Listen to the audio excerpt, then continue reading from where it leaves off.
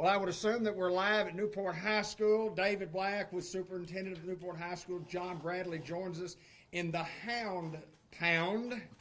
We have some incarcerated guests with us today. But first of all, sir. Coach Bradley, good to see you, my friend. As Yes, always, sir. my pleasure. Appreciate it. First of all, let's talk a little bit about Newport schools. What's going on at the schoolhouse overall, my friend? Oh, we've got a lot of stuff going. You know, summer is probably the busiest time, especially for administration, trying to do all the planning, all the projects that we've got going. We're about to start our construction project on the new kitchen. We're also about to start on the multi-purpose building that'll be uptown, up on the highway for our baseball, softball, cheer and dance facility. Okay. So we got a lot of things going on. A lot of teachers going in service, a lot of administrators planning in service. So, and a lot of cleaning and things going on with maintenance and. Just it's a busy time for school. Well, we decided that we would want to try something where we went out and had the High Sheriff of Jackson County, Russell Brinsfield, along with his staff and the other local law enforcement agencies to make some arrests today. And we went out and we scurried the public early this morning and brought, we've got a... It's a rough crew. It's a rough. I thought we were going to try to bring somebody in that thought maybe raise some money. When I look at this crew, I go, "We're in trouble. We're in trouble." We figured this crew would be more of keeping them in. That's right. Tell us what we're doing today, and we'll be on the air till about 2:30 this afternoon. And a great cause. First of all, talk a little bit about what we're doing and what the cause is. Where's the money go? We this is something that I remember Newport doing for several years back when I was younger, and I always loved it when he used to be on the radio and calling in, and we just wanted to try to bring that back and kind of make it an annual event for the school, and so the money is going for supplemental academic supplies for our teachers, and then also depending on how much we bring in to help with our athletes' meals on away games and trips. Those get very expensive. And so we're trying to help with both those. And we've got a lot of things going, so we're just appreciative of the community and anything we can get. All right, and we have a goal set. Each person that we've arrested this morning, we have groups of 3, and we'll go over who's on the group in just a little bit. But their goal was to raise $250 to get out. Right. And our goal is to raise as much money as we can if they've already raised their $250 to keep them in. Absolutely. It's a donation thing, and so we're not just stuck on $250, and we're not going to allow these people who've already gotten $250 to get out of here real quick, because we're going to ask them to challenge people that you may know, groups of people that you work with, so on, to maybe give a little bit more money. The goal is $10,000. Yes, sir. That's what we're looking to do. How you donate is, you can look at the bottom of the screen, and there it is, newportschools.org, and tell how that system works. What does it do? How do we get there? What do we do once we get there? Yes, sir. Once you get to the website and you see the link's actually up that shows the groups, the times that they'll be here. We don't want to keep anybody over 2 hours. We know everybody's busy and we're appreciative of the time, and we're actually going to leave the links up until Thursday for anybody that wants to donate after this. But when you click on the link, it'll take you to a Google form, and that form all you have to put is your address, because we're treating this like a pledge. So you put in your address, you put in who you want to donate the money towards, and it will have a place for you to check if you want to donate to keep them in or get them out. And once you do that, we'll keep a running tab of what they've got. We also want to see who can raise the most money today. So it's a little bit of a challenge on people trying to get in. We hope they can stay their full 2 hours. We know some people are busy, so we'll do the best we can. Keep going. You bet. But they can go to the school website at newportschools.org, click on that link, and it'll take you to the form, and you can donate. You can donate for as many people as you want. I'll spend my time in the pound as well, and so we'll take money to stay in or get out. Doesn't matter. Well, we got here a little bit early today to try to make sure we didn't have any technical difficulties, and I thought it might be better if we just laid the microphones there. And now we had to make that minor adjustment. I've had Anthony May, I've had Ben Black, I've had Linda Black here, all my technology crew, Joy McKnight also. But it didn't work. It did not work until Hayden Schultz showed up. When he showed up and said, "What's going on here? Why are we not on?" And I said, "Hayden, can you help us?" He said, "Absolutely. Nothing." And it worked. Hayden, we He said, appreciate "Hit the you power showing up button." on time to get us going. Yeah, hit the power button. He got here a little bit earlier than he does a football game. I know Football it. game's a kickoff. That's right. Hayden, have you?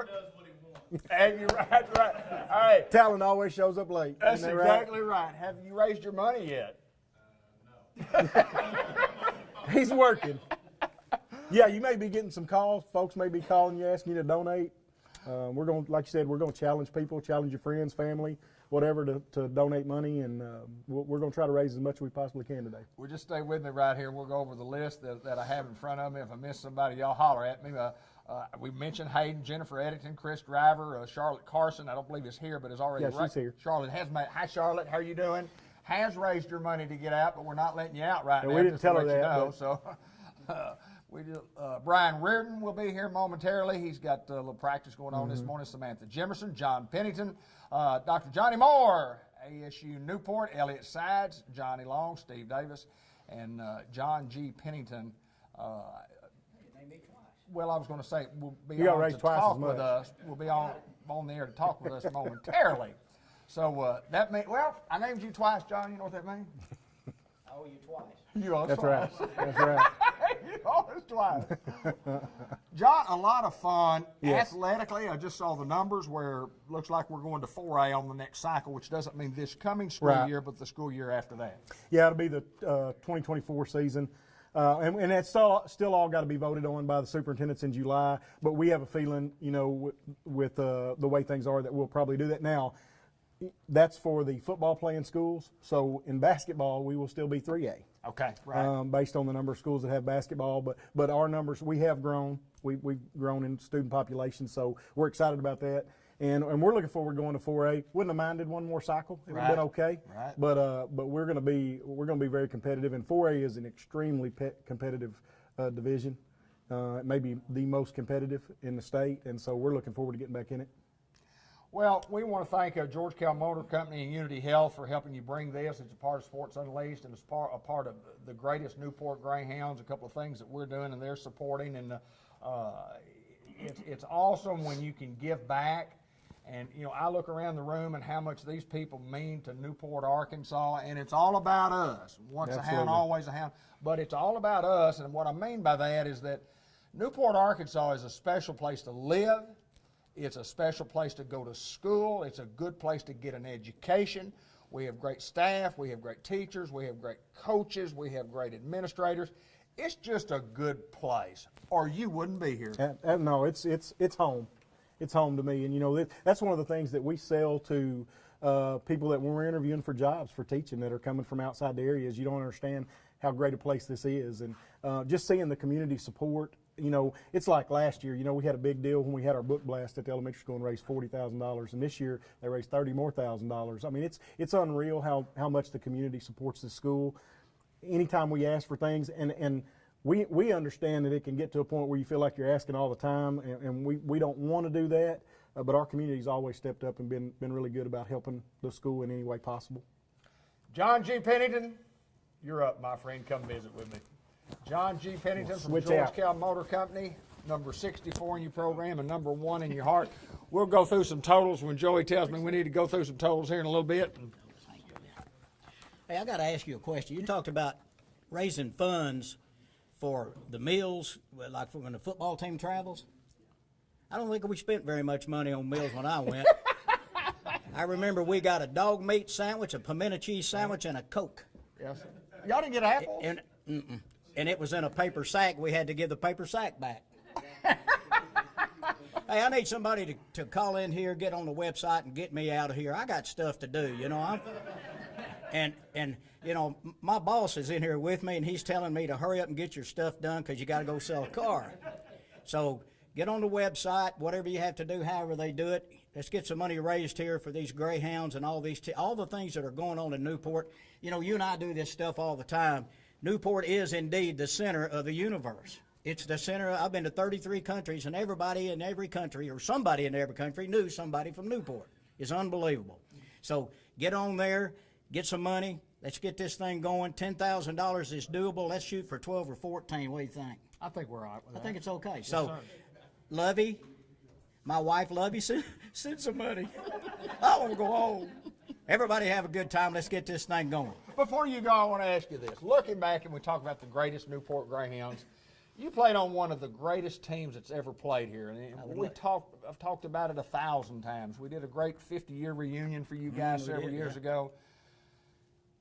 That still hasn't changed. That feeling of playing, these kids still feel that. You've spoken to the kids on several occasions, and I have also. Yeah.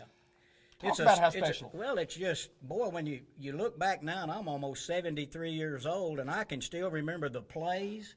I can still remember the scores and all the things. You know, we played West Memphis and Jonesboro, and we went 10-0. We played the bigger schools and beat them all because we had a lot of good players. I always say Mike Brand, God rest his soul, was the center. Roger was the tackle, and I was a guard. And I said, I must have been really good because I got them scholarships to Arkansas. That's exactly right. You did, didn't you? Play beside all of them. I played in the middle of them. I got them scholarships. But being a Hound, once a Hound, always a Hound. That's absolutely right. I'm looking at one of the guys I played ball with over at Colonel Eddie Jones. He feels the same. You know, West Point graduate, phenomenal in everything he's ever done, and he's still a Greyhound. He will be till the last breath, just like all of us will be. Nothing like it. I know other schools think they're special, but they're not. They're not Newport. They're not Newport. They would love to be, but they're not. Once a Hound, always a Hound. Get on here. Let's get the community behind this deal. Let's raise a bunch of money so we can keep going and keep doing what we're doing, and that's being Hounds. That's great, John G. I appreciate you taking time to join us and get us. Would you give me some money? As always. Would you give me $500? If that's what you need. Okay. I'm going home. I little hesitation there, but I give it if I have to. I'd give it to you, no doubt. I know you would. Let's do. You mentioned Mike Brand, and let's do this right now. Let's go to the Mike Brand. When he and his brothers got inducted into the Hall of Fame, the Charitable Foundation Hall of Fame, recently, the last one we had in 2022. He made a speech that really hit home that night, but more so after the fact, after his passing.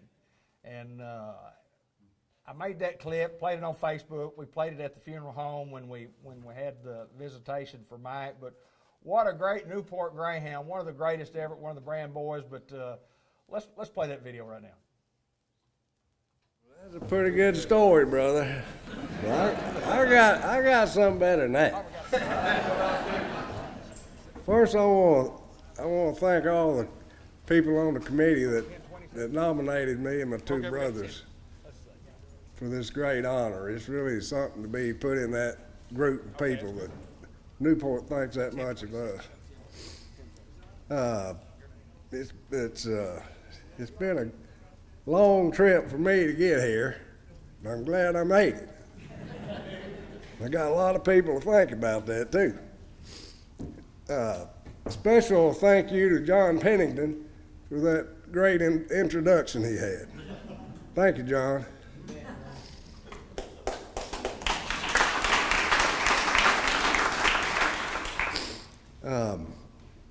I want to thank all my classmates in 1970 for coming here. Y'all stand up.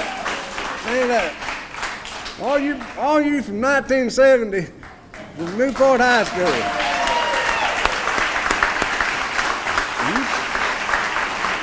You talking about a lot of good people. There they are. I grew up with them. And we are. Just 1 second. All my 69.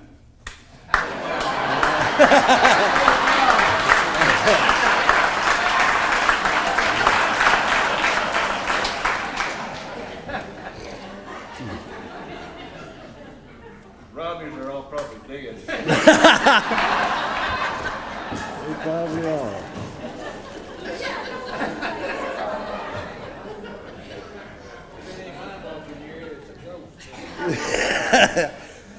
I'd like my immediate family, Michael, Michelle, and Justin.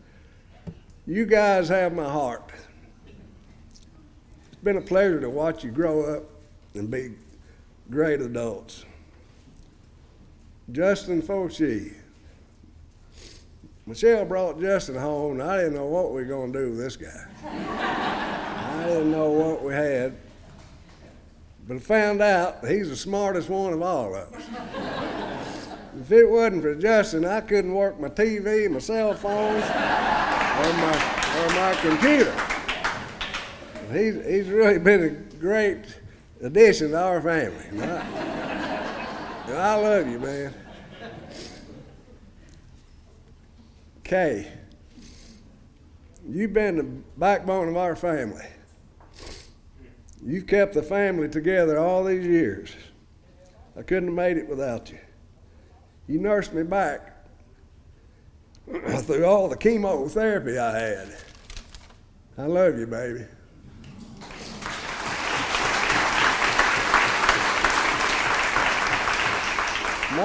Mama, you know, the reason we're here tonight because of you and Daddy. You and Dad raised 3 tough old boys and taught us about life. You taught us to be honest, respectful, believe in God, and how to obey. Thank you, Mama. I love you.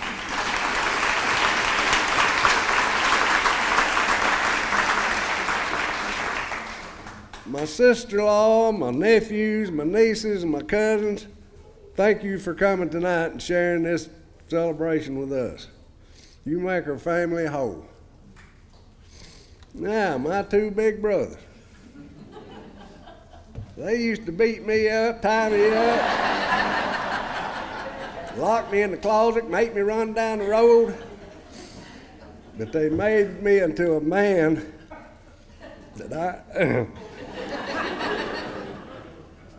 they made me to the man that I am today. We grew up hunting and fishing, playing football. And I learned how to play football with these 2 guys. I wasn't as big and strong as they were. These guys come up and they were one of the best football players Newport ever had. Here come a man named Frank Broyles and signed him up. We didn't know anything about playing hog football. Daddy never played ball. He goes up to university, and next thing you know, he's All-American. One of the best in the country. Roger comes along. Frank Broyles saw him and come and signed him up. He goes up there, and he's all Southwest Conference. Well,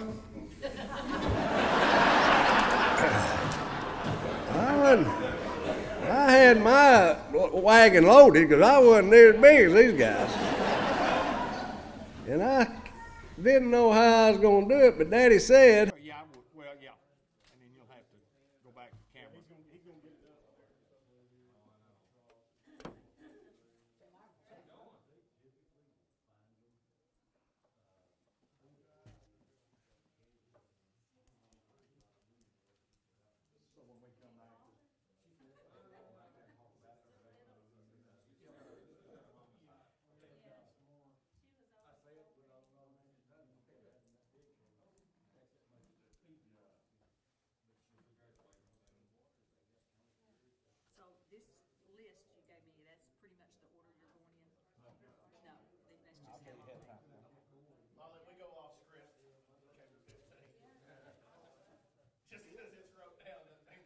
doesn't mean anything, does it?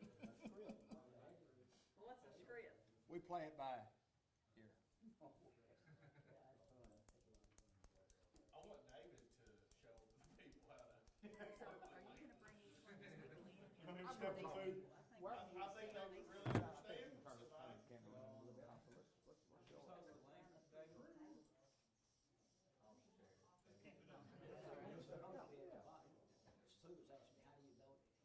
We're gonna have, we have, 212 coming out. If y'all want a more comfortable chair, feel free to sit in these two. Those are not super comfortable. Oh, it's not supposed to be too comfortable. Y'all make those, Only be comfortable enough people will come back. you make these rough, don't you? That's right. You don't need any audience. That's right. That's for the true rough crowd. Sure. I don't know about that. Y'all can come up here and we'll give us. Things have changed, haven't they? You just move on. That's right. If y'all get around here, I can take it. Hey, Dave, it says that my grand video paused and we can hear y'all talk. Uh-oh. Assume the hot mic, is that what you said a while ago? Assume the hot mic. Always. Always. Where's the link at, Dave? You caught me pants down. Did you hear it? Did you hear us talk? I don't know. Are we on? It's on Newport School District. Yeah, I'm fixing to walk through it. I can't tell. I mean, I don't know. You said tell me. Are we on? Can somebody tell? Are we on? There's nothing over here. No noise. Okay, we can hear us, so stop the video and see if you can come back to us. Okay, we can hear us, so stop the video and see if you can come back to us.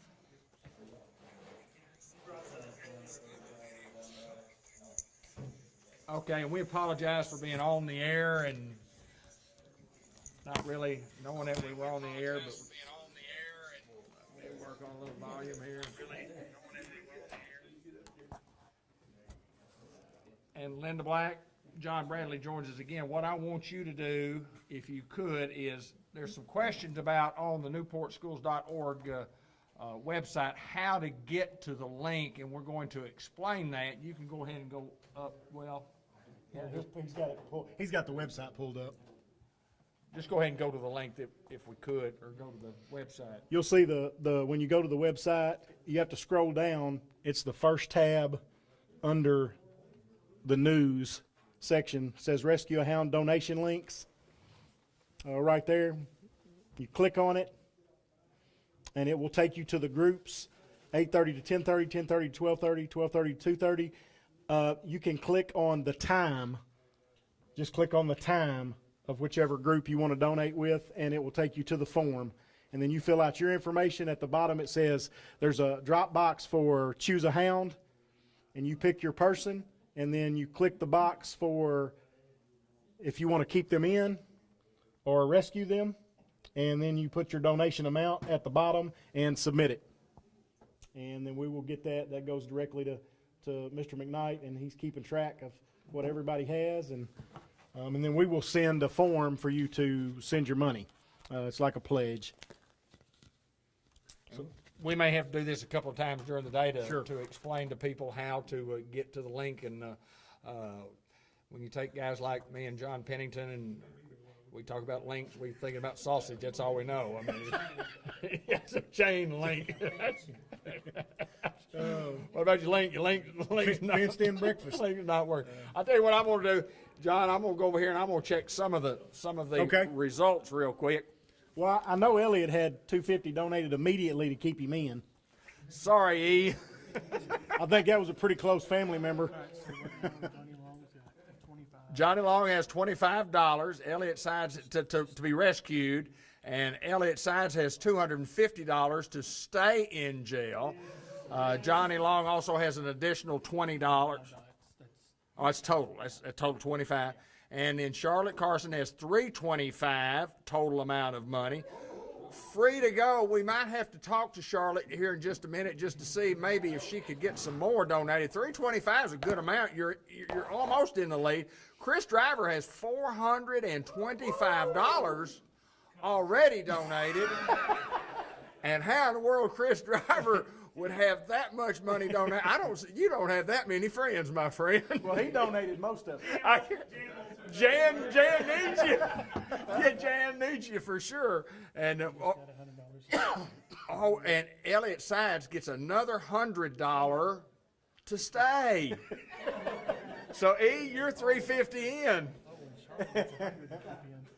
Charlotte gets $100 to stay in, so you're below the threshold now. You got to stay a little longer. We're so sorry. Jennifer Eddington, $135. Hayden Schultz has $30. Hayden has 30, and it all came in increments of 5. So it means you've got 6 friends out there, brother.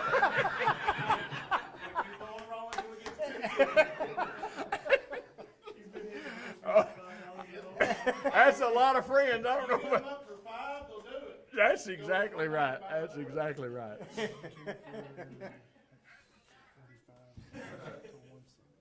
All right, Jennifer Eddington now up to $175 to be rescued, and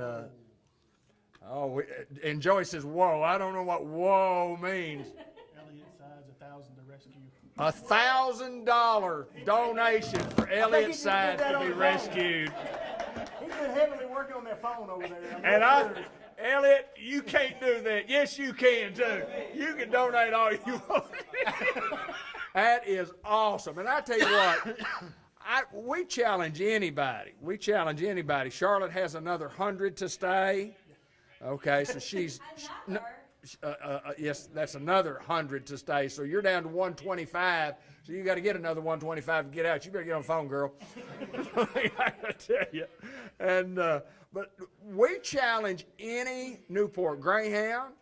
We challenge anybody that supports our school. We challenge anybody that's watching. We challenge anybody around the world to help our kids with a donation of any amount that you'd like to give. The fun part is bringing these people in, bringing them in, and actually participating in being arrested, taking 2 hours of their busy time and their schedule for our kids at Newport High School. And that's what it's all about. So we need you to continue to donate, and we'll go through again here in just a minute how to get to the link and how to navigate the link.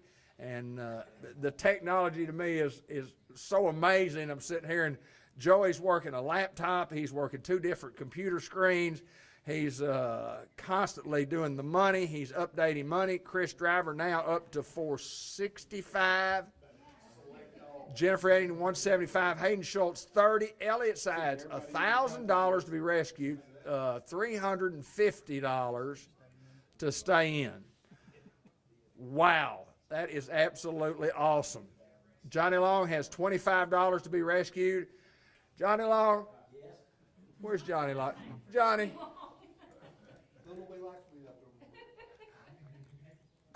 I'm going to get over here and talk to you a minute. Come talk to me on it. Come talk to me on here. Come on over here, Johnny Long. $25, my goodness gracious. John, let us sit here just a second. We'll come back.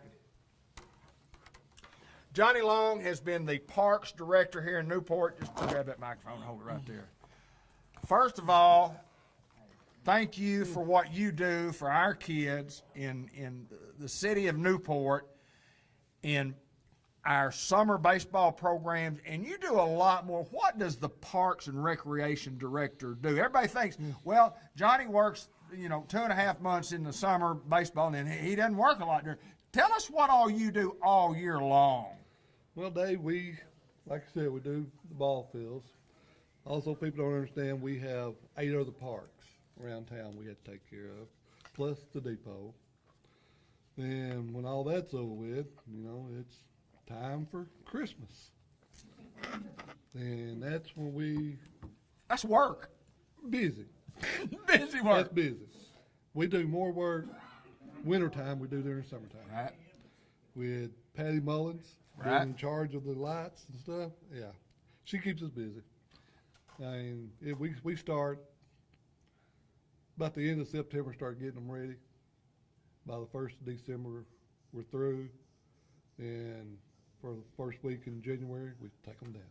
You got to put them up and take them down every year. Every Put 'em year. up, take them down every year. Every year. And beautiful down by the lake, what we do. It's just beautiful, beautiful around Yes, town, what we do. That's something that Patty come up with. We do that, and she informed me we got 4 more new ones this year to put up. The last one we got was 35 feet tall and 32 feet wide, Wow. and it takes at least 3-4 people to put it up. It took us all day to put one piece up. Here's what I make a challenge for Johnny Long. He's touched a lot of kids' lives that have gone through that program out there. And I just challenge you to make a donation. Make a donation on his behalf to celebrate what Johnny Long has done for our kids. And I know I speak a lot about the kids because that's what it's all about. It's all about our kids. And we're raising money for our kids. John talked about it earlier in the program. We'll talk more about that in a little bit. But you're $30 in. And I know you got a lot of friends out there, Johnny. Can you make a plea? Hey, I done told my employees that if you want your paycheck today, you need to make some money. Because if not, I know where your paycheck's going. There you go. So, I'll There take you it go. and put it in towards mine. But All right. I'll just ask everybody if they would just please donate. Thank you, We my need- friend. We need to help these kids and then help our program. Thank you, Johnny. All right, thank you, sir. I'm going to get Dr. Moore in. Dr. Moore, come join me for a second, please, sir. And let's talk a little bit about ASU, Newport, and see if you've got anybody out there that might help your cause over there. Good to see you, sir. Good to see you. Just grab that microphone right there and hold it. So, Dr. Moore, amazing what's going on at the college. Amazing things are happening out there.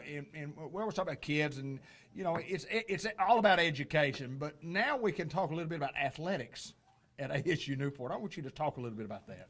Oh, it's exciting times at ASU Newport.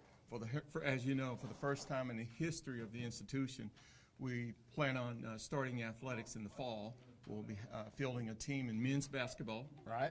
And women's softball.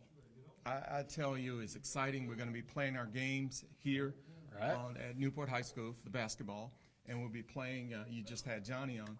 We're going to be playing softball at George Kell Park. Right. So it's exciting times. Exciting times at the college. Well, we've got an AD, we've got coaches in place. Yes. We're heavily recruiting. I mean, from the time of the announcement, I mean, the amount of recruiting, we were behind. We were way behind in the grand scheme of things because most people are recruiting 2 and 3 years. Start recruiting kids when they're freshmen and sophomores in high school, Right. and then all of a sudden we don't have a lot of time to recruit, but our coaching staffs have done a marvelous job in the recruiting part. Talk about that. They really have, and you know, our softball coach is KP, Right. And everybody knows KP, Absolutely. local hometown hero, and I think he's done a phenomenal job of building those relationships over time. So that helped the recruiting process. Right. We've signed a number of local kids, which is great. And then, of course, on the basketball side, we hired Logan Nutt. Yeah, You know, very come familiar from a name. family of DNA. Coaching is in his DNA, and so I think that helped as well on having that reputation of bringing guys in. Well, it's exciting for Newport, Arkansas to be able to have a college join what our high school's been doing for a long, long time, and a great building process, a great draw for our community. And I think that's the most important thing, to get kids to come to our college, to our community, and be a part of that for a couple of years. It's awesome. It's phenomenal. You know, one of the things that we're trying to do, you know, not just for the college, but in general, trying to bring more people to Newport and show them how wonderful this city is. Right. And I think the college plays a critical role in doing that. I'm just looking forward to, you know, softball season, basketball season, when other teams come in, or they're going to buy food. Right. They're going to sleep in hotels. So Right. it's all of that is economic development, bringing the funds to our wonderful community. You know, many, many years ago, I was on a group the group was instrumental in helping us convert a vocational technical school into a college. And then we had to have a money stream, which we worked very, very hard to get that money stream. And in your wildest dreams, when I look back on it, I'm an old guy. When I look back on it, I go, golly gee, from where we started just a few short years ago to where we are today, to have college education, different programs, different technical programs, and then to add athletics to that, not in my wildest dreams, Dr. Moore, would I ever thought would have happened. Well, and that's just, this is my 30th year in higher education. Right. So I'm back home. I'm having a blast on making a difference in the lives of young people. Yes, sir. And that's what we're about. I mean, the best is yet to come at ASU Newport. And I just want to thank all the community folks out there that support us continuously. And I can promise you, we're not just fielding teams, we're going to field competitive teams. We're going to field teams with local kids and, of course, bringing some kids in from other places, but local kids that's going to just create a level of excitement to the younger kids that are in school now to look out there and say, hey, wait a second, I can do this. I can go to college. I can do. That's what we want to create. Well, and that's what we're about at ASU Newport. No doubt about that. That's what we're doing, and flying high with it's a great logo, and I mean the aviators and flying high, and you mentioned KP, and of course Josh Nation, helping from the recruiting end. Josh is a great recruiter. I want to say one more thing about I was at a function the other day, and someone asked me a question about athletics, and they said, when you first got here, did you know you want to bring athletics? I said, when you look at the address of our institution is located on Victory Drive. Awesome. Think about that for a second. Awesome. So Well, of course. Inevitably, we were going to have athletics. It's going to happen one day. Yes.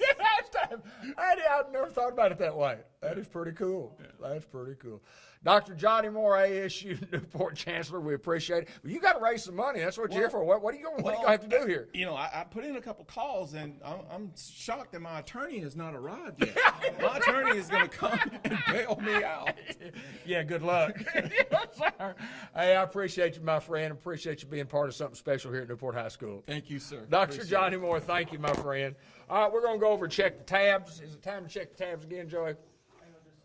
Okay, we're going to hang on. Oh, yeah, we should. Okay, yep, show everybody that's here, and then John G. just come through. Come on through. John G's going to come through, but just, we don't have anything. We're working with one camera. We'll just show the folks that are with our group right here. And Colonel Jones brought me this. He said, remember when you won this trophy? And I look around. I am the oldest person in this room. Most people older than me can't even get here.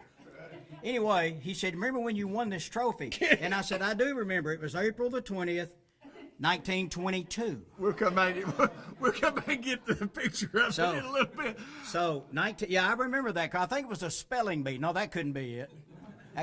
But Colonel Jones wanted to acknowledge me winning this trophy at April 20th, 1922. Thanks, Colonel Jones, for rubbing it in my face. Right. Hey, somebody sent some money to get me out of here. What's going on? I think I got $25 or something. John. Somebody help me out, will you? 1922. I get it, John. No, you don't. You were only 12. We're going to walk over here, and we apologize for the non-technical way that we're doing this, but it's the best way we know how to do it, and that's just kind of on the move. Steve Davis has a grand total of $25. Steve, where's Steve? Steve. And 25 to keep you in. So you're at a net, 25 minus 25 is 0. So you have $50 accumulated, but you get credit for none. None. So you're at 0. I got credit for none most of my life. Steve said he's got credit for none most of his life, so getting none here. Johnny Long up to $50 now. Elliott at $1,025 to rescue, $420 to stay. If somebody donates $610, we can keep him in here a little while longer. He may already be gone. John G up to $370 now. John G, you the man. That a way to go, brother. Way to go. And $50 to keep you in, so you're still net to the good. And Ryan Reardon has $25. Samantha, you're going to have to get on the phone. You're going to have to get on the phone, girl. And Charlotte has $365 to be rescued, $300 to stay. Bless your heart, you're at $65. You're working hard. You've got $665 collected here. but you're not even close to your 250 to get out. You better go, girl. And Jennifer has 530. Oh, Chris has 535. Chris Driver, you got some folks out there. Jennifer has 370. Hayden Schultz 45. Another couple of fives at a time. Hey, and $10 and $10 to keep you in. So you're at 35, brother. You're at 35. Thank you, Uncle Johnny, for keeping him in for a little while. Oh, I don't know who donated that. I don't have a clue. Thelma Welch has 20, and our high sheriff is on the board. Somebody donate for the high sheriff. The high sheriff is the one that brought all these people in here today. So far today, we have raised $295. I can't see. Yeah, well, my glasses on. Look here. My glasses are right here. Pretty decent. $3,295, and I had thought that this crew. What time is it? I don't know what time it is. 9:18. We still got time, but we got an hour to go. I really thought this crew would top notch about $5,000. That was my goal coming in. I said, look, that bunch that's on that list will get us $5,000. Now, Colonel, are you with this group? No, I'm just visiting. Colonel's visiting. Colonel Andy Jones just visiting and giving John G. the nice little trophy there that he won, letting him look at that thing again. 1922. And what was it? Bingo? What was it for? I don't remember. I think It was not mathematical contest. It was girl chasing. he might have been a girl chasing. Yeah, he could have done that. There's no doubt he could have done that. Chris Driver, come over here. Please, sir. I like that. Is this a game show? No, sir. Come on down. Chris Driver, grab that microphone, hold it right here, and kind of do Gotta lean into the it. professionalism that we have here. I never claim to be real professional. We just try to get the job done. You know what I mean? Works, So, it works. so, Chris, tell us about what you do. Somebody doesn't know. They may not want to know this today. So. Well, I help to run Jackson's Funeral Home and a few other funeral homes in that Jan owns. And I'm also the Jackson County coroner, so if the sheriff gets out of line, well, I can't arrest him today. I'm the only one that can do that. That's the only one. I've got an eye on him all the time. So just serve the community is what we do. You've been serving the community a long time. Kids graduate Newport High School. You're a Newport High School graduate. I mean, how important is it for you to be able to be still involved in something like this, which is Greyhound athletics? Oh, it's fantastic. I just come in the room and I see the Hounds and I automatically go to Coach Keedy, and think about Coach Keedy. And you said John played on one of the greatest Newport teams. I was on the greatest Newport team in 1991. No doubt. Well, the 91 bunch just – and you talk about that team. We're talking about athletics. Following 3 great years of football, 88, 89, and 90, played for state championship in 88, lost. Played for a state championship, 89, lost. Played for – John Bradley can tell us about the 90. Yeah, John Bradley played in the, semifinals in 90. Lost a dollar away all 3 years.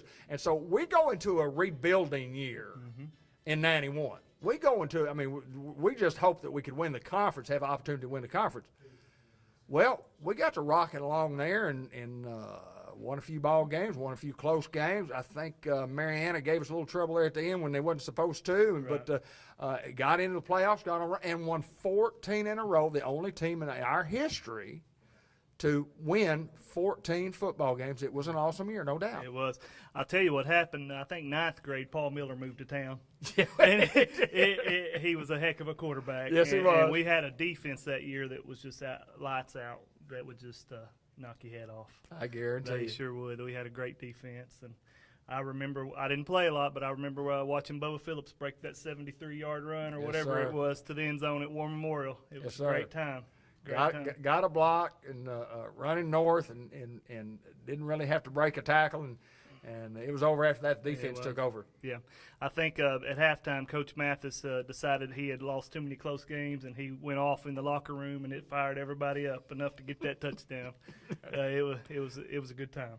It was a good time. All right, my friend. Now, you got to make a plea for some of your friends if you still have any out there. I mean, and looking at your numbers, I don't know, Chris. They got more to keep you in than get you out. So yeah, well, just send the money. I got to go back to work. Busy day. all right, Thank my you, friend. David. I appreciate you. It's good to be a Hound. Thank y'all. Thank you. All right, John, let's come back here and talk one more time about how to make the donation and how through. Joe, you want to go through that again? You got time to maybe, I'll let you get. We'll let him get to that, but I'm glad you brought up that Dollar Way. Yeah, let's talk about Dollar Way. Yeah. I did not have good luck with Dollar Way. No, you roll for. We were, they had some really good ball players. You're telling me. About 2 or 3 of them played professionally. Carl Johnson, Carl Kidd, Darwin Ireland. Yeah. I remember in my sophomore year playing in the state championship game, we beat Camden Fairview the week before at Little Rock 17-0. They were supposed to be the best team. That's right. And I don't know if that played into it, but remember we were leading 6-0. Right. And then I think they scored more points on us in the second half than we'd given up all year. And then we ended up losing 33-6. That's correct. I knew it was bad when they broke the long run for a touchdown. It got called back, and it seemed like it was the next play. They ran did the it same again. thing, and they went 75 yards instead of 65. They were really good. My junior year, we were better than they were. Elmer got hurt. Elmer and Johnny both. And Johnny both got Austin hurt. Got hurt. And but when Elmer got hurt, that definitely affected us. But the next year we were better than they were. Oh, no doubt. They beat us 7-3. We fumbled down there in the end zone. Most people forget that we almost scored. We took it right down the field. Right down the field and had a chance right there at the end of the game. Not to mention the fact that we'd scored earlier in the game and we didn't get it. But Steve Rucker was that far over the end. Absolutely. In line. We had a nice picture of it in the yearbook. Yep. And then, of course, my senior year, we played them in the semis out here. Huge crowd. Eric Hobbs was their middle linebacker. He could One of the play. meanest guys I've ever played against. I didn't block him very much that night. I tried.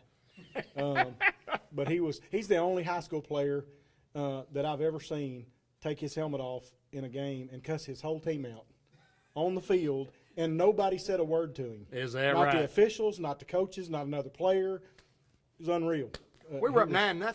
We were the first team. You remember they tied Pine Bluff High that year, and that was when Bazile Shabazz was a senior. Right. Dalloway, and nobody had been ahead of them all year, and we were leading 9-0. And they scored.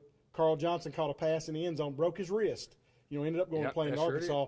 They kicked off to us, and we returned it inside the 20 and went backwards 4 plays after that, and that was pretty much it. And they were really, really good. That was just a good group, and Coach Hardman had an unbelievable run there. And then, the next year I graduated, went to UCA, and came back and watched Dalloway get beat by Fordyce in the finals. In the finals. About cried at the stadium.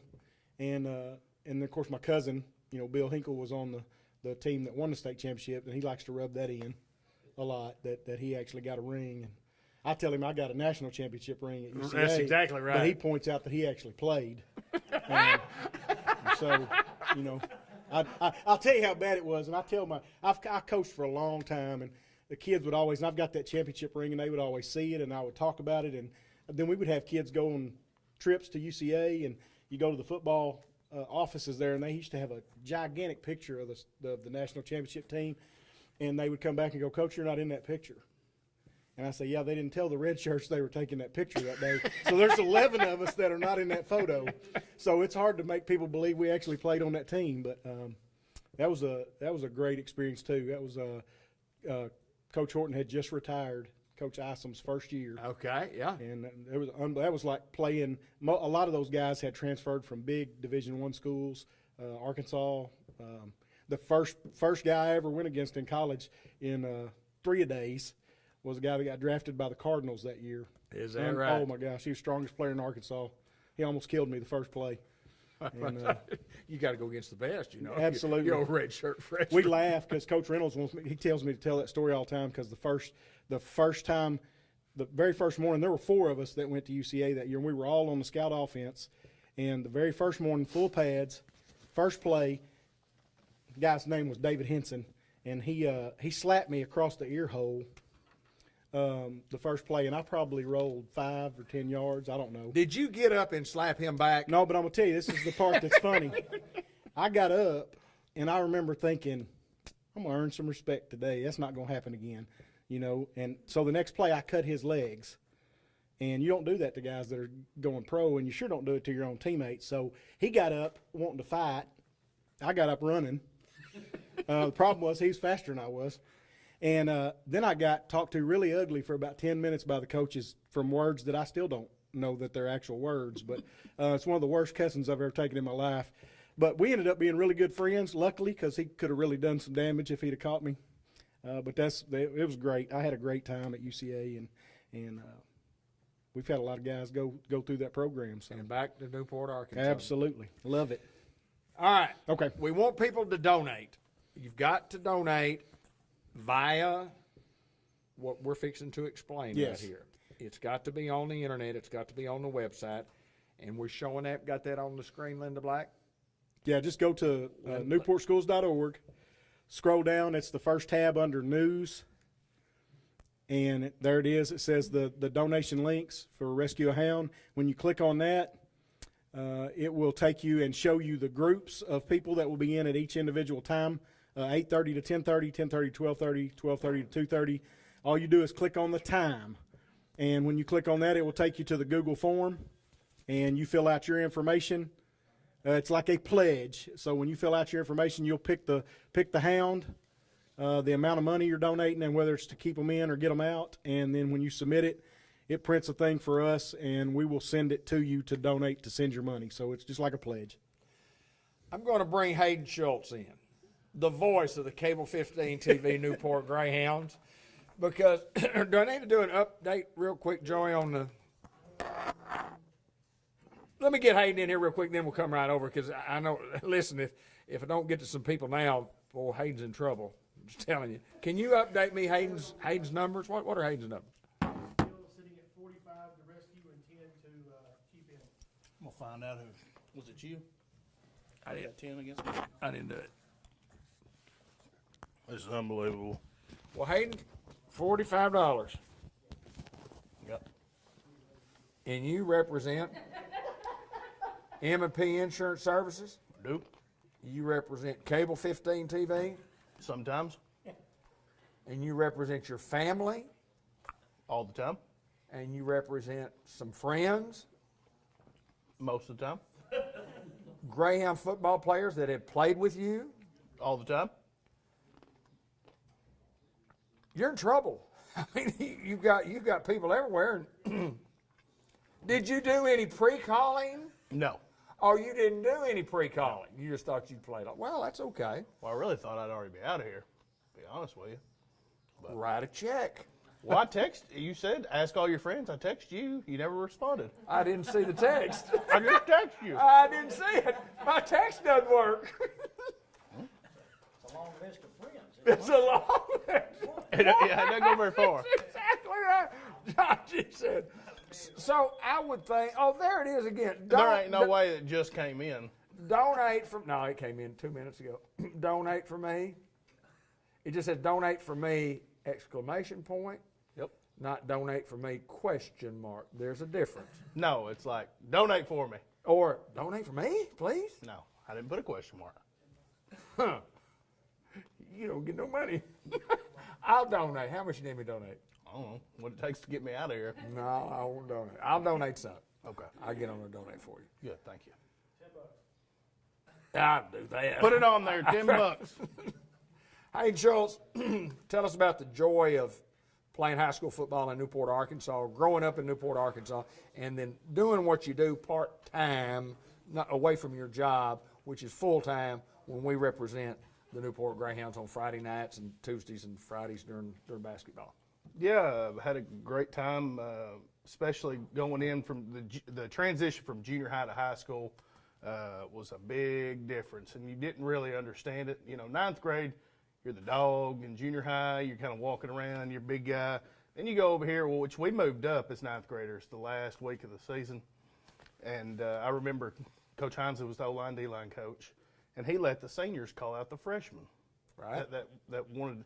So I believe it was Austin Carter, David Williams. There's some big fellas over there that got their licks on us as ninth graders, but we enjoyed the process. We had 3, I guess, successful years there. Played with some good guys. Donnie Harrison was here for my junior and senior year. We had Jeremy Poole my sophomore year as head coach. We had some good times. It was some magic in those orange helmets. I remember our junior year, I think we were a lot better than maybe our senior year, but our senior year we actually won the conference. Our junior year we didn't. We tied. So we had some good times out there. Then going on and becoming, kind of tell the story about how you got to be the voice of the Newport Greyhound Cable 15 TV Greyhounds. I mean, how did that come about? I mean, you asked Linda to go from there. Yeah, my senior year, football season was over. We were playing baseball, and I had her for JAG, I believe it was JAG. And I said, hey, would you ask David if he's interested in me getting on the air? I can do that. And she was like, I'll ask him. And I was like, no, seriously, like I can do it. I can sound just like your husband. She's like, yeah, whatever. Which I don't know if y'all have ever heard, but I can do a really good David, and I'll do it off air. That's right. And so you brushed me off. You were, because I think I caught you at the ballpark that summer and was like, hey, if you ever need me to help or anything, I'll keep in mind. I appreciate it. Yeah, you did one of those. Well, I think you told me. You curved me. No, I think what you told me is that I'm going to take your job. That's what you said. I didn't come. I'm going to take your job. I didn't come at you like that. Soon. No, I waited until I got in there. That's right. And so I did with the radio with Kevin Pierce. I did sideline reporting. I think you saw the following that I had. Thousands upon thousands. I mean, they were tuning in. Thousands. Yes. I think well, our audience went away when you got on radio. That's what I wasn't going to say. Nobody was watching any longer. Everybody was on the radio listening to Hayden Schultz. There was 2 months there where Cable 15 was about to have to make a tough decision. Well, I made one. I heard you. Yeah. Yes, sir. So came on board the year after that and been there ever since. That's when I said, I'm going to take your job. And I did. I just kicked you to the curb. I agree with that. So I agree with that. Well, really enjoy it. I remember the first time that we were going to do it, you said we're going to come up here. It was me, you, and Brian Prince, and I believe Ben was the cameraman. That's right. And anyway, you said we'll come up here to the office and we'll go over some stuff on kind of what you think, yada yada yada. And you canceled on me, so the she talking to me. My director said, stand up. Anyway. Let me stand up. And by the way, I'm going to play Hayden's call here in just a little bit, if you can kind of find that for me. So we went, we were supposed to go to your office and go over what you wanted me to do, say, kind of the script on how to call a game, and then you canceled on me and said, well, I got something to do, blah, blah, yada, yada. So I show up Friday for the first game. We're playing, I believe, Nettleton. And I get there a little early because I don't know what to expect. Yeah, 10 minutes before game time. Yeah, a little bit early. Time. Yeah, no, you were early. And get there, and I was like, all right, so what are we going? And he was like, just call the game. Just figure it out. And so that's how I called my first game. There wasn't any prep, anything, and I just kind of figured it out.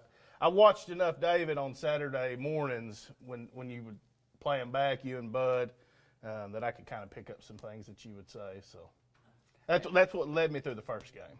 Well, you do an awesome job, and you do it from your heart, and I know that it's special to you to get to do it. It's special for us to have you in the booth, and it certainly takes a load off an old 67-year-old guy that's been doing it a long time that can't sing anymore. And he's only saying that because y'all are in here. I'm just telling you. That's the first compliment I've gotten. Well, I will say this. And I mean this sincerely. Wink, wink. Wink, wink. It's totally Hayden had to miss the Heber Springs game 3 years ago, probably. Yeah, 3 or 4 years ago. And I tell Hayden this, and I really, it happened. So I had to do the broadcast. Well, I went to see Dr. McDowell to get me fixed up with some glasses that I had to see the game, and it was probably the most awesome broadcast that I ever did. And the cards, the letters, the text messages, the emails that I received saying, boy, I'm so glad that you're back on the air. Such a professional broadcast. Boy, we wish you were doing it. And I shared this information with you. Sure I didn't did. show you any of the emails, and I didn't show you any of the cards and letters, and I didn't show you any of the text messages. But let me assure you, I got them. I got them. And I could have shown them to you, but I didn't. I didn't want to hurt your feelings. But I did want to let you know where I stood within this broadcast team. As the gopher. I could tell that story. You're a gopher. For I us. started broadcasting many years ago with Bud Black, and I was 13 years old. And I was the guy who was the gopher. I was the guy who, when Bud needed a candy bar, which was often, I would go down and get the candy bar. When Bud needed a cheeseburger, which was often, I'd go down and get the cheeseburger for Bud. When Bud needed not a Diet Coke, but when he wanted a liter Coke or whatever, I'd go down and get the Coke for him. He wanted some cherry in it too, to get the cherry Coke. I was a gopher. That's what I did. I ran for Bud to get him when he needed something from the concession stand. So then I worked my way up a little older. My first broadcasting came in 1974. I graduated in 1974 in May, and in the fall of 1974, I actually helped Raymond Massey do the Graham games on KOKR radio. So that was my first, quote, Greyhound stuff, because the other stuff was baseball, American Legion Baseball. Now, I go from gopher to in the booth to taking off 4 years that I helped as a sideline reporter because I was coaching, and in the playoffs, none of my teams ever went to the playoffs that I was coaching, so I got to come home and help do the playoff games as a sideline reporter, to working when Freeman Travis left, to working in the booth and working beside Bud Black as a color commentator again, and to work my way up to the play-by-play guy. I mean, and it took a long time to get that done, and I enjoyed doing all that. And then I worked myself out of that job when Randy Klepeczka came on board because when Ben Black was playing, I couldn't broadcast the game because I was watching him, and I'd watch him, and I'd forget to broadcast. So I told Randy, I said, Randy, look, when we're on offense, you do the game. You do the offense, and I'll do the offense for the other team. So I kind of split the play-by-play. When Grant came along, he played on both sides of the ball, so I said, Randy, just do it all. And then, all of a sudden, you come along, and I'm back to the gopher again. I went from gopher to the head guy, back to gopher. When y'all need a hot dog, I go get the hot dog. Went all full circle on you. Yeah, full circle. Hayden Schultz, glad you're my friend. Appreciate you. Appreciate everything you do in this community. Appreciate everything you do for the Newport Greyhounds. Appreciate everything you do for Cable 15 TV. Now send me $10. You got it. Microphone there, and we're going to the board. Can we go to the board? We're going to go to the board. People are saying they're sending me money, so Oh, I got the numbers right here. we go. Okay. I do want to say this before we play that. John just brought me some numbers here. Out-of-state donations from Canton, Georgia, Fairhope, Alabama, Tulsa, Oklahoma, Texarkana, Texas, Medina, Tennessee, Newport, Tuckerman, Lake City in the state, Lake City, Harrison, Jonesboro, Little Rock, Harrisburg, Batesville, Searcy, Russellville, Harrison, Weiner, Arkansas. The power of Facebook, the power of social media, the power of Cable 15 TV to be able to have people that can go on to our website or our Facebook page. And this happens every game that we do. We have people watch from around the world, literally around the world. We have people watch from, not that California is from around the world, nor is Alaska, but we do have people from time to time watching from Paris. We have some people watching from Great Britain. But it's just awesome that we can take our product, which is about our kids again. It's all about our kids, and that's what this is all about. And we thank you for giving us the opportunity. We thank the Newport High School for the opportunity to do this. Now, $5,680. how much? $5,680. $5,680 raised by this group here today. That's awesome. That is awesome. You got to. Oh, but we still got time to go. We still got time to go with this group. All right, I do want to do this real quick. I do want to show a real quick video of the Hayden Schultz call against Glen Rose in the playoffs when the Newport Greyhounds had absolutely no chance to win the game. We were a 5 seed. They were a 1 seed. And I think this still is his greatest call and one of the greatest calls in Newport High School football history. And here's the kickoff. He's going to kick it deep again to the corner. Tyrell goes over his head. Now he's going to try to pick it up in the end zone. Tyrell still on his feet. Tyrell still on his feet. Tyrell! Oh, man. Tyrell, get outside! Tyrell Fryer still on his feet across the 50. They've got blocking. Tyrell Fryer, get in the end zone, young man. Unbelievable! Hey. What'd I say? Unbelievable! What did I say? Unbelievable! He fumbled it at the 5. He booted it at the 4. He kicked it at the 3. Then he picked it up and he got hit at the 7-yard line and he was going down. And there was no doubt about Tyrell Fryer going to go the distance to give the Greyhounds a lead. And these people from Glen Rose are stunned.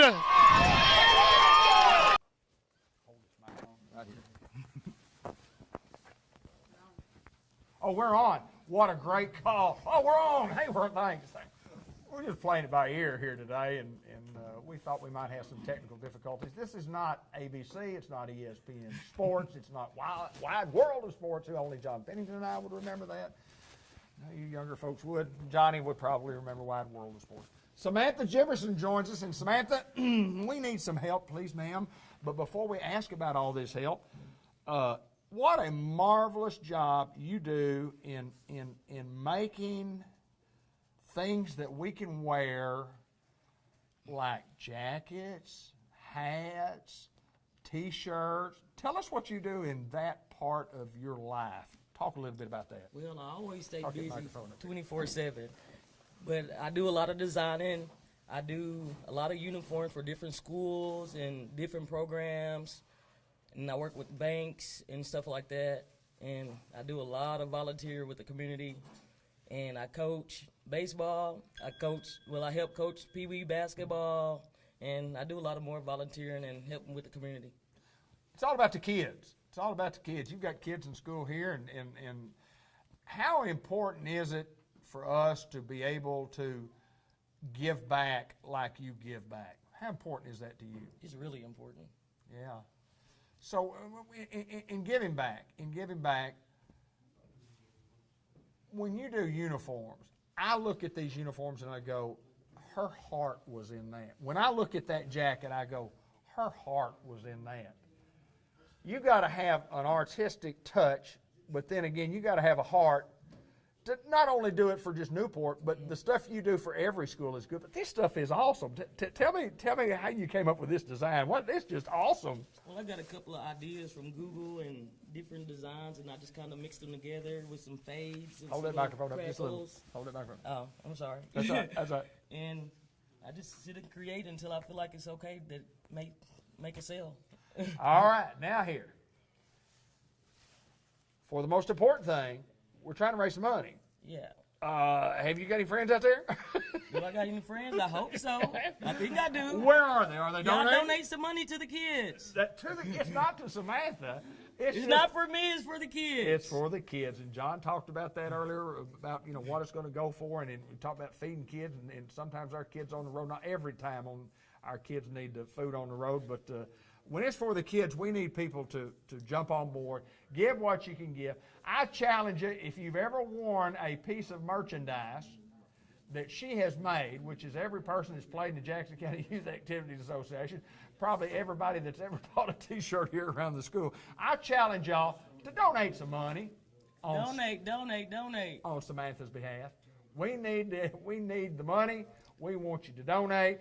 We want you to do that now, and we'll go over here in a little bit how to do that again. But Samantha, thanks for joining us, and good luck. And get on the website. You see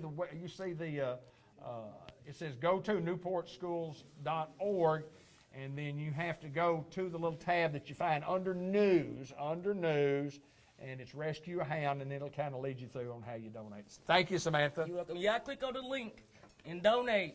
Once a hound, always a hound. There you go. Thank you, girl. We're going to go over, we're going to take a look at the tote board is here. My goodness gracious alive. What do I do with my glasses? Let me go get my glasses. I can't see without my glasses.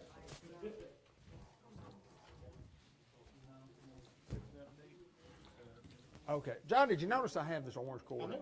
You like that? I like that a lot. Orange and black. Just thought I'd wear it today. That's Exactly. It's a good day for it. Joey's not in, is he? Is he in the same? His head is. Oh, he is? Man, we're awesome now. Look at that. 62.45. Woo! $6,245. Let's have a hand for this group right here today. Let's hear a hand. All right, let's go over the High Sheriff of Jackson County, Russell Brentsfield, former state trooper, been in law enforcement all his life, and the most important thing this guy does is a friend to all. Russell Brentsfield, I appreciate what you do. I appreciate what you do for our community. It's not an easy job what you've been doing, not an easy job what you're doing now, but you do it with your heart and you do it for the goodness of our community, and we thank you so very, very much. You're a good man. You're a good man. And I appreciate you taking care of Ben Black, too. They have property right across the street from each other, right across the, you know. And Russell says he's a good man. I said Ben Black. Oh, he's still a good man? Okay. I got you, brother. I got you. We'll talk with Russell here in just a little bit, too. Russell has $1,000 to be rescued, $25 to stay, so he's net. Thelma Welch has $70. Hayden Schultz is up to $155. And $7,000 to stay in. No, just kidding. $35 to stay in, so you're still net behind. Jennifer has $760 and nobody for her to stay because she's got to get back to Unity Health. Got to get back. Chris Driver, $575 to be rescued, $20 to stay. Charlotte has $665 and $320 to stay. Best I can tell, it's $345 net. So if it ends right now, you could go, but it doesn't end right now. People could keep you in a little while longer.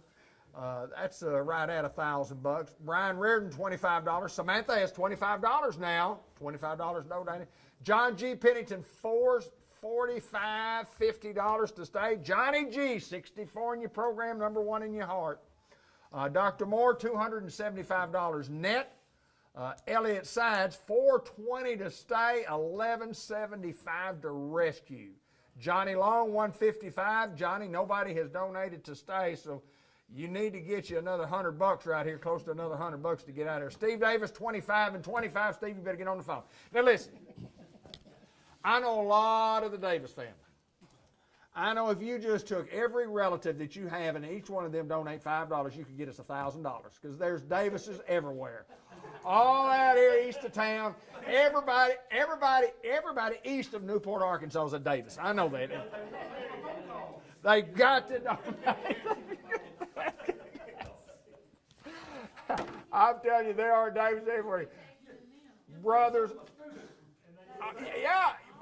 We'll talk about that. I'll talk to you next about that. We'll just talk about that. Johnny G. Ooh, Johnny G. Is this extra? Is this extra? This is not on top of this? Yeah, it's on top of whatever. Ooh. John G. Pennington has put into my hand a personal check for $500. Don't cash it. Okay.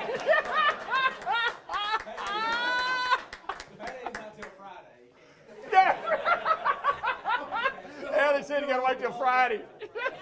Wait till Elliot pays me. Yeah. Elliot, he get a paycheck Friday? Yeah. Okay. Yeah, please wait. Don't cash his check, guys. That is awesome. That is awesome.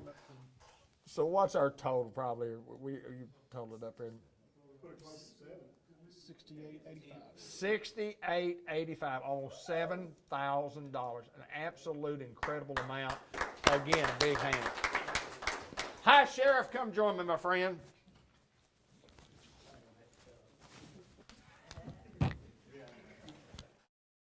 Grab that microphone and hold it right there, please, sir. How are you? I'm great, sir. How are you doing? I'm good. Russell Brentsfield has spent a lifetime in this community. Spent a lifetime serving the general public. Talk about a little bit about the transition from what you were doing, you're law enforcement, And I would think from what you were doing to what you're doing now is very similar, but I would think that is also quite different. Yes, sir. Talk about that conversion, I would say, from a longtime trooper to brand new sheriff. You know, basically, with the state police for 30 years, Right. and they're assisting agency. A lot of people don't know that. That means that, you know, we basically enforce traffic laws and we work accidents. The CID units, they do investigations which are usually assisted or assisting the cities and the counties, but they do develop their own cases. Now, the sheriff's office is a whole new beast because now, before I was over 10 people, now I'm over 34. Right. And each organization is totally different. I handle civil process, I handle the jail, I handle inmates, court system, bailiffs, and it's totally opposite. Even though we're still enforcing the law and protecting and serving the citizens of the county. It's different. It's different. And I felt that it was a calling, you know. I love my job at the state police. I love being a trooper. I love my job as sheriff probably more than I did with the state police because I actually get to influence and help people. And by saying that is, I try about once every 3 weeks to go back and sit in each pod and talk to the inmates. You know, I can't always agree to what they want. Sure. But a lot of times just opening the ear and letting them talk to you helps out the situation and calms situations in the jail because let's face it, if you're in a block building all day, every day, and you go and do as we let you go and do, it tears your mind up. Right. You know, so when I took office with the county, we brought the mission back in where they actually get to worship the Lord. Right. Or whoever they want to worship. Sure. We have to open it up to any religion, whether Absolutely. it's good or bad in Right, our eyes. absolutely. So that has helped a lot. We've had probably close to, and I'm going to guess, 60 to 100 be baptized since I took over. Wow. They come in. It's really helped. We've got people coming in with peers, and they talk to these people that use drugs. And going back there and talking to them, I develop a friendship with them because the way I look at it, I say, look, my responsibility is to hold you, not to judge you. I understand what you've done, but as long as you do right in here, I'm good with you. Right. And that helps a lot, and it's amazing when the peers come to me and say, so-and-so, we'd like to recommend him for rehab or her for rehab. And it's kind of a blessing, but a lot of times it's not even the ones that has befriended me inside the jail. And you can actually see the change in these people. And, you know, we started a work program where nonviolent offenders can go out and work. You have to come sign them out, feed them lunch, bring them back in, sign them in. We also have a garden. We planted 11 acres of purple hull peas to help feed them, so it'll save the taxpayers money. They get out, they hold the peas. We're hoping to have 20 bushels an acre, and if that will do that, that'll help us feed every other day, save us about $4,000 a month on groceries. We've planted tomato plants, okra, bell peppers, squash, watermelon, pumpkins, you name it. They go out there, but it's actually a privilege to them because it's all volunteer. Sure. But they want to get out and do something. And it's amazing the lives you see changed. Now there's some, they're never going to change. Right. They're never going to change. But I'd say 80% truly want help and truly want a better life. They just have to have the opportunity to get it. And so it's been a blessing. You came into my office when you were running for sheriff, and I think the most important thing that resonated with me is that I want to make a difference in people's lives. And I said, you're talking about the deputies. And he said, no, I'm talking about people. I'll make the difference in people's lives overall. And that's what you're doing. That's exactly what you're doing. Great to have you as our Jackson County Sheriff. It's truly a blessing. You know, I think it was a calling by God. I'm a Christian. I don't always live perfect, but I believe He's my Lord and Savior. And I truly think He's working through me to work with these people. And it touches me at times because some of them make such astronomical changes in their life. It's heartwarming, and it kind of breaks my heart, but in a good way. And we're full staff. You know, I've got the deputies out. We're out checking, and we're trying to. Well, for instance, last month alone, we had 952 calls come in the sheriff's office. Wow, that's a lot for this little county. we arrested 141. We had 41 that was physical arrest. In other words, you put handcuffs on them, you bring them to jail. We filed, I think, 16 felony warrants, and we have 11 pending that's going through it. So it's making a difference being proactive. I want them out checking farm shops, homes, and out in the county, because I told them, I said, the people elected me to serve and protect. I know we can't stop all the crime, but we're going to at least be seen and do our part. And it's really worked, and I've enjoyed it. We need some folks to donate on Russell's behalf. He's gotten his quota by far, and but every dollar that you donate will go to the Newport High School kids that we talked about, and John will come on and talk about that here a little bit more. But as always, my friend, good to see you. Thank you. Keep doing the great work here in Jackson County. Jackson County Sheriff, my good friend, Russell Brinsfield. Thank you, sir. Thank you very much. Let me grab that. You can roll, brother. Thank you, my friend. Thank you. All right, Steve Davis, come over here and tell me something about all these students that you said you taught. Evidently, they were all glad to be gone. Charlotte, you're coming up next. You're coming up next. I don't know what your numbers are, but surely to goodness, they're close. Steve Davis. Yes, sir. Joey, can you give me Steve's high numbers? Still at 25 25 in, 25 out. Steve, 25 in, 25 out. At least I'm breaking even. You're even. You're not at all. Do you have any friends? Got any family? In farming, if you can break even, You had a great you've year. done well. So anyway, I'm just par for the course, but I do need some help, y'all. Come on, help a fella out. Tell me about your school experience here for the 2 years, 3, 4. No, you were here a lot longer than that. I was here a lot longer than that. Tell us about you had a long time. You had a great run. I did. My first experience, though, was graduating from here. Right. Good old class of 1982. Yes, sir. Enjoyed it. Boy, I had some great teachers here during that time. Was gone for a little while. Had the opportunity to come back and start the ag program back up, and was here 15 years. Had a great run. A lot of really good kids. I thought I would really appreciate though if they'd call in. Get on the website and donate for this poor gentleman that just really, really, really is struggling to get any money. And I mean, you would think that, and honestly, you have a lot of family and a lot of farmers that know you, and I know the farmers in the field, and you know, the great thing about this donation type program is that it doesn't end after today. It's going to, John, how long is it going to be on? How long are we going to keep the website open for donations? till Thursday. Till Thursday. It'll still be open till Thursday, so you can still donate. But you need some money to get out here today, because I know you got things to do. I do. I've got work to do. I've retired from teaching, but I hadn't retired from work, so I've got to go get some things done. What does a retired school teacher do when he says he's working? Well, every morning I get up and say thank you, for one thing. There you go. But right now, I actually work for a company that provides the curriculum that I used while I was teaching. Really? I'm the state rep now for a company called ICEV. We're a career and technical education curriculum company. Awesome. Awesome. Still in the school business. Still in the education business. It allows me to be around my kind of people, and that's There you go. teachers. There you go. Sure do.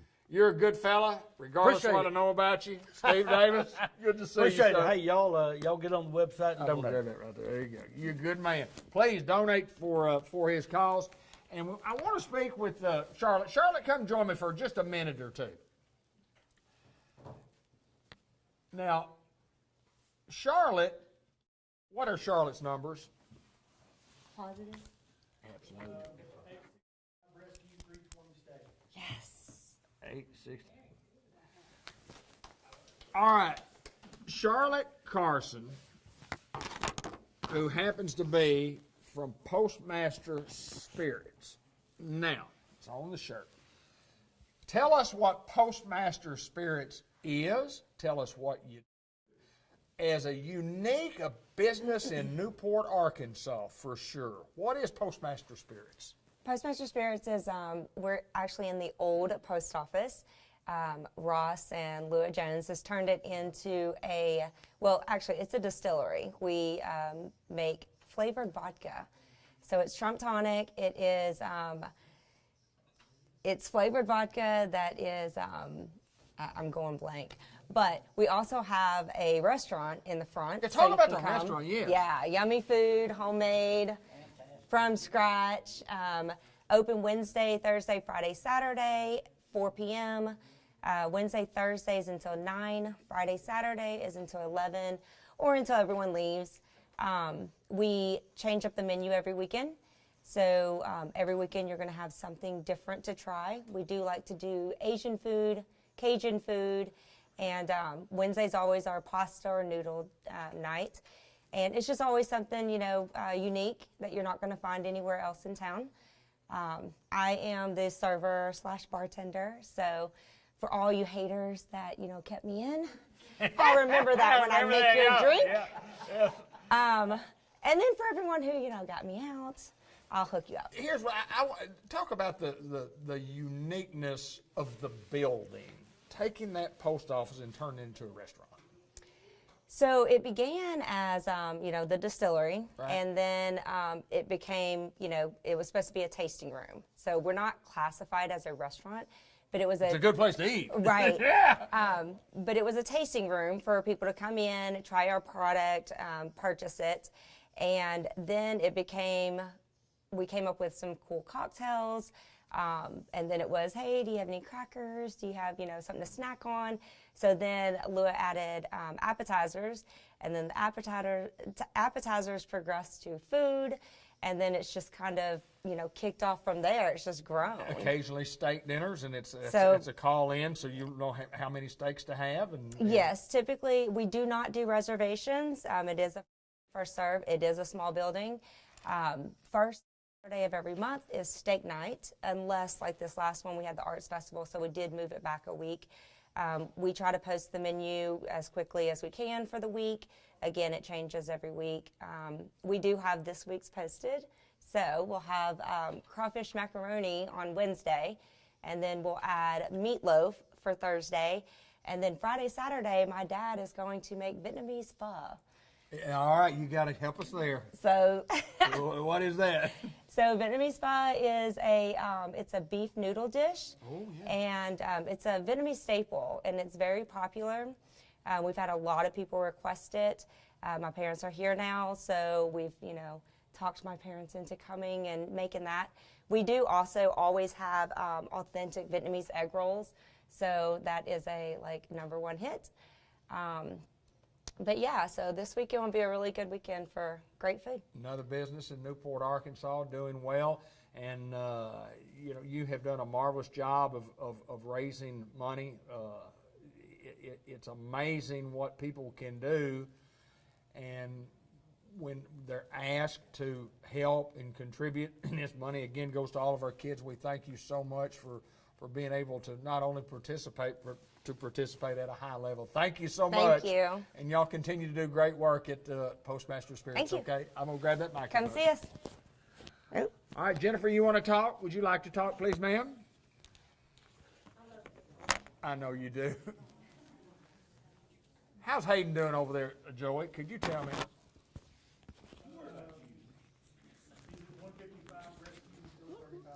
Woo! He is going good. He's going good. He'll be here till 4. Jennifer Eddington from Unity Health, and of course George Kell Motor Company. We appreciate what you guys do and being our exclusive sponsors on the Greatest Newport Greyhound page, and always something on Cable 15 TV. Been with us, both of you guys have been with us since I've been in business, and I appreciate y'all, Elliot, John, I appreciate you and your staff for what y'all do for Cable 15 TV. We could not do what we do without y'all and others, but thank y'all so very, very much. But how's Jennifer's numbers looking at this stage? 895. Well, and 0 against. I've seen you constantly on the phone over I there. have been I brought in the Alabama money. Did you? The Harrison money. Did you? I'm reaching out to all them people I've fed all these years. There you go. There's a lot of them At out my there. house. Yeah, and at the restaurant too, but at the house. Well, I know this, that Newport High School, Class of 81. 81 graduate, kids, school here. When the kids graduate? What year do they graduate? What year did they graduate? I don't. 6 and 9. Is that right? That's No. no. I don't know. It don't know. It doesn't matter. Even ask But me both that of them graduate from here, and Yeah. Parents graduated here. just it's generations, generations of your We're family. fixing to start our kindergartner here. So, Another one going through. Yep. Another one going through. So, tell us about back in high school days. I mean, things have changed, but how much fun was it to go to school at Newport High School? it was the best. It was the best of times. Make me cry. Well, it's something, I get emotional about it from time to Yeah, time. from I moved here in 3rd grade. We had moved away to Paragould for a job for Daddy, and we moved back here. And for Joe's Supermarket, if anybody remembers, it was in Pratt Square, and had Miss McMahon, and they put me in a room with Terry Reeves because I knew her, and so just wonderful. It was just always wonderful. It was a time when you could run around in the neighborhood till dark and ride your bicycles all over. We lived on Graceland Drive, so it was just beginning, no houses in front of us over there, and it just was great from then on. And then you moved to, junior high, and just all those teachers were wonderful. Coach Keedy was in the halls and jicking and jacking everywhere and making you laugh. And then we move on to high school, and oh my gosh, I was texting lots of classmates because we all stay in touch, and it just gets more tender every year. We lost Phyllis Lee this year, and that reminds you how close life is and how close those friends, every time she'd come by the hospital, she'd come by to see me. So we try to stay in touch, and we just, from being in school to skipping school, me and Carolyn Wilman skipped all the time. Yeah, I'd call my mama and tell her so I wouldn't be in trouble. I was more scared of her than school. But I got to be the man. I was always the manager.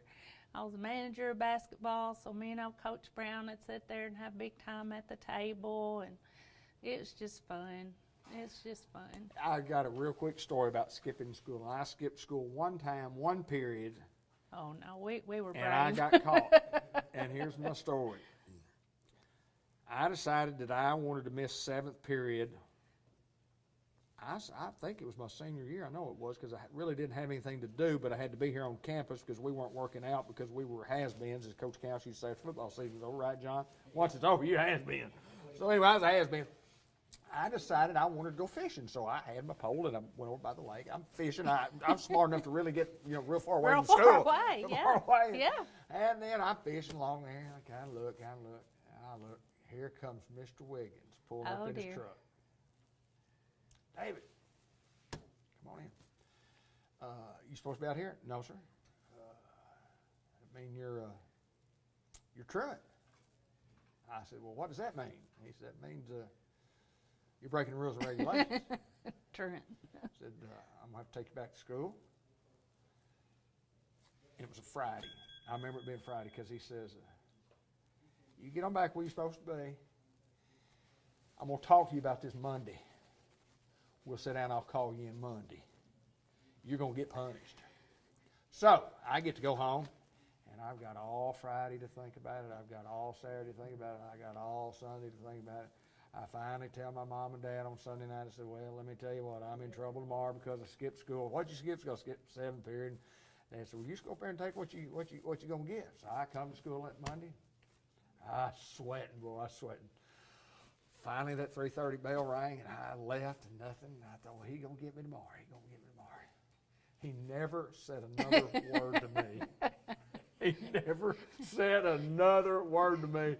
But then asked me on graduation night, he said, did you learn your lesson? I said, yes, sir, I did. I sure did. I wasn't going to skip 7th. No, you had Only plenty time of I ever punishment. skipped school. And I loved going to school. But I love to skip. Let's be honest. Yeah, Mr. Wiggins' story. Oh, yeah. The night before homecoming, the deal was to always go paint the roads at Batesville. Oh, you yeah. know, we'd play Batesville, and so he said us that we were all in there decorating, and he got our little group of girls down there. It was all the class girls, and he said, "Now, girls, I don't want to hear of any of y'all going to Batesville to paint the roads." And he was so serious, and we were like, "Yes, sir." So we went to Oil Trough and painted the roads, and we made a big banner. It was me and Lisa Chronister and Susan Miner, Elizabeth Spencer.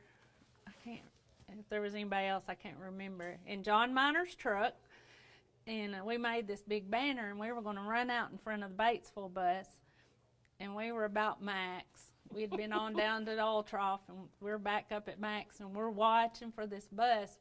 We ran out in front of the wrong bus. So we taped our sign back together, and then we ran out in front of the right bus. And then we followed it all the way in, honking. Well, they were mooning us. I mean, it was just hilarious. But we didn't go to Batesville. And, you know, we never got caught skipping. Either they really liked us or they were glad we were gone. I'm not sure. I think they all knew when we were gone. Yeah, I think they all did too. knew when we were gone. Miss Jones Steak would let us, me and Carolyn, go. We had study hall lunch in Jones Steak for PE. And we'd go ask her, could we skip? Yeah, go ahead. Yeah, y'all go Just on. go ahead today. Just come back for your afternoon. And we'd be like, okay. Me and Carolyn would go to her house and have lunch and mess around and just fun. It's a great place. It's a great community. I can't say enough for how we come together when there's a loss or when there's someone in need or, you know, and at the hospital. I was going to talk about Unity Health. We've just grown so much, and when Unity bought us, we were really limping along, and it's just been a blessing.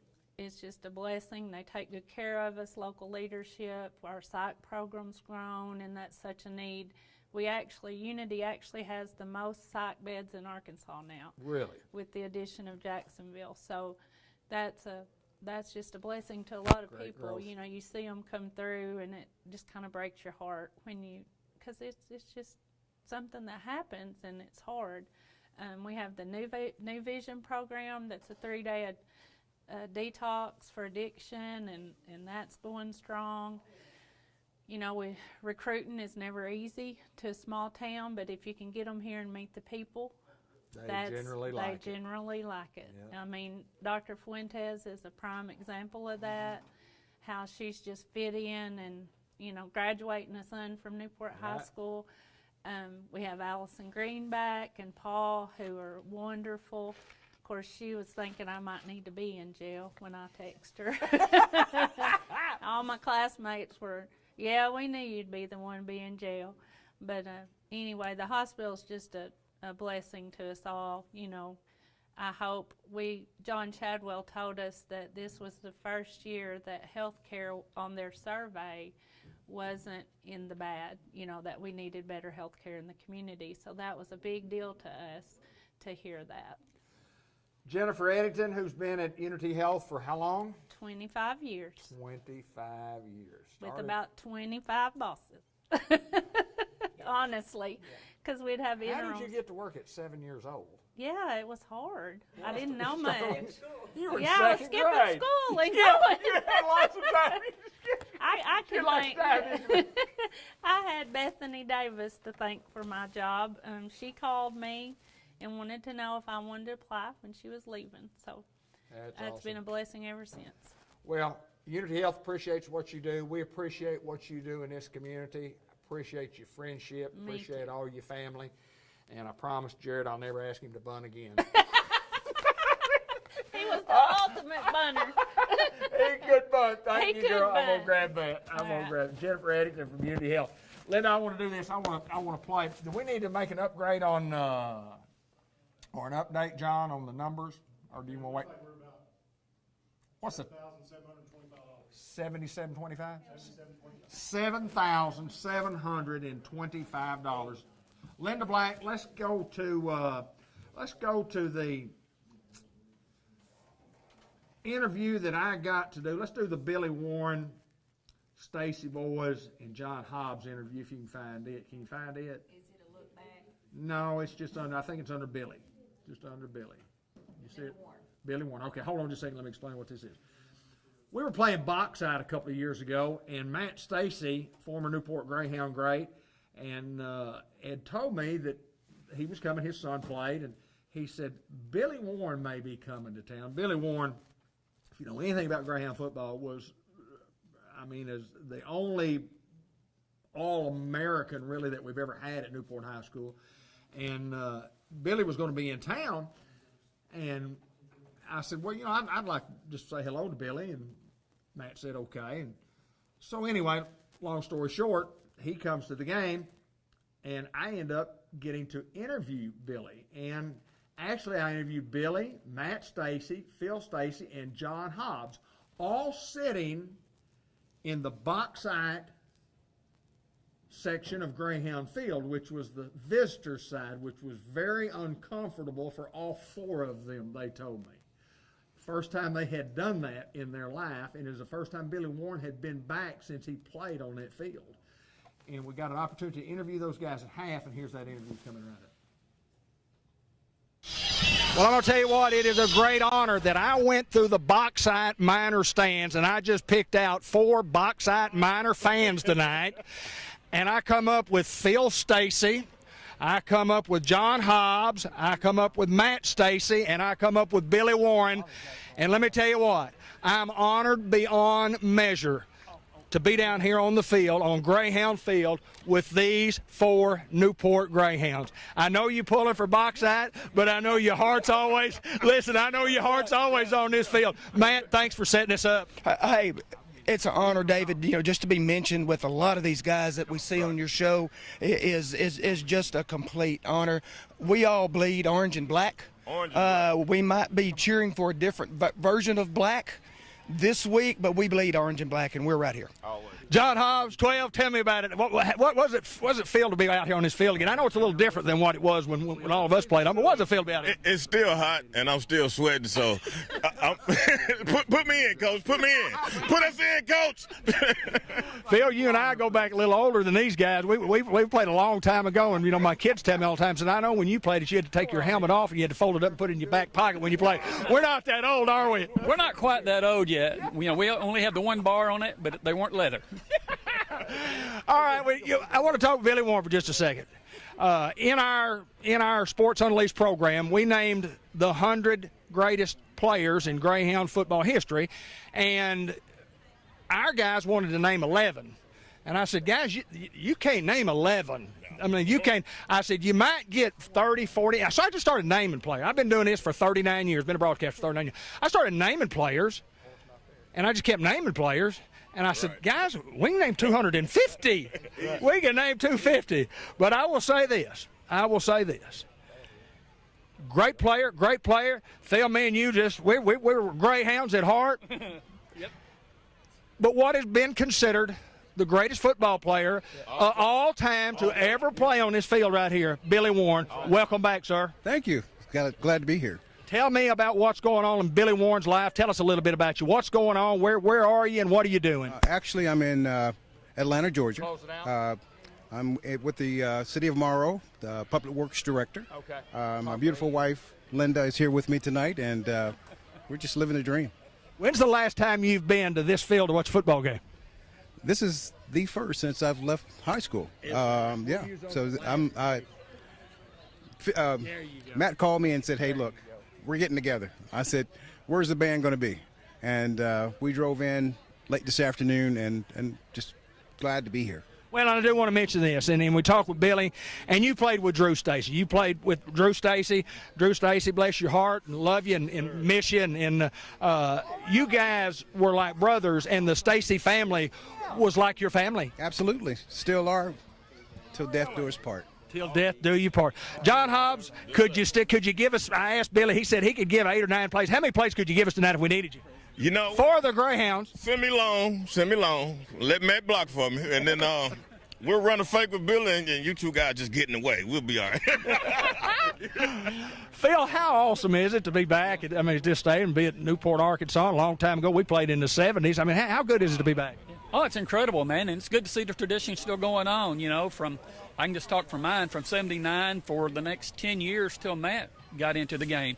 Newport was giants, captains of the football game right there, and it's glad to see the tradition still going. Yeah, no doubt, man. I appreciate you. You know, you've got a son that plays out there, and it's tough. It would be tough on me to have a son. My kids played here, and it would be very, very tough. And I know it's tough on you. Sure. Because you got to yell for your kid. You got to yell for your team. Absolutely. But it's tough, and I mean you're wanting to win and you want to beat those Greyhounds, and there's nothing wrong with that. But I appreciate you putting everything together for us. Hey, you know, it's awesome. We circled this game on the schedule a year ago. My son came to me and said, "Dad, we're playing Newport." I said, "Son, I know." I said, "I'll cheer for you." So it's great. It's awesome. It's great to be back here, to see the field, to see the fans, you know, to see everybody still rabid about football here at Newport. And we're always Greyhounds. Always Greyhounds. Well, I tell you what, you're going to make me cry, I'm telling you. I mean, an awesome, awesome night to have you four guys come down here. And, John, I didn't know you were going to be here. But I know you watch our show some, and we get watch our show some, and we appreciate that.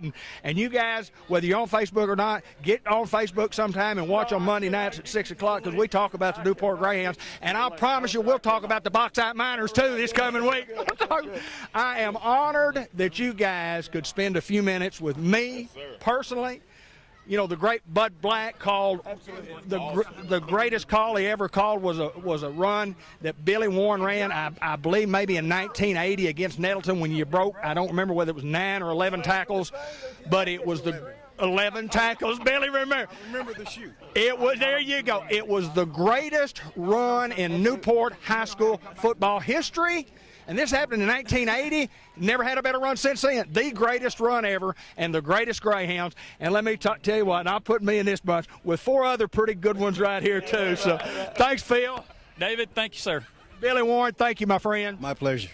Matt, I appreciate David, thanks, you. brother, man. We really appreciate what you do for Newport. Yes. John Hobbs. Appreciate you, sir. Appreciate you. Everything you do. Love you guys, and let me tell you what, you don't have to say go Hounds. We're going to end it right here. And Alton Walker, a good buddy, getting a couple of shots. But again, I'm honored and blessed that I've lived long enough to see the Stacys, the next generation playing, that I could see a John Hobbs again, that I could see a Billy Warren again in Newport, Arkansas. The good Lord has blessed me. He has blessed me immensely. And I appreciate you guys from the bottom of my heart. Go Hounds for my part, and we'll see you the next time. Thanks, guys. Back upstairs. I think we're about finished.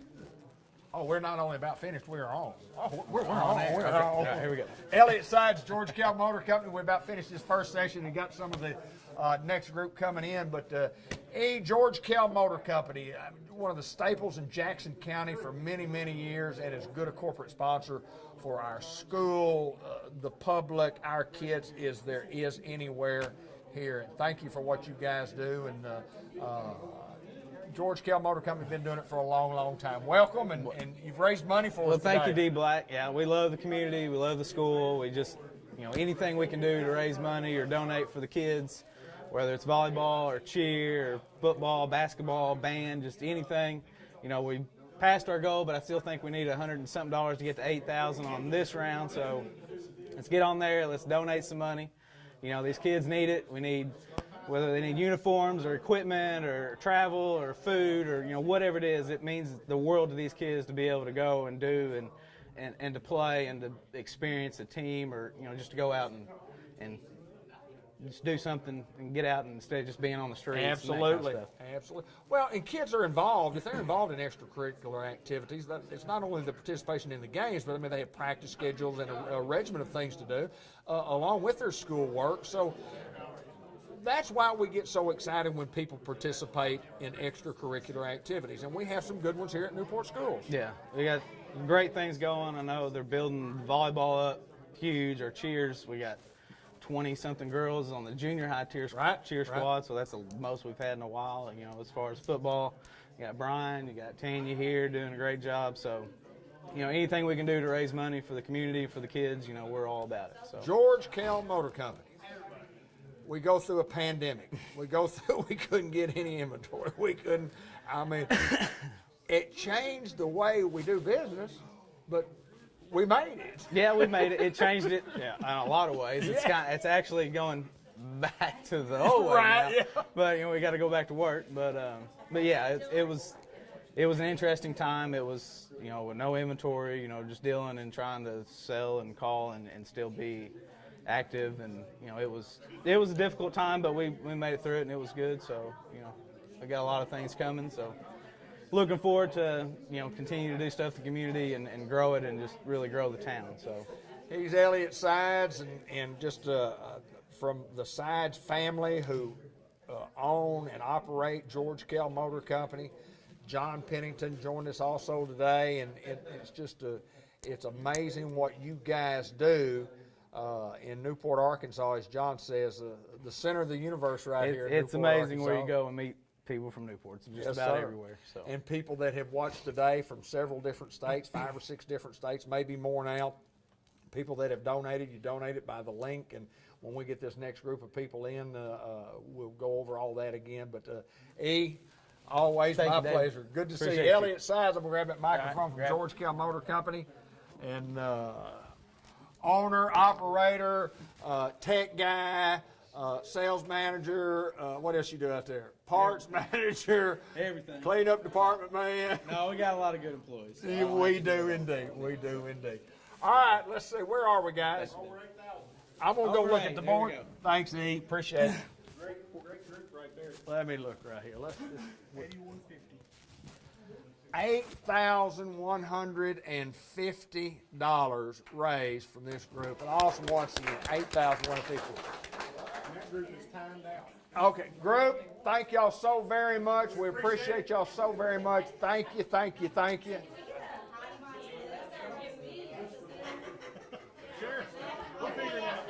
Johnny G, we're on. What you got, brother? Scott Brown's going to be here tomorrow. He's from Hope. That's Ronnie Brown's. He's going to bring $100. He said, "You still in jail?" He'd bring it to me tomorrow. He's going to bring me $100. John Pennington gets another 100.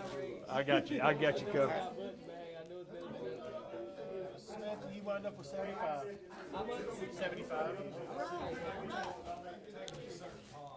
All right. Got me another 100 there. Good. Tell him, John. Hey, John, tell him real quick. All right, what we're going to do is, I guess in the meantime, let's play us another. Let's do us something here. Let me look down right here. Linda Black, let's show some of the folks. No, let's just do this. Let's go to the Bill Keaty retirement interview. The Bill Keaty retirement interview. Find that. Let's play that right now.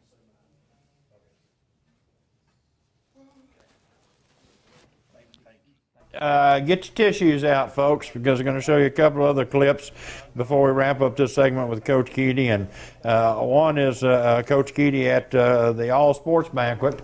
And he also was honored for his years of service, and tons of Newport folks there, and Paragould people came over for that. And here's some of Coach's speech, and also right after that, something that I had to say about Coach. I think if you're like us, you'll find that it tugs at you pretty much. All of you people here, it has been certainly a privilege for me.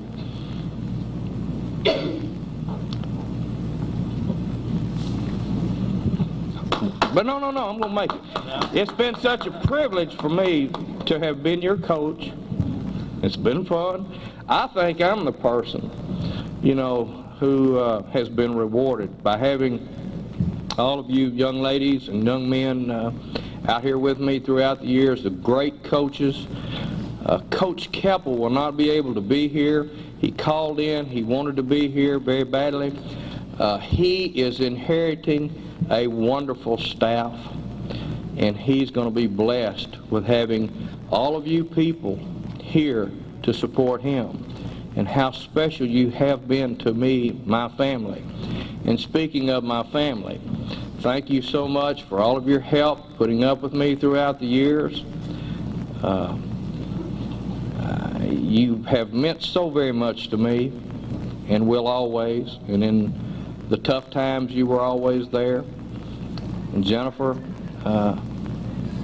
we know everyone here how very much you have meant to me and the Greyhounds. You know, sack the quarterback. They'll never forget that. We sacked him a few times too. Thank all of you again. I'm flabbergasted with these gifts. I can't get over it. And again, for all of you seniors, in closing, I hope that this has not interrupted your hour of honor, because you're the kids that have made all the things possible. Every year there's a new senior class, and I have been blessed to have had 26 of them.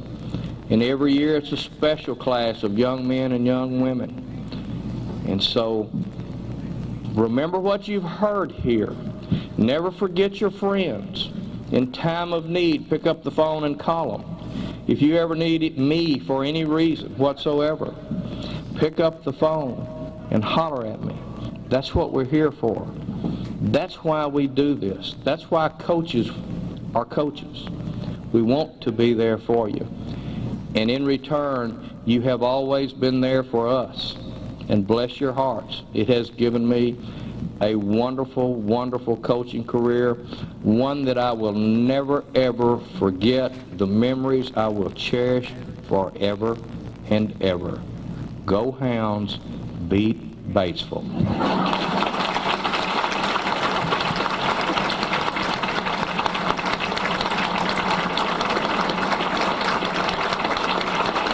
With one special moment I want to talk about.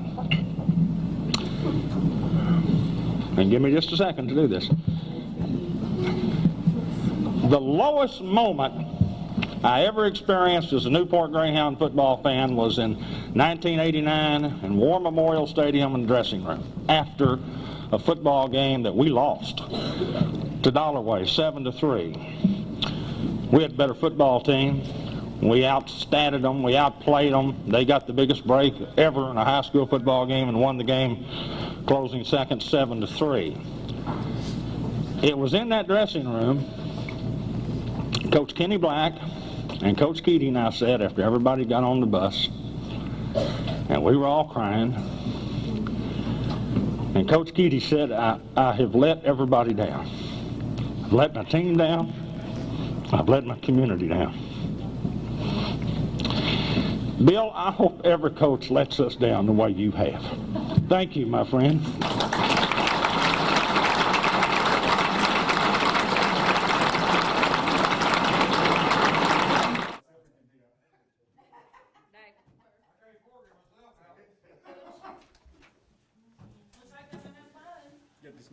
Are we on? Are we on? Are we on?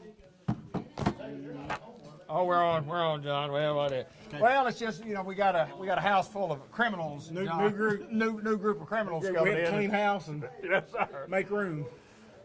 $8,300 we That's raised with one group, and we had That's two awesome. groups left, and the goal was $10,000 per group, as we say. Yeah, per group. Per group. Absolutely. Yes, sir. We So a raised- little disappointed in that first group. They couldn't quite get their 10,000. No, that's awesome. That's awesome. That was awesome. But John, let's kind of just go over the gauntlet again. What are we doing? Why are we doing it? And what's it for? Yeah, it's the Rescue a Hound fundraiser, and we're doing this to raise money for a couple of different reasons. We're going to kind of split this through academic and athletic purposes. And academic, we're buying supplemental academic supplies for our teachers and for our students, and then we're also going to use it to do some meals for athletes on away games. Okay. And all that stuff is very expensive. Of course, everything is right now. So we are excited about this. It's something that the town used to do, and just thought it'd be a good idea to bring Audio it back. good. So you can go to the school website, newportschools.org, scroll down to the first tab under news, and click on the Rescue a Hound donation links. And when you do that, it'll go to each individual time and the group of people that are coming in during that time. You just click on the time slot, and that will take you to the Google form. Fill out your information. Choose the hound that you're donating to. Check the box on if it's to keep them in or get them out, because you can do either one. And and then put your amount that you're donating at the bottom, and then hit submit. And we're keeping a running tab, and we've got a little deal going, trying to see who's going to raise the most money today. And I'm in this group. I'm hoping I can get enough to get out of here. You know, You've got friends. So we'll two or see. three of them. In low places, I think that's what it says. But you know, you have the great fortune of being able to ask, and several people do. Any Graham football player. I mean, just absolutely. If you're a Graham football player, anybody that I played with, anybody that's been here and was influenced by this school like I was, and it's a great opportunity to give back. You know, we're trying to do some really good things for our students right now, and got a lot of things going on, a lot of positive things in our school, in the community, and some big things coming up that not even anybody knows about yet. And so we think it's going to be a really positive thing for Newport, and we're excited about it, looking forward to it, and we'll see what happens. Everything we do here, we're not just educating, teaching, whatever. It's about kids. I mean, there are kids here, but it just runs a little deeper than just an education. I mean, we're talking about families, generations of people who've attended school here, these kids who are important to the community, and we're teaching life lessons at Newport High School. Absolutely. Talk a little bit about that. Yeah, you know, there's so much more to an education than just the academic side of it, and that plays through a lot of different things, you know, through all the different organizations that we have, through the athletic teams that we have, just the relationships that teachers build with their students, and those are lifelong things that, you know, one of the greatest things I have is former players or former students that contact me and let you know how their life's going, and I've been fortunate to be in 4 really good schools, and you know, but being able to come back home was something extremely special.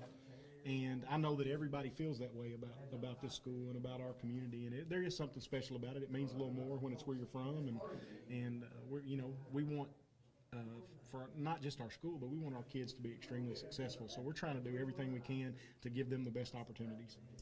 You know, you look back over the years and been in the school system, and I've, you know, went to school here, graduated in 1974, and been involved with the school ever since I got out of high school. And I talked about the broadcasting games. The first games I ever broadcast were 1974, and that was the year I graduated. And I didn't do my year, but I played in 73, which was my senior year. Graduated in the spring of 74. Came back and helped Raymond Massey, and I've been doing something with the school ever since. I'm honored to have gotten to spend my lifetime doing what I do and watching kids grow, and the different families that have generations. I'm in the third generations of people in my broadcasting career. I don't know what I would do if I didn't have this to do.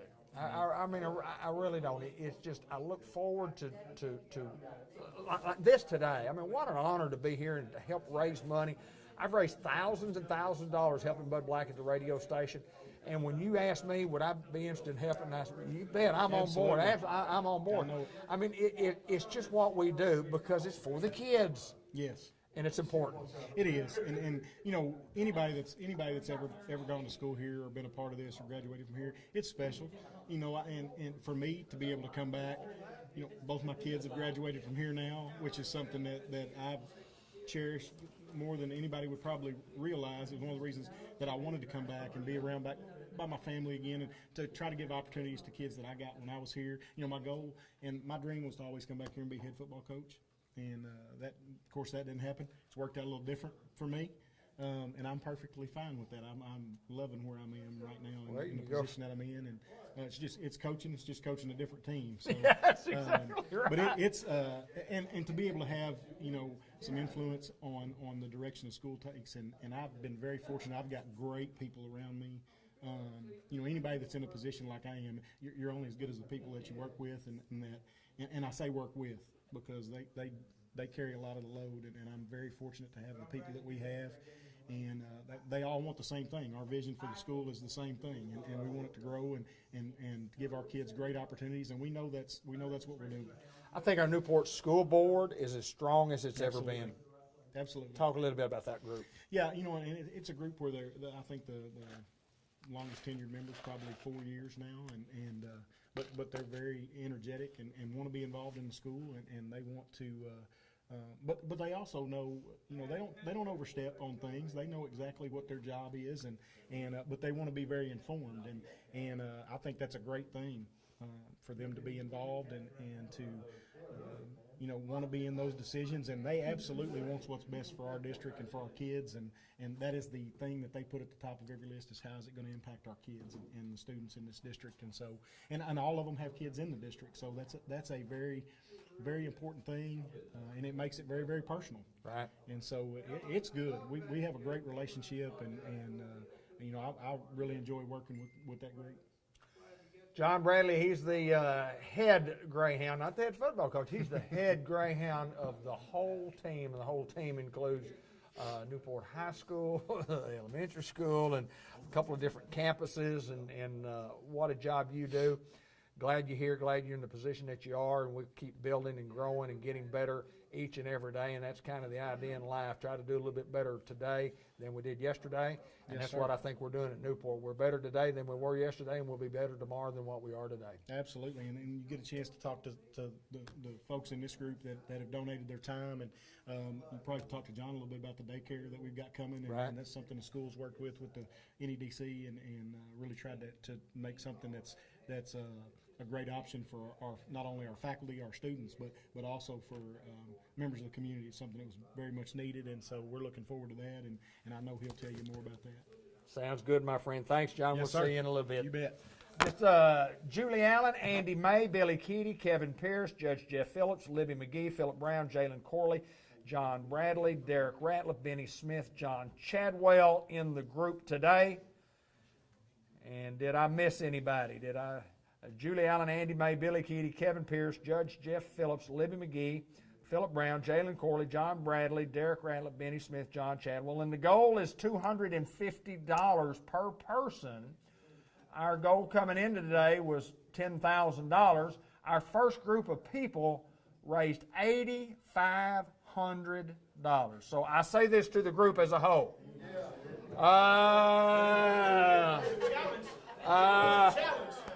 The challenge is on you now. The challenge is on you. $8,500. And so we're steadily busy. You can show the group on the phone. They're calling friends. Well, you don't call anybody anymore. You text people. You're texting people, and it's easier. You take group text. If you've got about 10 groups in there, you can just do one text each in that group. But they're steadily working. We'll try to talk to everybody as we go. Billy Keaty, come join us first. If you got a minute, we'll talk to you, and then. Hey, David, we're at $9,900 overall. $9,900 is where we are now. So I walk up and it's already almost $10,000. All I do, John, all I do was announce Billy Keaty's name, and there you go. It goes from $8,500 to $9,900.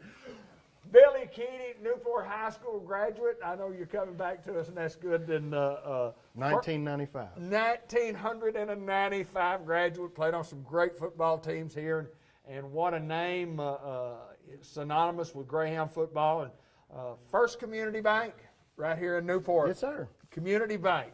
Absolutely. Talk a little bit about being a community bank and here in First Community. Love it. Love working there. We, what I feel like we do is we try to help people. And that's something that's missed in corporate banking sometimes. And when you see stuff on TV about big banks and all this stuff in the world, we have a management group that really believes in helping people. I mean, it's got to make sense sometimes. Sure. But we do our best to not just help people and our customers, but our community as well. And that's part of why we're here. And we try to do everything we can to help the school, teachers, students. Obviously, we want to do everything that we can for kids in our community. So, Getting to the Keaty name. uh-oh.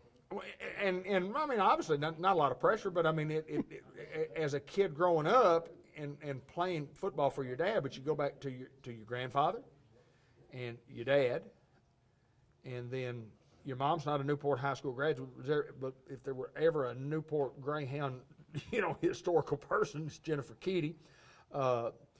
You, your sister, Newport Greyhounds, your wife's a Newport Greyhound, your kids were Newport Greyhound.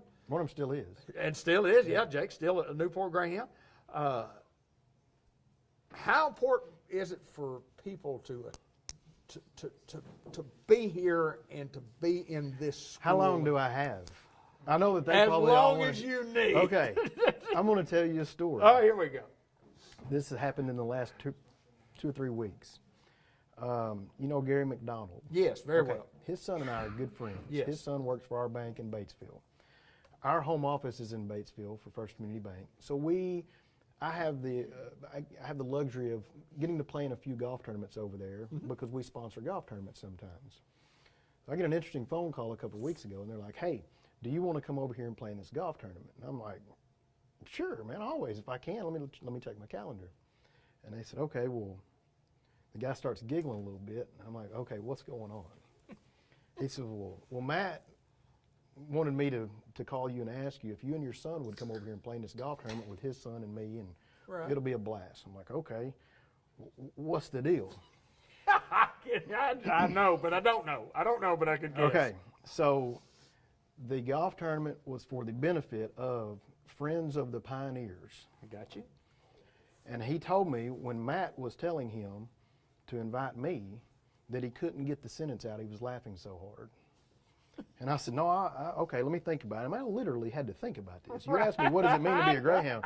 I'm like, man, do I really want to go to a golf tournament that's benefiting the Batesville Pioneers? Sure. And it was a weird feeling for a second. Right. And I thought, well, it's not my money. Right. I'm not giving them any money, Right. and I'm not going to give them a penny. But yeah, I'll go over there and play in the golf tournament. And then my mind started spinning then. Like, okay, I'm going to play in this Batesville Pioneer. So I call him back. I hang up. I'm like, "Yeah, we'll do it. You know, let me check with my Sure. son, whatever."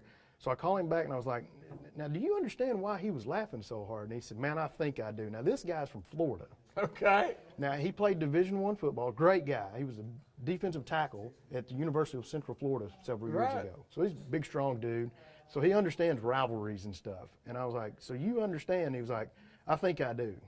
I said, "All right, well, as long as you understand what you're getting into, that's okay." So I get it in my mind, I was like, I can't go over there and do this and not wear a Newport Greyhound shirt.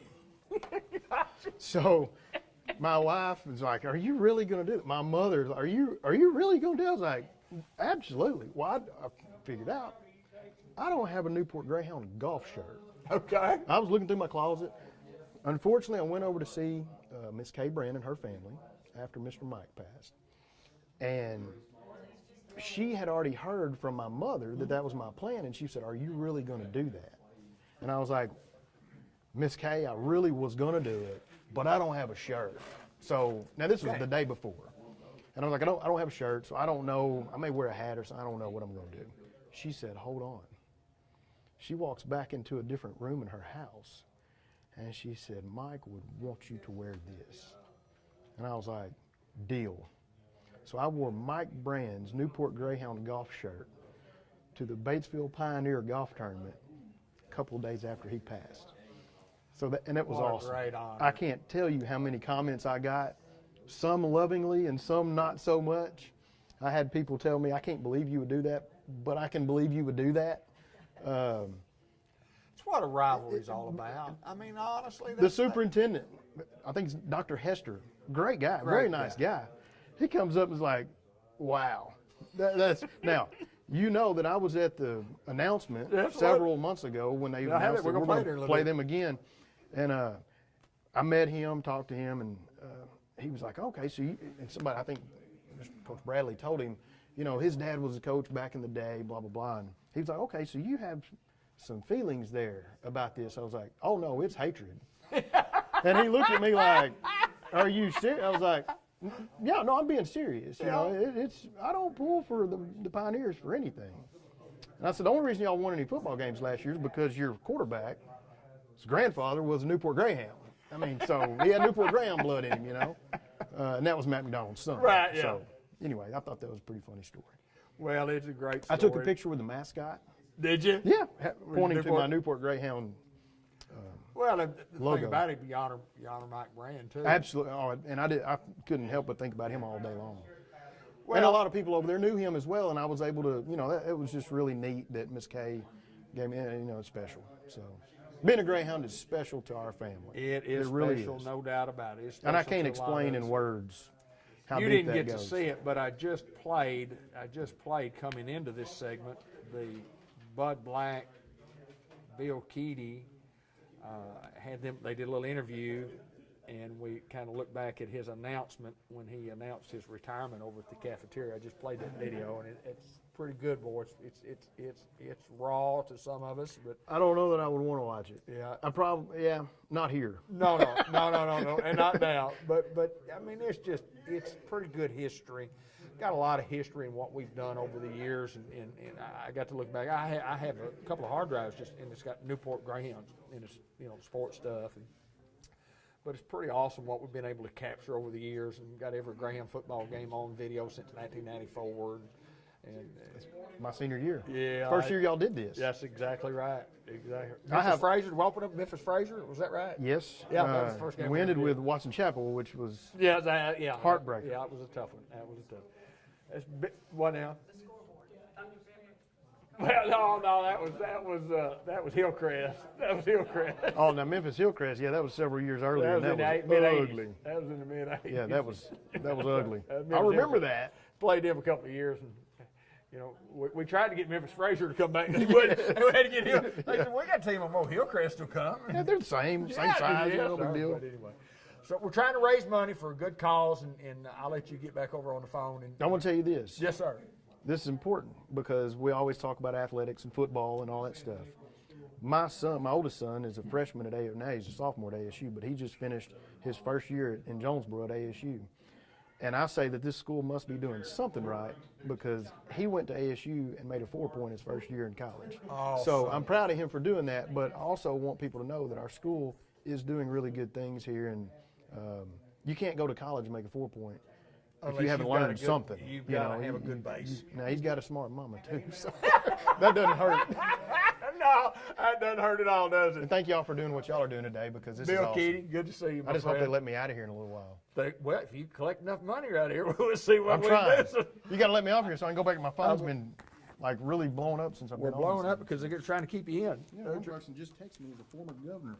Well, you better take that text. You better call that person back. Hey, and a former, did he graduate?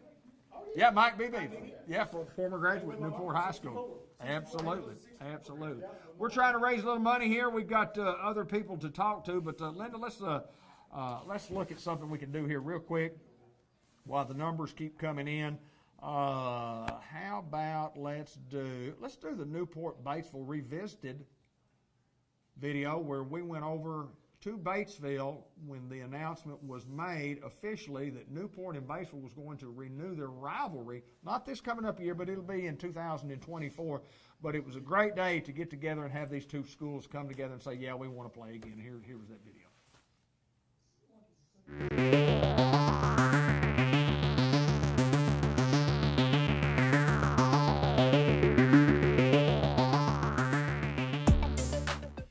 Absolutely. Back in the early 90s, we've been kind of trash talking today, and everybody's talking about. I went 3-0. I believe Coach Morrow went 3-0 against the Greyhounds back in the late 2000s, 2007, 8, 9, 10 in that area. So it's going to be fun. I've known Coach Mo for a long time. Actually, people might not know he worked over at Southside for a little while, and we had a little. Actually helped him. I think he did a little internship over there for us 1 year. So it's going to be fun. It's going to be exciting. I'm just looking forward to good football. It's going to bring a great gate. Like I said, a lot of us never wanted to drop this rivalry, and I'm just glad it's back. What are just some of your personal favorite memories from playing in Navy coaching this rivalry? My favorite memory, personally, as I hadn't coached in it at all, but as a player, I had 9 tackles, an interception, and a 50-yard touchdown run my senior year against them, winning 49-6. I'd have to say that's my favorite. I was player of the game that game, so there you go. Probably the most exciting game was the 6-2 game in probably 1990, which would have been Coach Bradley, our substitute now, John Bradley's senior year. We were up 6-0, and we were on our own 2-yard line, and we had to take an intentional safety so we get a little breathing room about 3 minutes left in the game. And they drove down, and the story tells that they drove down, and the receiver ran the wrong route, or they would have beat us at the last play of the game. But it is what it is. We pulled that one off. So we're hoping for a lot more stories like that to come. That's 2024. How you feeling about the 2023 Greyhounds? Well, we lost a lot of really good, talented skill players this year. We're going to have a small senior class. It's a tough bunch, so they're really killing it in the offseason right now. We're going to have to play a different style of football. I think we're going to be more smash mouth. Last year we had Colin Crichton, Isaiah Kendall, and C.J. Young. It was just we just spread the ball around, let them have a lot of fun. This year I think we're going to have to run the ball right at people and probably get a little better on defense. And still expecting to have a good chance to win conference. I hope we're at the end of the year. Us, Melbourne, Salem, the usual suspects, and we're still looking having high expectations. How's your non-conference schedule shaping up? Same as last year, really, really hard. We have 2 4As, a 5A, and an Osceola, who's a 3A, which is top notch. You have Osceola, then BB, we go to BB. Osceola does come to us, and then Stuttgart will come to us. And, Stuttgart's always a pretty decent football team. And then we'll finish that up at Truman, which gave us a lot of fits last year. Had a hard time beating them last year. Now, first off, you played in this series. What does it mean to bring it back? I did. I played in 2003. We ended up winning the state championship that year. Don't remember the score, but it wasn't very close. My junior year, we only lost 2 games. I think in that game I didn't play past halftime either. And then my senior year, I don't know what the score was either, but I didn't play much in the second half. So, no, I'm excited to get the game back on. I know the kids are going to be excited. The town's going to be excited. Like Dr. Hester said, we're going to roll in with the sirens going and kick the door down. That's 2024 looking ahead. How do you feel about 2023 squad? Oh, we're painting a picture right now. I think our strength of our team is going to be our defense. We've got 3 of our linebackers all coming back. Mike Townsley, Bo Baxter, Connor Forey. They're all going to be leaders of our team, and I think our defense is really going to be what's going to be the backbone of our team this year. What's non-conference schedule-wise, how's it looking for you guys this season? Well, we've got week 0. We play Searcy at Searcy, and then we play Maumelle here at home, and then we go to Harrison and play Harrison. So we play 6A and 2 really good 5A teams. Just how excited are you just to kind of build on all the success you had last season? Well, we had a lot of success. It was nothing that I did. The kids played out of their minds. The coaches coached amazing, made my job a lot easier. When you've got somebody like Coach King still here helping me, it makes the transition for me a whole lot easier being a first-time head coach. All right. Good to go. Thank you. Yes, sir. No problem. Coach, I do want to ask you just a real quick question. And you talk about Coach King and 26-year guy, and you worked under the guy, you played under the guy. How much does that guy really mean to the style of play that you play? And I know you guys get after it defensively. I was just talking about the program and the program that he built. And, with all the other coaches that I played for, and we're just trying to keep the program that at the level where he put it at, Kids are always good, and you got a great staff that works behind you. Yes, sir. No, that's the key.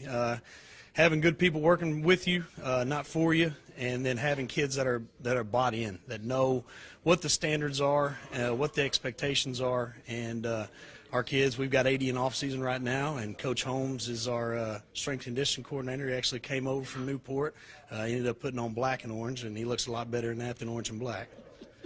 There's no doubt he's a good one. He just won a big regional award. Oh, yeah, no, I tell people all the time, he's, we're lucky to have Coach Holmes. He's, our associate head coach. He's right there with me doing everything. And whenever I ended up getting the head coach, I said, Bryce, I can't do this without you. And we're in this thing together, and just like with all the other coaches. So lucky to have him here. He's a great friend and a great coach, too. Coach, good luck to you this coming year, and good luck to you. A lot of football games coming up the year after that. Yes, sir. Go Pioneers. For years, the battle has raged about who has more spirit, Newport Greyhound fans or the Batesville Pioneer fans. Let's see if we can go find out. I was a student trainer for the Pioneers, and I can tell you that no other team plays with as much heart and soul as they do. Go Pioneers! I've been a Greyhound football fan for over 50 years, and we all know there's magic in those orange helmets. 50 years, I didn't know we were competing on who had the oldest fans. Thought we were talking about who had the best team. And you're going to need some magic because Pioneer never quits. Give me just a second. I'm allergic to dogs. I've been sneezing all day. Yeah, Pioneer never quits. Greyhounds have the best fans because we keep the tradition going from generation to generation. Go Hound! The Pioneers have my heart, and the coaches dream of this game all year long. Yeah, they're dreaming about winning. I was a Pioneer cheerleader, and I know the Pioneer fans are always on point. As a former Greyhound lineman, I learned that Newport fans and the players always have each other's back. I'll pass on being anything other than a Greyhound. While this score may never be settled, one thing is for certain. Both have limitless enthusiasm for their teams and their towns. And at the end of the game or the workday, we are not divided by our differences, but united by our passions.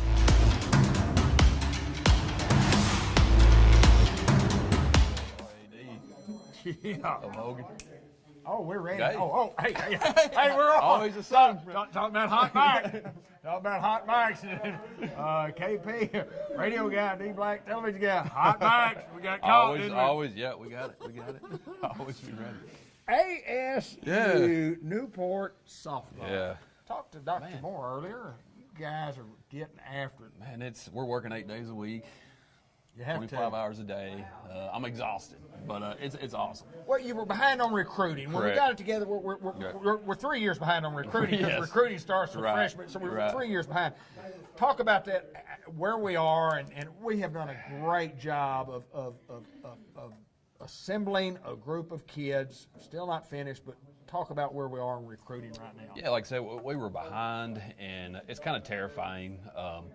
But I'm pleased to announce that we're probably caught up or getting close to it because we're talking to what we call 25s and 24s now, which would be sophomores and juniors and that kind of thing.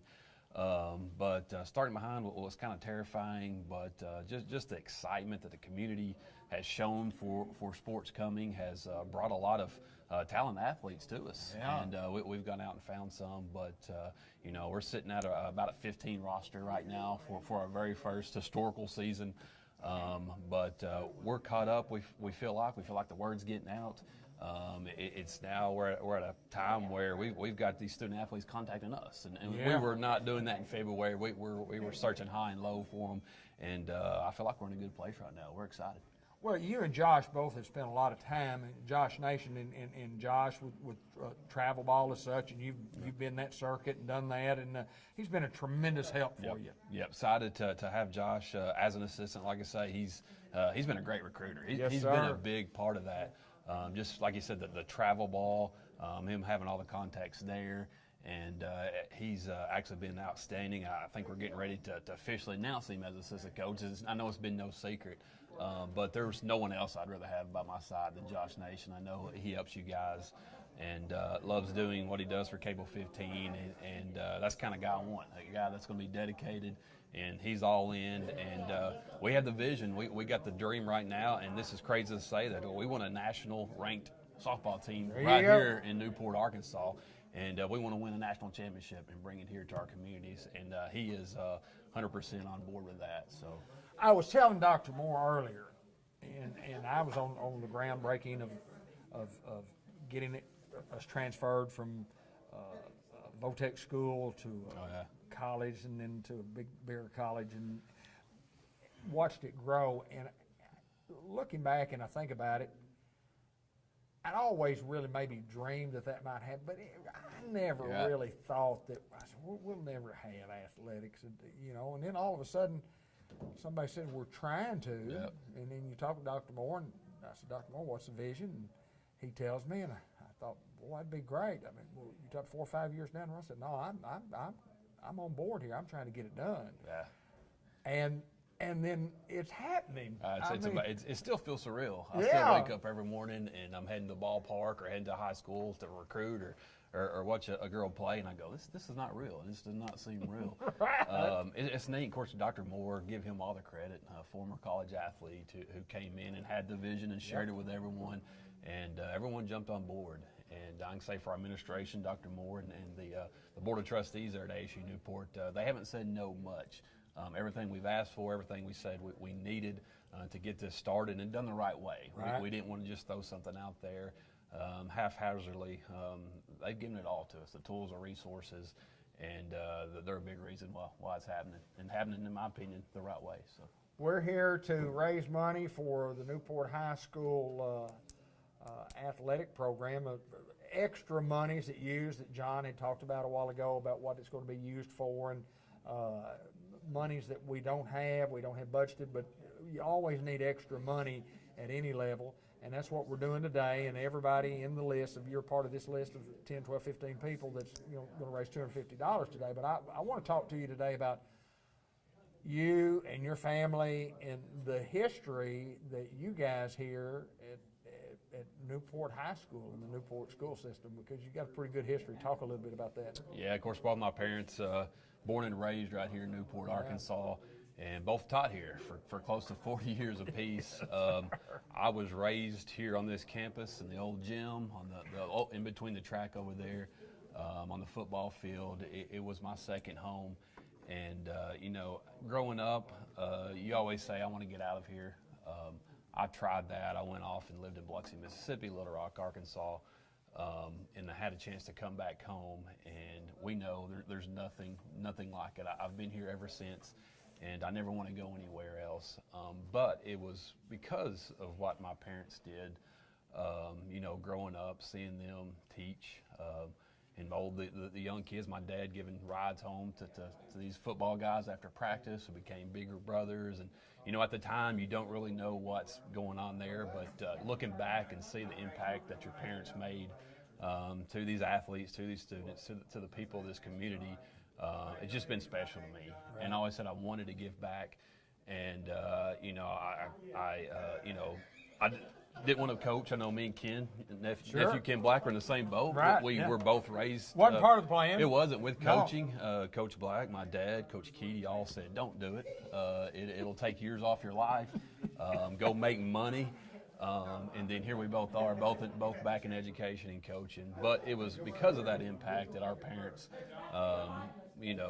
once you're out of it and get older, you see that. And just coming back to this special place that we call home, Newport, Arkansas, and having a chance to give back, it's just absolutely special. And I wouldn't have it any other way. I wouldn't live anywhere else. I wouldn't be part of any other community. It's hard to explain, but it's hard to explain. It's special. We always say it's you got to be part of it, but it's very special. So. And you don't have to be a graduate of Newport, Arkansas, to be a Newport, Arkansas person. And people that have moved into this community, and we have people that we'll be having here today. John Chadwell is a Newport, Arkansas guy. Yeah. He didn't graduate from here, but let me tell you what, Julie Allen, Newport, Arkansas Right. girl, she didn't graduate from here. You don't have to have graduated from Newport High School. But what we're talking about when we say that we did, we've been there, we started first grade, whatever the case may be, and you go through a series of 12, 13 years, and I put it to you this way. I had a person ask me maybe 3 or 4 years ago, they had come back for maybe a 40 or 50 year reunion. They didn't ask me, they made a post on Facebook. They said, well, Newport had really changed. It just wasn't like it used to be. And so I responded back, and then I ended up visiting with him on the phone. I was trying to think who it was, and I can't even remember who it was, but it was a guy. And when I was talking to him, I said, here's what you remember. I mean, the memories that you have are what you long for when you come back. And they're no longer there. They're not. Yes, it's different. Yeah. It is, because those memories are gone. Right. When you were down on Walnut Street and you were playing in the neighborhood, Oh, yeah. and you went down to my neighborhood. Yard football. Those, I mean, those things change. So it's okay to long for those memories and want those memories, but it's not the same. Nothing's ever the same in one sense, but that old special feeling for a lot of us is the same. It is. It's it still is. the same. Yeah. You need to raise some money today. How much you got to get? Are you raising any? I doubt it. I think I'm in the negative right now. But hopefully, I'd like to get out here soon because I got to do some more recruiting. You got to recruit today, don't you? That's right. So got to get out of here. Just sent all of my athletes a summer workout, right? And they're actually excited about it. So Awesome. I was going to tell them to donate so much, and maybe I'd take some of that off, but they were excited about it. So they're ready to go. But yeah, I need out of here. I don't do well. Kevin Pierce, KP, as he's known to all of us, who is the head softball coach at the brand new program at ASU Newport, and excited to get started. We'll be playing softball this spring, and good luck to you and to the school, the team, and I'm looking forward to it, my friend. Thank you, D. All right, Kevin Pierce, we'll just keep rolling. Just take that microphone off, and I'll run over to the board right here real quick and see if we do, and we'll watch them. Yes, I have gone through it, but we'll go through it again, absolutely. And go ahead and show everybody again, Linda, if you don't mind.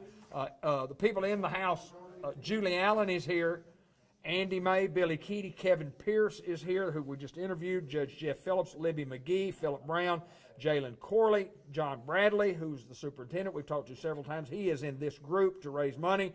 Derek Ratliff, the mayor of Newport, Arkansas, the fine mayor of Newport, Arkansas, is with us, Benny Smith and John Chadwell. And these guys and girls are all raising money for our fundraiser today. We're in the Hound Pound. They're all in the Hound Pound. They got arrested by the High Sheriff today. The High Sheriff, Russell Brinchfield, brought them all in. And Julie Allen looks like she needs some little help over there in raising some money. Julie, come talk to me for a minute, please, ma'am. I can't ever get Julie to talk when I ask her to come, so maybe I can get something out of Julie today. The head of the Newport area. Of my household. Of your household. Chamber of Commerce. And what a great organization I want to talk about.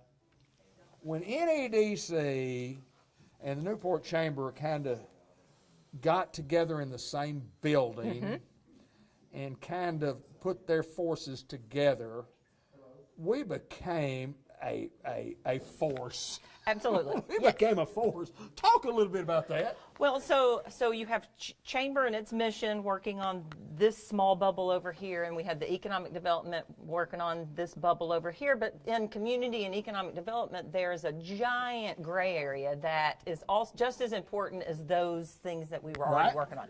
So when we combine the staff of both organizations, it allowed us to be able to address a lot of the issues in that bubble over the last, 8-10 years. And we have been soaring ever since. And I don't know how much more we can add to our plate with just the four of us, but, over time, all of the cooperation and partnerships with city, county, school district, college, cable 50, everyone pulling together and trusting each other has made us to be able to really move forward swiftly with just that small staff. I interview John every month. I get to talk to him a lot. I don't talk to you nearly as much, 2 or 3 times a year. And I love what John says about it is, and I've always said this, you have a vision, you know what you want to try to do, and you got to have a plan. That plan constantly changes. And even in chamber work, here's what we want to do, here's how we want to do it, and then just like life, here's what we want to do, but then sometimes you get a curveball thrown to you or something happens along the way, and you make adjustments as you go and you change things. And just we go from Port Fest, which was a huge deal for a long, long time, and then it got to be where it wasn't a huge deal. And if anybody had to run a business like we were running Port Fest, you would have shut down your doors Absolutely. a long time ago. Absolutely. Yeah. And so we changed. Yes. But we still offer a variety of things to do in Newport, Arkansas. Yes. So we, of course, we have a combined strategic plan where anybody who is in community or economic development, organizations in our town, we all try and follow the same strategic plan, and it's generally going to include, beautification and workforce and opportunities for our youth and all of those things. But over the years, what we really need to focus on and the public perception of what we need to work on has changed. So it used to be jobs, jobs, jobs, jobs, jobs. Now we have more jobs than we can fill right now, and so we're recruiting from outside of Newport, which isn't a bad thing. We continue to grow and with higher paying jobs, right? A long time ago, when I say that, in chamber world and community world, 20 years ago, we had a litter problem. Well, then we focused on that and then had a low litter index for a while, and that's returning. So we didn't have to worry about it as much for a while, and now it's returning, so we're really trying to push that again. So, and then the perception, for example, of schools for people outside was not very good at a certain time, right? And now it just feels, so now we're bringing back things like this, and we're so excited to be able to participate in, and it just feels different. The whole atmosphere of the community just kind of feels different all of a sudden because of all these things that we've been working so hard to put into place that are allowing us to work on much bigger things than we used to be able to. When we need money at the chamber, we get money. I mean, our community. Yes. When we need money at the school, we absolutely. get money because our people give. We're basically a nonprofit as the chamber. Absolutely. We're just made up of the business community giving memberships and paying dues every year, and then that allows us as the office and volunteers within the chamber to go out and do all of these things to help improve the community, whether it's things to do or the appearance or, bringing people to shop or, things like that.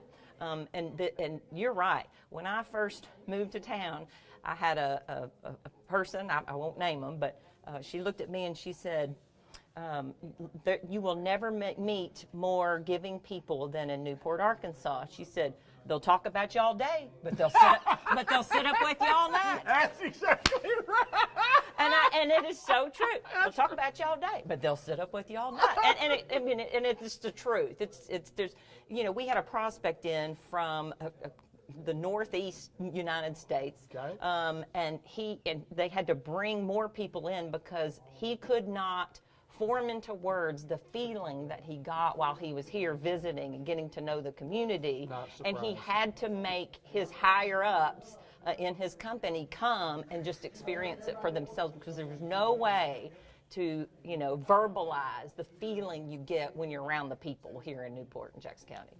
I've always said that it's different living here. It's different being from here. And I say this to countless people, like a Julie Allen, like a John Chadwell. Don't anybody tell me y'all not Newport folks. Okay, I'm glad you brought that up. Because I have donated more than I can out of my pocket, and that's 2 children that were raised greyhounds. That were raised greyhounds. Exactly right. And then maybe my grandchildren will be greyhounds. Absolutely, yes. So when we're here and we're working and we're giving and we're doing the things that we need to do for our children, we're all in this together. Yes. I mean, it's a big old family. It's a big old and family. Always will be. And always will be. I've always said it's special here. John Pennington calls it the center of the universe. I don't want to be. I've had opportunities to go all over. I could have gone anywhere when I was a young man, and had offers to go from Chevrolet Motor Division, and when I was in the car bed, I just wanted to be in Newport, Arkansas. I mean, it's home. I don't want to be anywhere else. And so that was the struggle for the people that were some of the prospects that came down, and they, what exactly do y'all do? What do y'all do? I said, whatever we want to do, whenever we want to do whatever it. we do is fun. It is what you make it, and what we make it is a lot of fun, and that really helps in our jobs too, because you don't want to just be stressed out all the time, but having a little fun helps.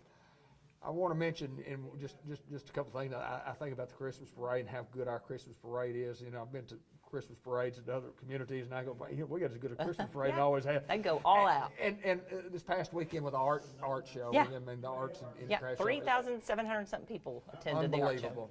Unbelievable. Yeah. Now that is just that. And so that leaves us with that many, theoretically, ambassadors who are speaking positively about our community outside of our community. Sometimes we're a little hard on ourselves, when we're here and we, kind of get used to seeing things, or you're kind of blind to change. But the people from the outside are really taking note, and they'll be back. I'm always that positive person that if there's, 4 things sitting here that are wrong and 2 things sitting here right, I can guarantee you, I can convince you that the 2 things that are right are a lot better than how bad these 4 things are that are wrong. It's just if you're not positive, you're not living on the right side of the earth. It's not much fun being. No, it's not. It's just not much fun. Well, I tell you what we'll do. We'll talk about you all day. You need help. You need help. So you're raising money. Have you raised any yet? Yeah. Good. Yep. Good. Do you need more? Just a little bit. Okay. Just a little bit. We could always use a little extra. John, I guess we'll go through here in a little bit and go through how to do it again, how to go through that here in just a little bit. You call Julie Allen's cell, and then I'll give you the instructions. There you go. And yeah, don't give out your cell number. If you have Julie's cell number, call her. She'll tell you exactly how to do that. Yep. And all these people that have been texting you, they'll tell you how to do it. It's because I sent them the link. You gotta send them. You're welcome. Somebody asked me this morning, said, "Can you get me the link?" I said, "What's a link?" She's Julie Allen. She's the head of the Newport Area Chamber of Commerce. We appreciate you so much. Thank you can go back and get to work. I'm going to go over and see if we can just get a little look at some numbers right here while these people are steadily working, and I'll get right in between John and Joey and see what we've got here. All right, we've got $180 for Julie Allen. We have $25 to rescue Andy May, $50 to keep my good friend Andy in. Andy, you're in the hole, brother. I mean, you got $75 raised, but you're not anywhere close to your $250 you get. Billy Keaty has $70 to stay, and that's a crooked number if I've ever seen one right there, isn't it? That's a crooked number. That's one with a comma. You got one with a comma. Did you know that? That's $1,193 to get rescued, Billy Keaty. Kevin Pierce has 95. Kevin, here's a good one for you. You got 95 to get rescued. Wow. Billy does have 70 to keep him in. Yeah. 70 to keep him in. But I don't know where that came from. We can't tell you. Sell it. You'd be really hurt. We'll sell the list. Yes, sir. $5,000 and you see them all. That's right. KP's at $95, but the most important thing, nobody has said they want you in. They want you out. They're going to get you out of here. The good judge, Jeff Phillips, $280 and $95 to keep you in. You were almost close to getting out of here, but you're in. Libby McGee, $415 to be rescued. $6,872 to stay in. No, I'm just kidding. $20 to stay in, Libby, is all you got. That's pretty good. Working against Philip here. Where's Philip? Where'd he go? I know. He just stepped right outside. Yeah, he's out there calling because he realizes where he is on his board. Philip has several donations to keep him in. None to get him out. So he's outside the room right here trying to get us. Jalen, you're at 70 and 75. You better get on the phone. You're in the hole. I mean, that's $145, best I can tell my Newport math. $145 total, but only $70 to get you out. So, you know what they say in Newport, Arkansas, don't you? You ain't going nowhere till you get your money done. That's not a good school term, is it? Yeah, that's not a school term. John Bradley, man, you've got $500 raised. Awesome. But you are going to be here for a little while because everybody I work make donated to $275 is from the people that he works with as well. Thank the Lord for my parents. $275 to stay in jail, $225 to rescue, and most of the people that gave the $275 are the people that work with Mr. Bradley. That is true. No, and Joey didn't do any of that. I'm going to remember that at evaluation time. They don't care. No, they really don't care. They don't care. All right, Mayor of Newport, Arkansas has $140. Was going to visit with the mayor, and the mayor's got a little down in his the voice not working as well today. He's been doing too much mayoring around the community. And a good one at that, my friend. Always to have the good mayor in the house. And Derek with $140. Benny Smith, you're in trouble at this point. I know you and I go back a long way. Your $27 to be rescued, so somebody had to donate either 2 or 7 or something. You got a $2 to get you out. I'm not even going to tell you who it was. They didn't want me being shut out. That might have been the first donation you got. But you do have 100 to keep you in. John Chadwell, you got any friends out there? I've been sending the wrong link. You know, we can tell. Somewhere you got donations going. Hey, you don't have to tell us that. We knew something was going wrong. Wait just a minute. Just give me a minute. Come back to me. Okay, we're going to come back to John. John's at 0 and 0. So he's texted 912 people and all gave him the wrong link. What you got, John? That's where we are. Our total for the day. All right, relook at mine. Okay, it's start popping up. Something's coming in. Oh, we got some stuff. He got one for 50. Oh, there's a 50 for John. There's a 50. Oh, man. It's amazing what you do when you get the right link sent out there, isn't it? Hey, somebody's making money, though. Somebody's, look at these guys these folks sending us money today. Any money that goes back towards 8:30 to 10:30 in this time frame is mine. What were 11,000 what now total? 11,800. Let me see. $11,970. Almost $12,000, and we're just awesome. And this is the number for this group. We're going 3 hours yet. Where's that $2 at? It's cash. We had a couple of weird ones too. We got 2 stacks of 4 quarters apiece up here, Benny, so we thought we'd throw that in for you. $3,435 for our group right now, which is an awesome start. It is an awesome start. Judge Jeff Phillips is going to be upgraded to. You got the hardest job here, you know that? That's what I told him. I told him he's the busiest guy today. Golly gee. Joy McKnight is just. I mean, he's got this. Can you? I know he doesn't want to get on camera, but flash the camera up here and let me just show the equipment. You can hide behind the camera if you like. I mean, hide behind the. Look, he's working with this computer, updating the monies. He's taking this one to upgrade it to this one, and this is the spreadsheet, and this is how he gets the donations over here. He sees the link, I guess. And man, you talking about a tech guy. Do you remember old just regular old phones at home? Yes. Did you ever have one of those? Mm-hmm. Had 2. Did you? One in the bedroom or where? Where were they? Kitchen and my parents' bedroom. Yeah. Yes, sir. Hey, do we want to get You don't remember those. I remember those. my grandparents. Oh, really? Yeah. I'm with that age group of people that was there during that time and just starting to see the dawn of technology and what we have today. So I'm in the Gen X group. I don't remember these. I don't remember those, but I certainly remember the dials. I certainly remember the dial-a-phone. All right, we've gotten some upgrades here. This is the 1230 group. They've already had people donate. Oh, and we already have people donating for the 1230 group. Wow. Go ahead and tell Judge. Judge, $300 to rescue you. And I was looking for the judge. Judge up there. He's hightailing it over there. The judge is up here. You like being behind the desk. Judges like to be behind the desk, don't they? You're the county judge. And how much did he have to keep him? 95 to keep you in. You got less than 95, so you got to get. Jalen, 80 to stay. No, 80 to get out, 75 to stay. You're $5 to the good. You're only $245 left. More upgrades coming in.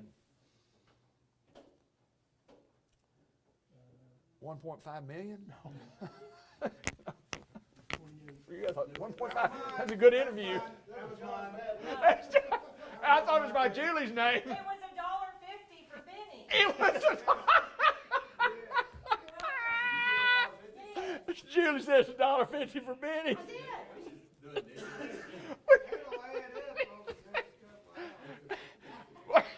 By the quarter, Benny Smith's getting them by the quarters, by the $half.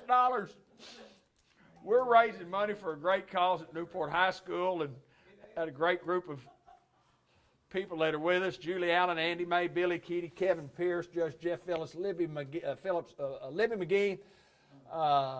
Philip Brown, Jalen Corley, John Bradley, Derek Ratliff, Benny Smith, John Chadwell. That is our group. We're up to $35.75 with the group, a little over $12,000 on the day.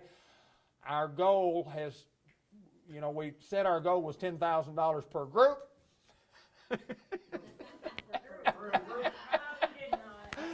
We really do. We said this is how good we are in Newport, Arkansas. Our goal today, if everybody raised $250 that was invited to come in, we were going to get $7,500. If everybody got just $250 either way. So we set the goal at $10,000. I say we, John did, in the school. They set the goal at $10,000. Before the second group got here, and the donations that we had that were posted ahead of time, we had already gone over that mark. They raised almost $9,000 themselves, and we had $1,000 extra that was given. But this group now is at $3,611.50. I saw that 1.5 over there. I thought it was 1.5 million. It was $1.5. Julie Allen took Benny Smith. Benny, you better get on. We definitely want to thank Fatheads who just donated lunch for everybody. Oh, Fathead. Judge just got some. Okay, I'll tell him. We got to do one thing here. Oh, Judge. Judge, you texted the wrong person, I guess. Somebody just sent in 100 to keep you here. To keep you 195 and 300. You're 105 to the good now. Oh boy, somebody loving you. Fathead Pizza, one word, and it's all caps. Providing lunch for our group today. Yeah, to the Hembry brothers, we thank you so very, very much. Another good corporate citizen within our community. Benny, would you like to come talk with me? Maybe you could do yourself a little good here. Poor old Benny. Where's he staying? Let me look at Benny again. He's at $28.50 rescue and $100 in. $28.50 to get you out. I'll give another 50 cents. $29.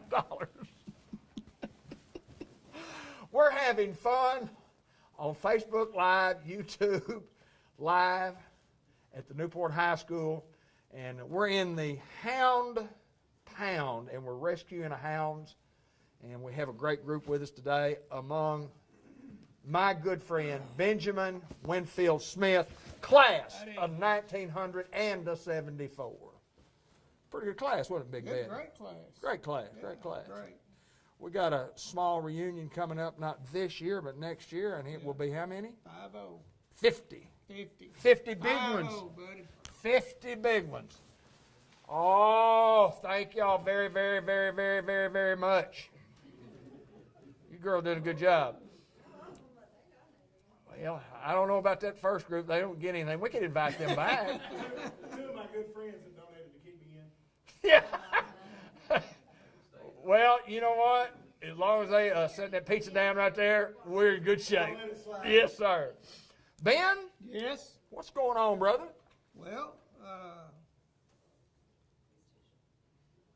I don't really know, buddy. I'm just here. Mic me up, buddy. Let me mic you up here, Ben. I've been getting ready for this. Yes. Yeah. Been doing a little prep work? Yeah. I didn't do no push-ups or anything like that. No. Yeah. Just some throat exercise, get where I could talk. Feeling a little allergies. And stuff. allergies got you? Yeah. But, I feel pretty good. You're looking pretty good. Yeah. You're looking pretty How's good. my color? Your color's good. Your Good, color's looking yeah. good.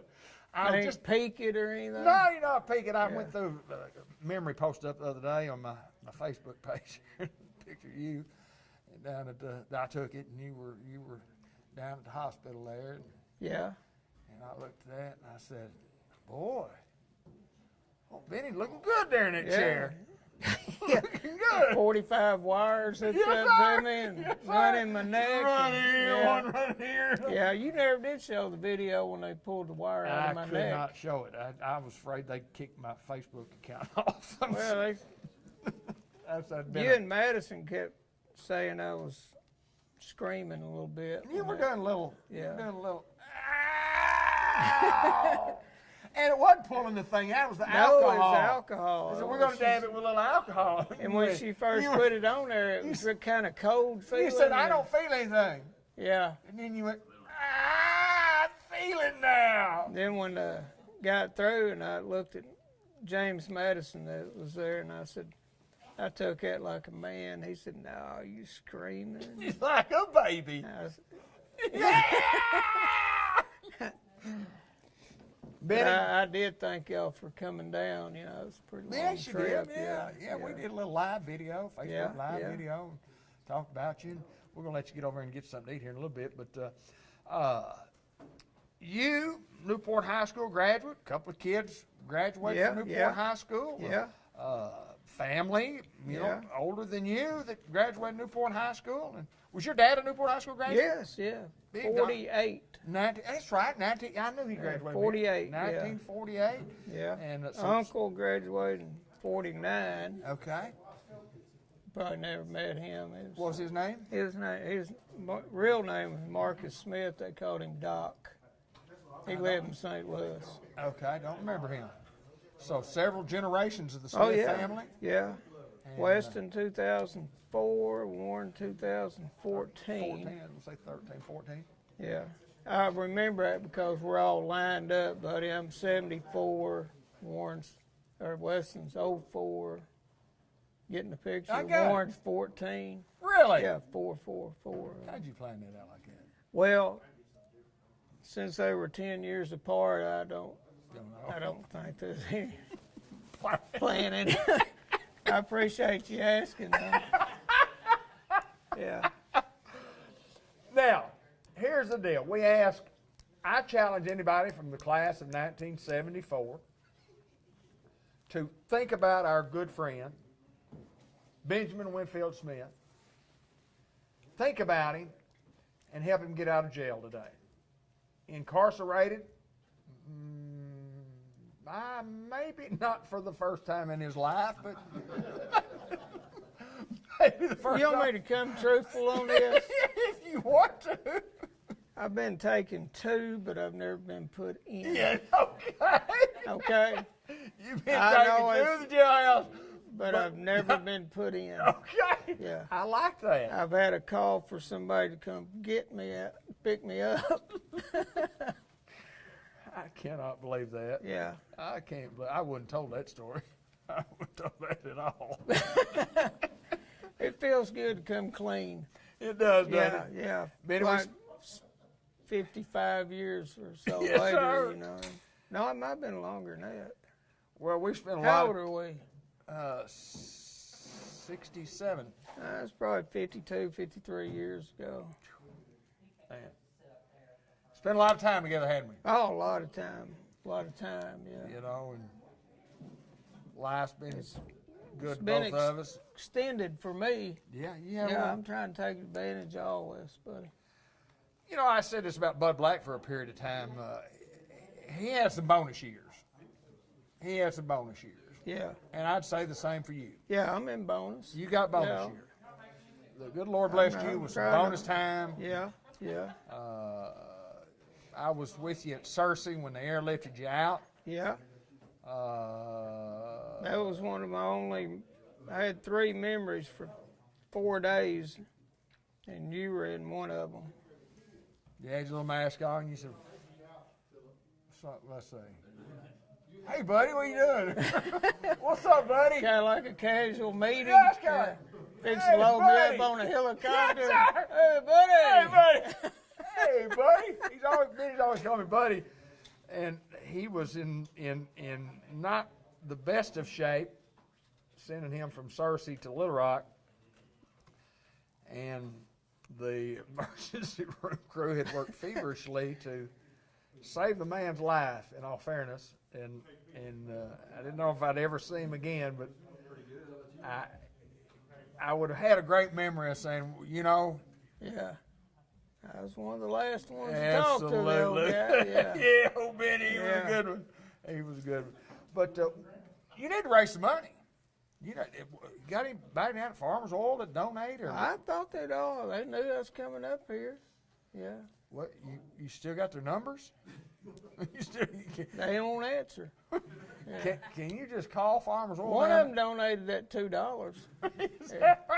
He said, I do not want you being shut out. Here, take this money. Kip Davis. Kip donated $2. Yeah, from McCroy. He's Kip a good Davis. man. Well, you could take He it. said, give him that $2, and that'll buy you a little nap time up there.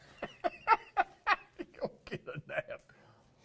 But, So, Benny, about ready to make a trip to Memphis pretty soon? Here? yes, we're talking about it. Yeah. I got a call from the weapon a while ago, and he said I'm ready. starting tonight.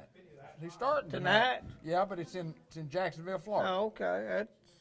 That might be a little out of our range, but Yes, in Jumbo. years ago we'd have got in the car and been there. Yeah, Found might a have way. got there about the 8th inning, but Yes, sir. Yes, sir. Well, Benny Smith needs some help, folks. If you should so desire to help him, he needs a little help to. Try to either make- way, buddy, tell him in or out. In or out, it doesn't don't matter. make Keep any him here. difference. I'm Keep gonna him be here here. till whenever. They Ben brought Smith. lunch. I'll be here for a little while. Yeah. Time for you to go get something to eat. Yeah. Thank you, buddy. All right, Benny Smith, we'll grab that microphone right there, I brother. thought I had something on my mouth. No, get it off. I appreciate you, my friend. Benny Smith. Well, let's do this. Let me find something we can play here, Mom. I'm You got calling my in. highlights on there either? No, I don't have your highlights on. We'll just go right to the. Let's do the Steve Rucker video. Put together a video when Steve passed away. Some of the great runs that he had when we really didn't have video, but I just happened to find some video. And there's one call on there, Bud Black's call at Jonesboro when we are backed up inside the 5-yard line. And I have the original radio call of that. This is probably in 1988, maybe 89. And then I put together some highlights of Steve Rucker, who was as good a running back as we've ever had at Newport, Arkansas. And some of his runs are simply phenomenal, and they're in this video coming right up.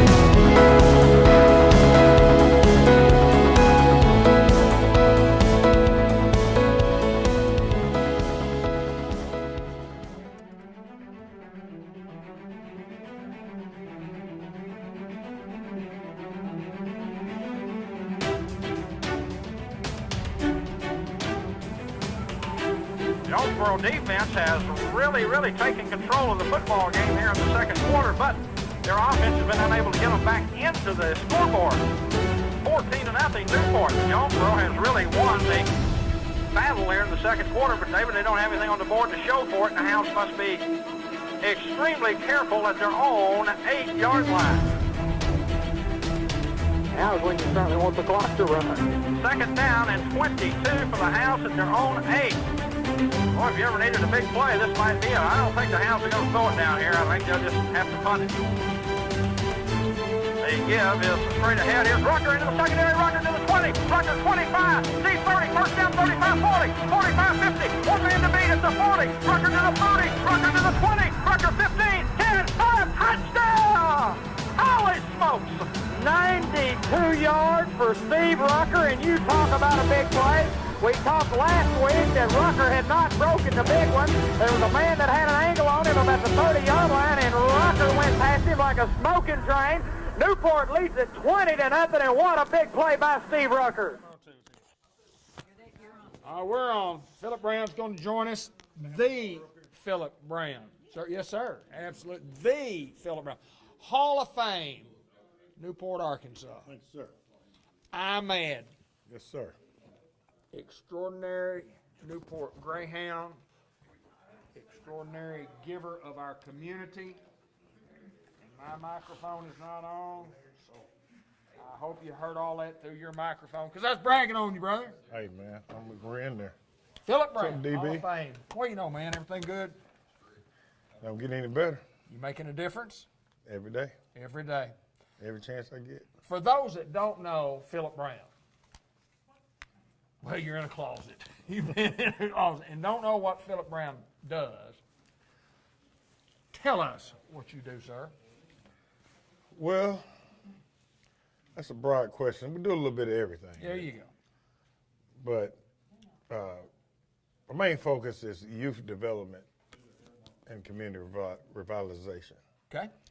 Big on Newport, big on Jackson County, big on the community. Absolutely. Trying to make this, our community a better place, definitely with emphasis on the youth development, starting out young with the kids, David, trying to get them to the next level, which seems to be tough at times, but it's definitely It's a struggle doable. at times. It's a struggle, absolutely, because it's something that you got to do consistently, day in, day out. There's no in between. There's no, the average person goes to work and goes home. My job goes home with me. I wake up with it every single day, Monday through Friday, Monday through Sunday. Yes, sir. So it never ends, which is not only good for the community, not only good for the kids, but it's good for me. Keeps me youthful, keeps me zestful, keeps me sharp, keeps me fundraising, yes, sir, and all that good stuff. Yes, So it's a great job, one of the best jobs I've ever had, and I really enjoy it, really do. You know, when you're a fundraiser and you've got a right cause, which you do, it's good right here, man. Yes, sir. That's where it feels good. Yes, sir. You had a vision. You're living that vision. Mm-hmm. But it's still not it'll never get to where we want it to be, a perfect scenario. Right. But you work hard at it. Absolutely. You work hard at it. Absolutely. Tell us some of the things that you do that you help, that help raise money to give, because you're giving this money back. Well,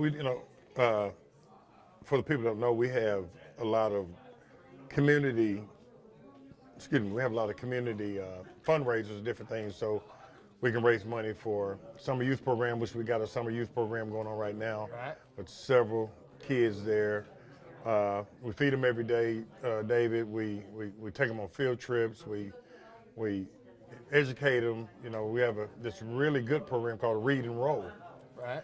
We purchased the roller skating rink a couple years ago, and what we did, we implemented our reading program into our roller skating deal. So it's called Read and Roll.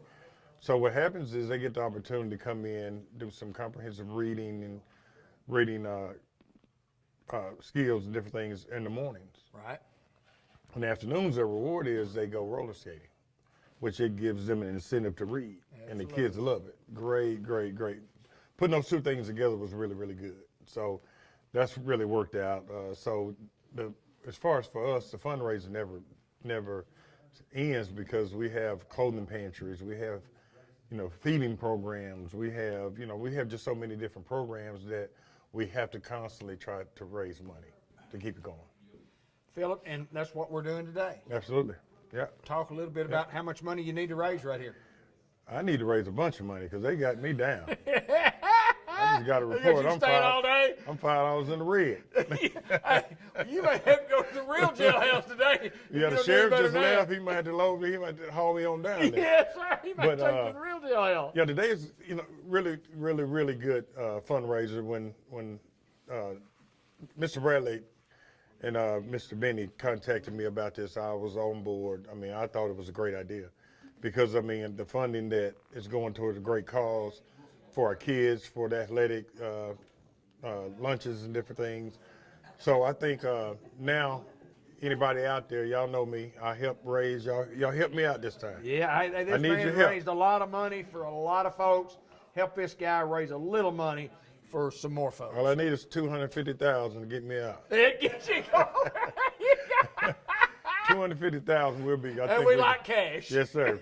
Cash rules, doesn't it? Cash rules. Okay. Well, the great Philip Brown, and please donate to the cause, and former Newport Greyhound, and a family full of history with you and your name and your family, and good to be a Greyhound in it, my friend. Hey, doesn't get any better than this, DB. No, sir. Philip Brown, I'm making a difference in Newport, Arkansas. Thank you, my friend. Thank you, sir. I'm going to grab that microphone, and I'm going to bring Libby McGee over. If Miss Libby will come talk to me and see what kind of numbers she has thrown together for us today. Oh, y'all want to tally? Let me tally. Let me tally real quick. Don't dilly-dally while you tally. I don't. I'll try not to. All right. Here is the tally. You want the totals? All right. Here we go. Let's start at the top. Julie Allen. What happened to Julie's? I know. Why is it zero? Oh. It's not. Somebody gave a negative 300. Julie Allen has $300. She's met her goal. Andy May, get on the phone. You have 60 to be rescued, 50 to stay. Billy Kitty at $11.93 to be rescued, $70 to stay. KP, again, you're on the leaderboard. You and John Chadwell both, you're on the leaderboard of not having anybody that wants you to stay any longer than. Hey, that's a plus. Listen, that is a big plus. Oh, you're on that list too, aren't you? Oh, I'm so sorry, Julie. There's three of you're at the top of the list, though. You were at the top. I missed it. Look, Julie. Oh, yeah, you have zero too. I see it now. Okay, we're going to continue on with the money right here. Listen. Linda. I got it. $1. $1 from John Bradley to keep Julie in jail. So you're off the list. You're off the list. And I said, Lucky I saw that on New Vision. KP 255, the judge, Jeff Phillips, 575 and 195. You're good. Libby has 450 and 20. Philip Brown, 95. You got 195 total, Philip. And you got 95 to rescue you. And my Newport math tells me that's $100 to keep you in. So you're in the red, as you mentioned a while ago. Sorry, buddy. Well, you better work at it. You better get on that phone. Jalen, you're at 80 and 75. That's a pretty good start. Get another piece of that fathead pizza in you and get back on that phone. Hey, we may work all night, being up all night. I appreciate you coming, my friend. Absolutely. I appreciate you coming. You look tired. He worked it. Oh, John Chadwell's got updated. You needed it up. Hey, you needed one, brother. John Bradley, $225 to be rescued. Awesome. $290 to stay in jail. even more awesome for the fund. For the fund. Not for you, but for the fund. Derek Ratliff, $225 to be rescued, and I cannot believe anybody would want Derek Ratliff to stay. But either 20 people donated $1 apiece, or 4 people donated $5, or 2 donated 10, or 1 donated 20. I hope it's not 20 and 1. I'm telling you, Derek. Sad shape when the mayor has somebody who wants to keep him in jail. Benny Smith has $28.50 to be rescued and $100 to stay. And John Chadwell is up to, my good friend John Chadwell, the executive director of Newport Economic Development. He has got so many family and friends out there that he's upgraded to $100 to be rescued. There's a mistake. We have a mistake. We're gonna look at it. Call Chris and tell him he didn't find out what his donation amount is. Oh, okay. But he's got 120 right now. Oh, he's up to 120. And the new total for this group is here, $45,0750. That's $4,507.50.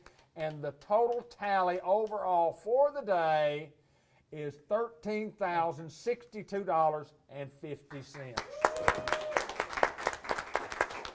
Oh my goodness. Libby McGee. Libby McGee. How's it going? It's going. Newport High School? 87. 87! 87 was a great year. Oh, yeah. Oh, she needs the microphone. 87. What year did you graduate? 87. 1987. That's correct. So, Libby? Yes, sir. Been in the insurance business for a little while. A little while. Tell us about your partner. That's what I want to know. Oh, my goodness. Are you serious? Yeah, tell us about your partner. Jeff? Yeah, tell us about Jeff. Oh, fathead. I think you gave him that name, didn't I'm you? here.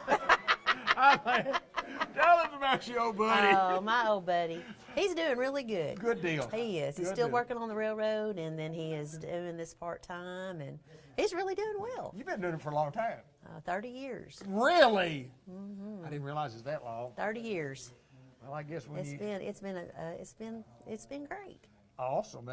30 years in anything, if you can make a living at 30 years doing something, that is an awesome number. Is. And tell me about high school, looking back on your days man. and how much fun that was. What a blast. Yeah. You know your brother, Coach Black, Kenny. Oh, yeah. And your brother, Mr. Bud. Oh, yeah. Oh, Yeah. my goodness. Those were the days. We had a I blast know. playing basketball. Yep.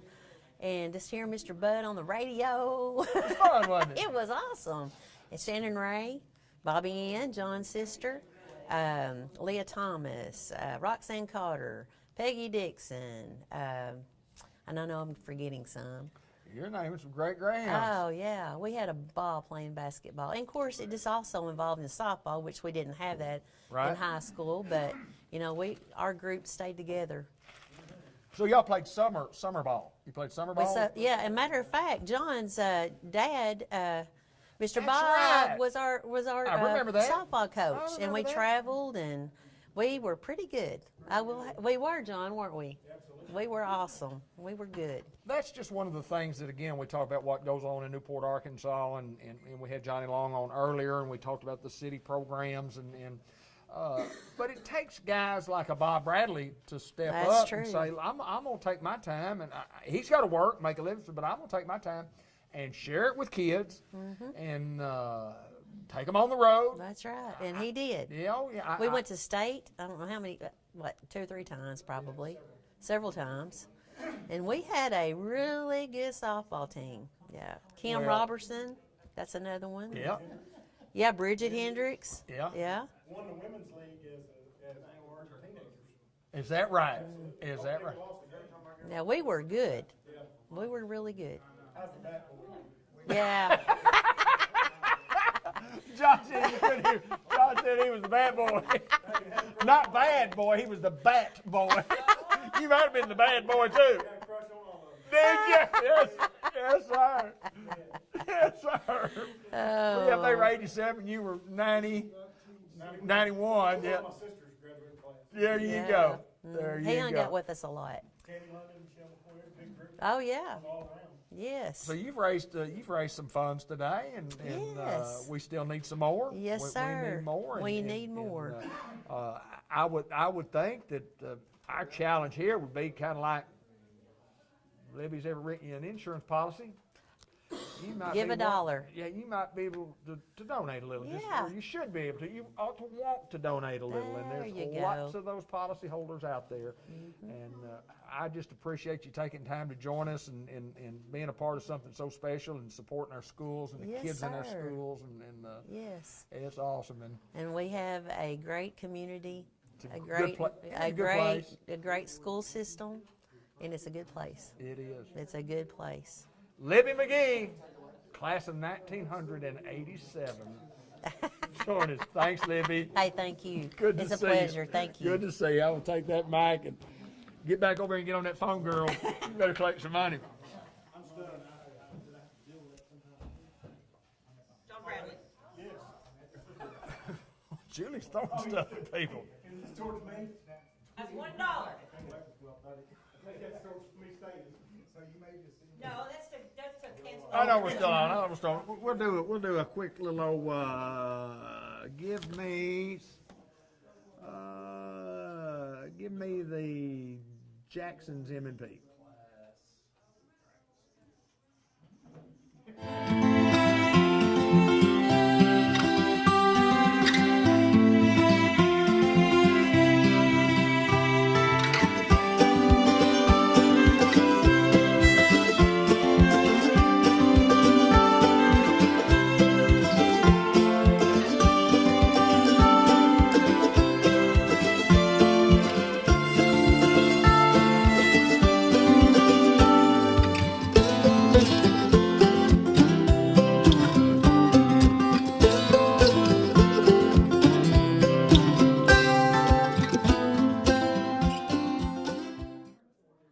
For years, the battle has raged about who has more spirit, Newport Greyhound fans or the Batesville Pioneer fans. Let's see if we can go find out. I was a student trainer for the Pioneers, and I can tell you that no other team plays with as much heart and soul as they do. Go Pioneers! I've been a Greyhound football fan for over 50 years, and we all know there's magic in those orange helmets. 50 years, I didn't know we were competing on who had the oldest fans. Thought we were talking about who had the best team. And you're going to need some magic because Pioneer never quits. Give me just a second. I'm allergic to dogs. I've been sneezing all day. Hang on.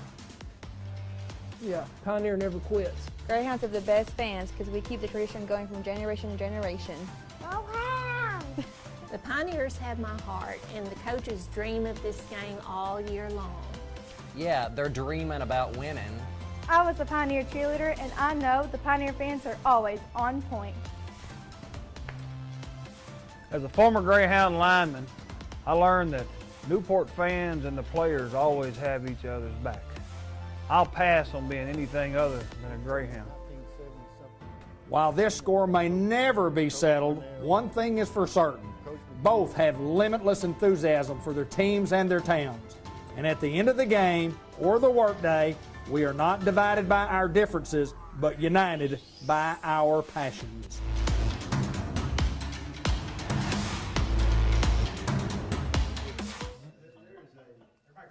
Well, you caught me with a mouthful. Kind of reminds me of those auction days. We would just eat on the auction, and sometimes you just have to eat, and I haven't had lunch, so. Fathead brought us some pizza. Very good pizza, too. I'm having me some. I know, right? As soon as I eat this last bite, we're going to talk to Judge Jeff Phillips. More grub.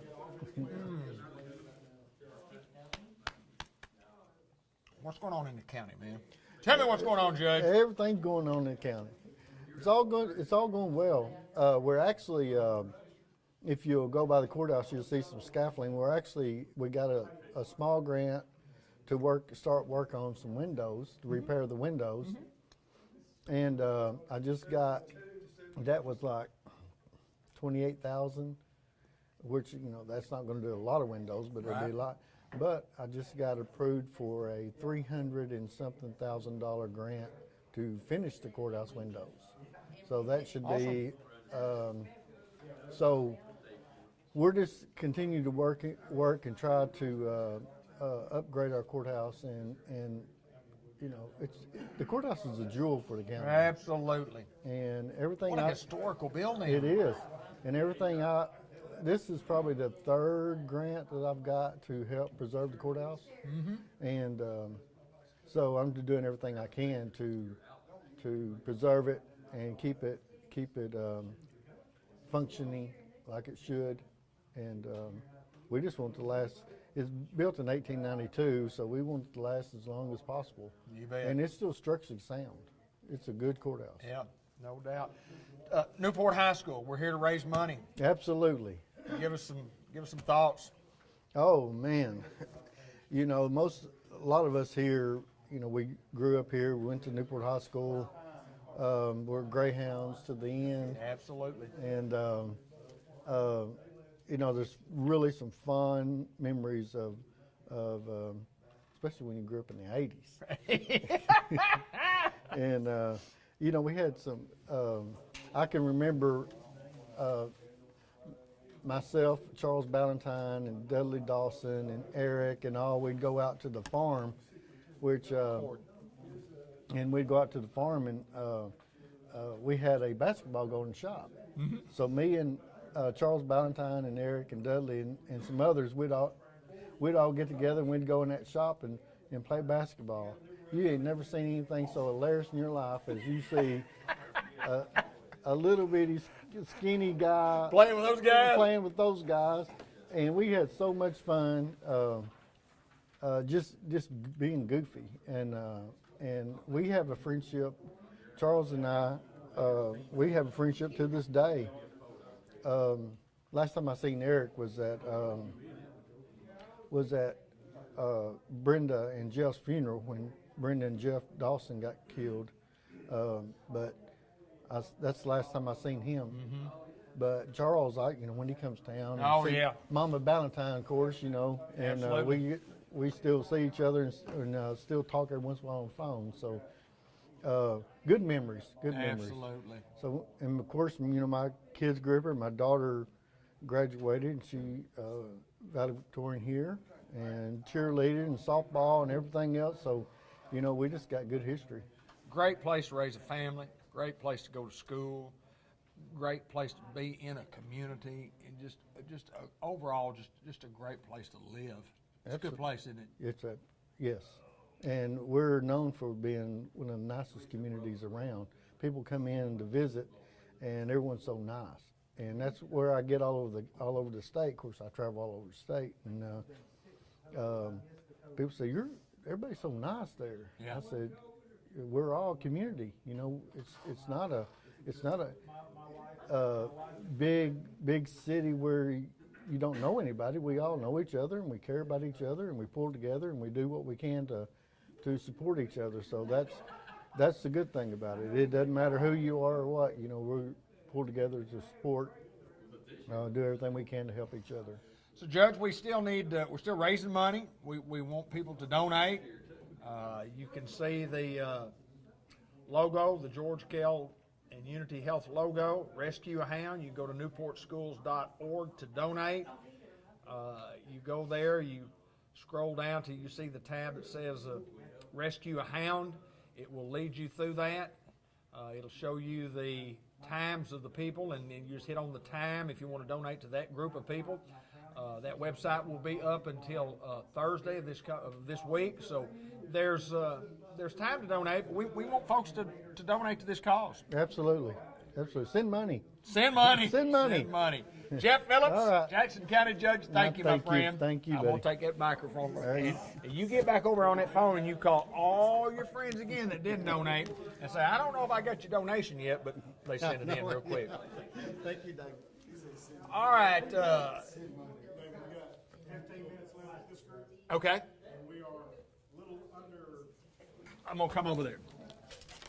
Over and get an upgrade. We're a little under $200 from being at 5,000 for this group. Okay, we have 480850. We're at 4809 for this group. We need a couple of $100 more for the total group to get to $5,000, and we definitely need that. We got a few minutes left before the next group comes in. I didn't get a chance to talk to John Chadwell. Let me Second place. Someone they need to send money. let me John, come talk with me for a minute. John Chadwell.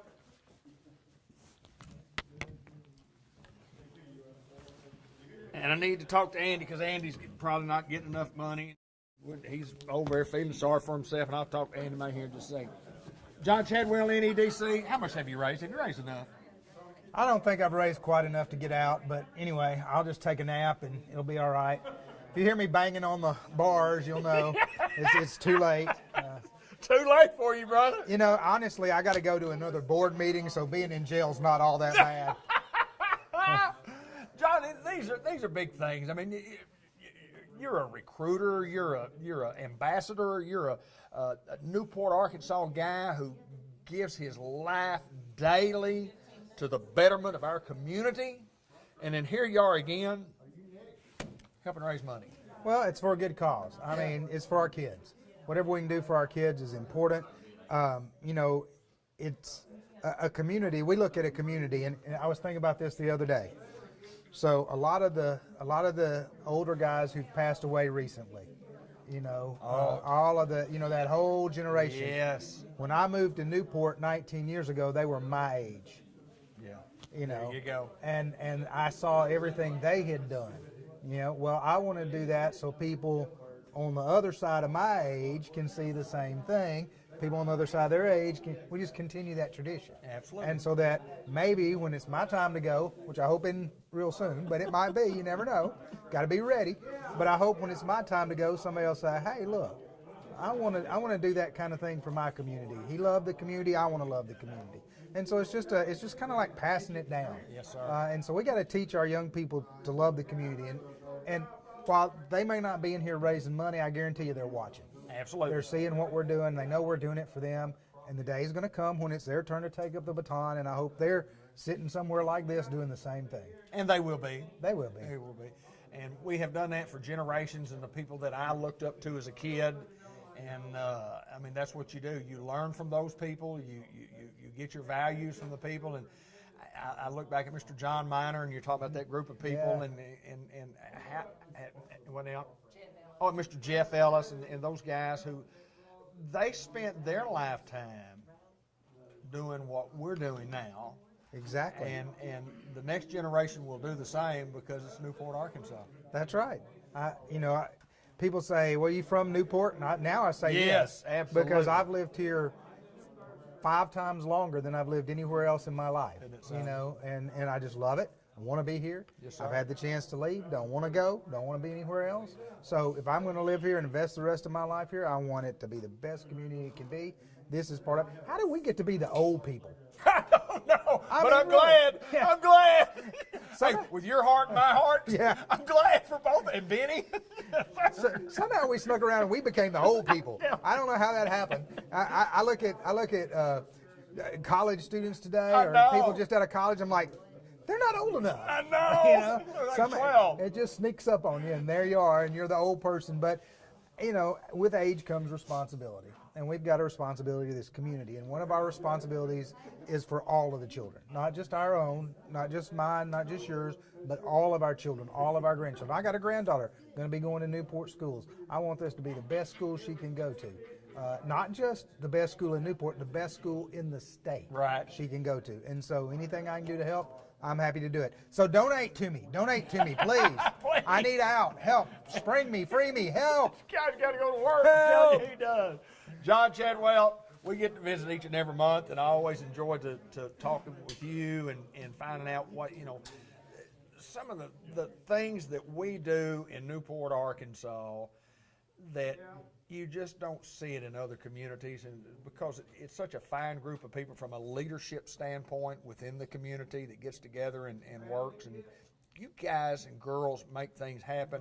And I had a lady tell me the other day, said John Chadwell told me best group within the office that he's ever had up there. It's just better. The job is, it's not an easy job for anybody that works there. It's a busy job for everybody that's worked there, and it's constantly changing. It's not a routine that you go through every day. It's different every day. Well, I want you to just look around the room. So, in how many communities could you go into where at the same time you got the leader of one of the largest nonprofits, you got the mayor, you got the county judge, you got the chamber director, you got the economic development director, you got the fire chief, you got all of these people, and this is just one section of the day. Right. You know, but you got all these people in the room cooperating, working for the same cause. Absolutely. I mean, that is just, you know, it's just amazing. And it's amazing that it doesn't happen in a lot of other communities. John Chadwell, Executive Director, Newport Economic Development Commission. Good to see you. Good to see you. Okay. Andy, come over here and talk to me for a minute before we got to get out of here. Where's our total, guys? Can you give me an upgraded total? Yes, sir. Well, he better hurry. Well, it doesn't matter. You're staying, so. I'll put it on.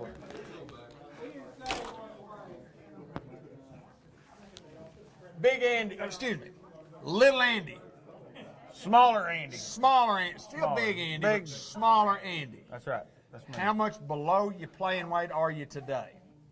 Probably about 25 pounds. 25 pounds below. Below, yeah. Not many people that ever played can say they are below what they played, but you are. Now, you did get a few pounds over your playing weight. My peak weight in 2011 was 365 pounds. That's a big man.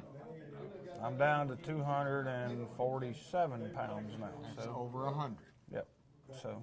That's But when you have a 7-year-old at 40, when you have a child and you realize that you got to stay healthy to you better get him through high school, you know, be 58 by the time he gets out, you know, you think might ought to take a little better care of yourself, you know. So yeah, I had some health issues and you know, like them little Debbies too much and had to get off of them and. So you know, hey, it's all good. So M&P Insurance Services, and you guys are a community giver for sure. Talk a little bit about that. I've been there 12 years. I'm the assistant vice president over the benefits department, which does the employee benefits and life insurance, health insurance, Medicare insurance. We've got a great team. You know, I mean, we've got our personal lines department that does the home and the auto, and then we've got our commercial department that does all your commercial stuff. I mean, we're a full service agency. It's pretty much, I don't know if there's anything we can't insure. We can find a market for it somewhere. So, Andy May, thank you for participating today. I know you guys got to get out of here. We've got the next group coming in, but old Newport Greyhound, what year did you graduate? 1993. 93. Coming up on that big 30-year reunion this year. So. Yeah, well, you know, Benny Smith said we were coming up on our 50-year reunion. Yeah, 50-year. Hey, good to see you. I'm glad to be here. Hey, you've got till Thursday now to go on here and donate. I posted a link on my Facebook page, and y'all know every time I get on Facebook, I'm asking for money because we're doing something all the time. So we get on there. They're gonna let me go. They're kind of giving me. I'm getting released OR here. So, but I do need to raise some money to meet my commitment. So y'all get on there and do it for me. Before you get out of here, Linda, go to let's do the Newport Batesville Revisited once again before we get this next group coming on. When we get on there, we'll let Andy go. And always great to be a Greyhound, my friend. You got us found up there?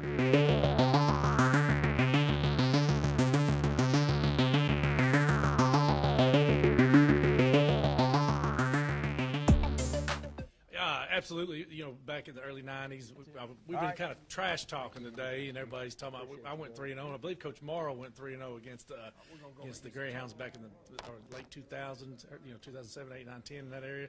So it's gonna be fun. You know, he worked on the south side for a little while. And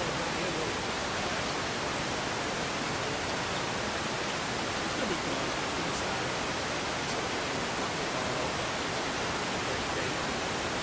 A lot of us never wanted to drop that style. What are just some of your personal favorite memories from playing my favorite memory personally, as I hadn't coached in it at all, but as a player, I had 9 tackles and interception and a 50-yard touchdown run my senior year against them, win 49-6. I'd have to say that's my favorite. I was player of the game that game, so there you go. Probably the most exciting game was the 6-2 game in 1990, which Bradley, our superintendent now, John Bradley's senior year. We were up 6-0, and we were on our own 2-yard line, and we had to take an intentional safety so we could get a little breathing room with about 3 minutes left in the game. And they drove down, and the story tells that they drove down, and the receiver ran the wrong route, or they would have beat us at the last play of the game. But it is what it is.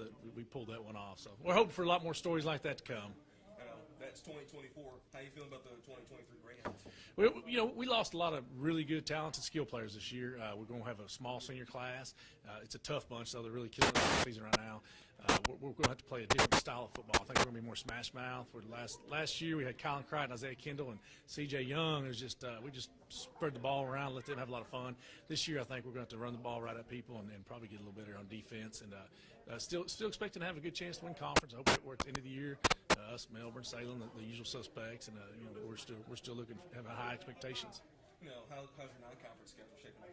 Same as last year, really hard. We have 2 4As, a 5A, and an Osceola, who's a 3A, which is top notch. You have Osceola, then BB, we go to BB.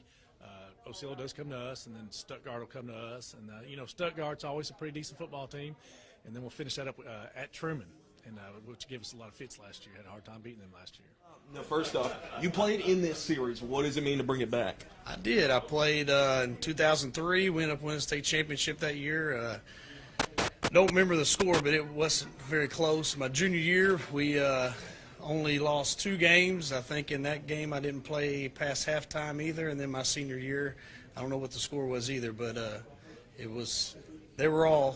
didn't play much in the second half. So, no, I'm excited to get the game back on. I know the kids are going to be excited. The town's going to be excited. Like Dr. Hester said, we're going to roll in with the sirens going and kick the door down.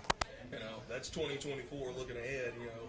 How do you feel about 2023 squad? Oh, we're painting the picture right now. I think our strength of our team is going to be our defense. We've got 3 of our linebackers all coming back.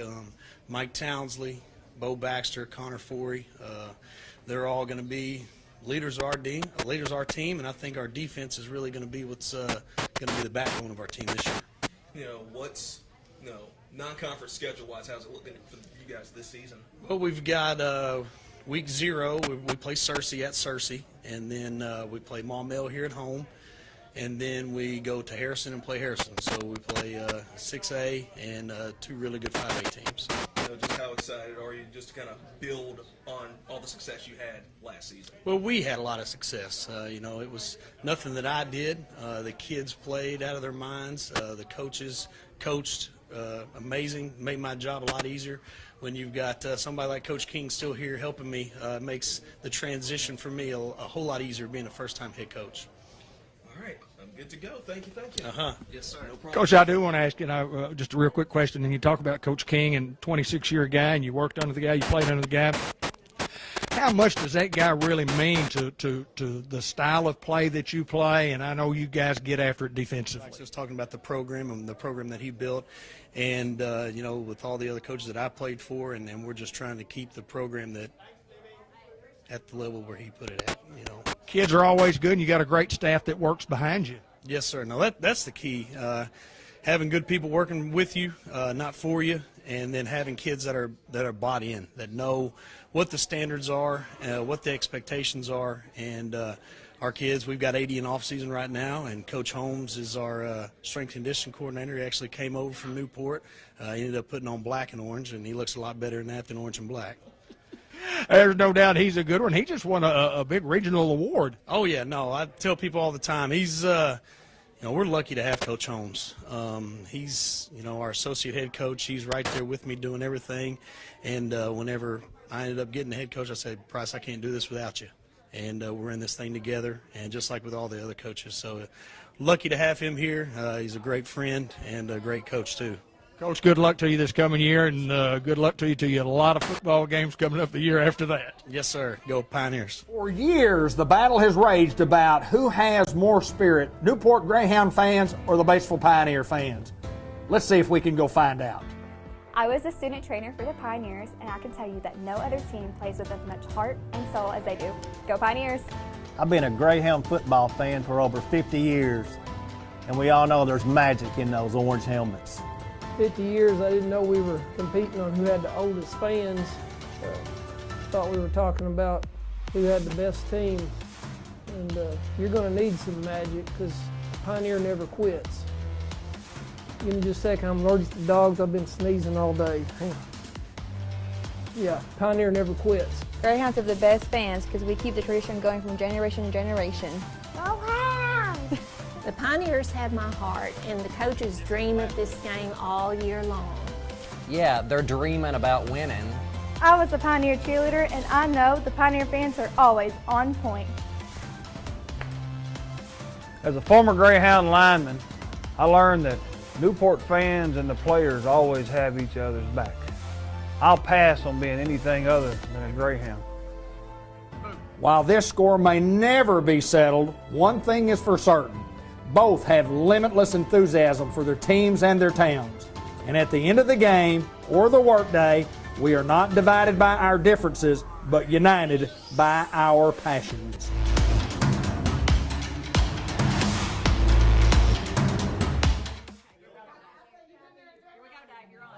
Okay, we got the third group of folks coming right up, and in this group, Robert Martin, Scott Cooper, Jennifer Keedy, Iris Clark, Alan Gons, Colonel Ed Jones, Deanna Long, who's sick today, but you can also donate to her also, Lauren Sampson and Malcolm Haywood, and those will be the people that we will be keeping in the jailhouse, keeping in the Hound Pound, and we're going to try to rescue these people today somehow, and all they have to do to get out is raise $250 per person, and in doing so it shouldn't be real hard to do, and we'll get to the numbers as soon as they get all the pictures done. I'll make the announcement. I'll go kind of check on the board once again and let everybody know where we stand total,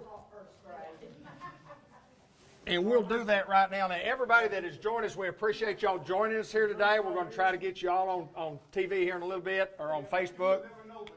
But here are some of the totals that you folks would be very interested in knowing, because your group right here, you have your work cut out for you, and I say that in all fairness. Our goal coming in, and we're live on Facebook right now, our goal coming in was we hope to raise $7,500. If everybody got $250, we're going to raise $7,500. We set our goal and said, okay, let's shoot for 10 grand. Let's shoot for 10 grand and see if we can make that go. Now, here's our total goal. Here's where we are right now, totally for the first two groups. And for the first two groups? First two groups total. $14,150. Now, you guys as a group have already raised $1,275. So good for you. But y'all are way behind the chains. You know when you hit football on first down and you lose 5 yards and the announcer says they're behind the chains? Well, we had a first down, and this group so far has lost about 12 yards. Everyone's already spent their money, David. They have, hadn't they? Well, if you'd have done any research ahead of time, you'd already had that money collected. And some of you have, because I see it right here on the screen. So I know you've done your research. You've done your research. And just to kind of, Robert Martin already has $25. $525, my friend. $525. Excuse me. I do have my glass of $500. Thanks for the donation, Robert. $525. Jennifer Keedy has 110. Iris Clark, 235. Alan Gons has 50. The good Colonel Ed Jones with $85. Deanna Long has $10. Lauren Sampson has $260. And Malcolm Haywood is about to scratch the surface with a donation if he can get somebody to call something in. You can't call it in. You got to get on. You're like me, Malcolm. I know what you said. You send out a text and say you got to go to a link, and they say, if it's friends like us, they say, what's a link? You know, what do you mean go to a link? What does that mean? Well, I don't know what it means either, but that's what they got to do. Hey, cash, just bring your cash. If it's for Malcolm, just bring some cash. Malcolm, come talk to me for a minute. Come talk to me. Drop it off. Malcolm Haywood, Newport High School graduate in the class of 76. I was going to say 76, 77. Yeah, I was close with it. We're not far from the same No, age no, there. I'm just a little older. Yeah, I'm just a little bit older. because I got a 50-year reunion coming up. Yeah. So Malcolm, here's my first question to you. That's probably the most important question. How is it that Lisa has gone into retirement? How's that working out for you? Well, actually, it's working real good for me. Good. I've got her busy on the farm. You know, I was. I knew you'd do that. I knew you'd Yeah. have to go to work. Yeah, you know, retirement I don't think is exactly That's what not most it. people think that it is. It's just a change of pace. Is all it is, David. So. She's going to have to go faster then, isn't she? She is a lot Yes, faster. yes, sir. Yeah, because Ben we're Black getting is older. in the house.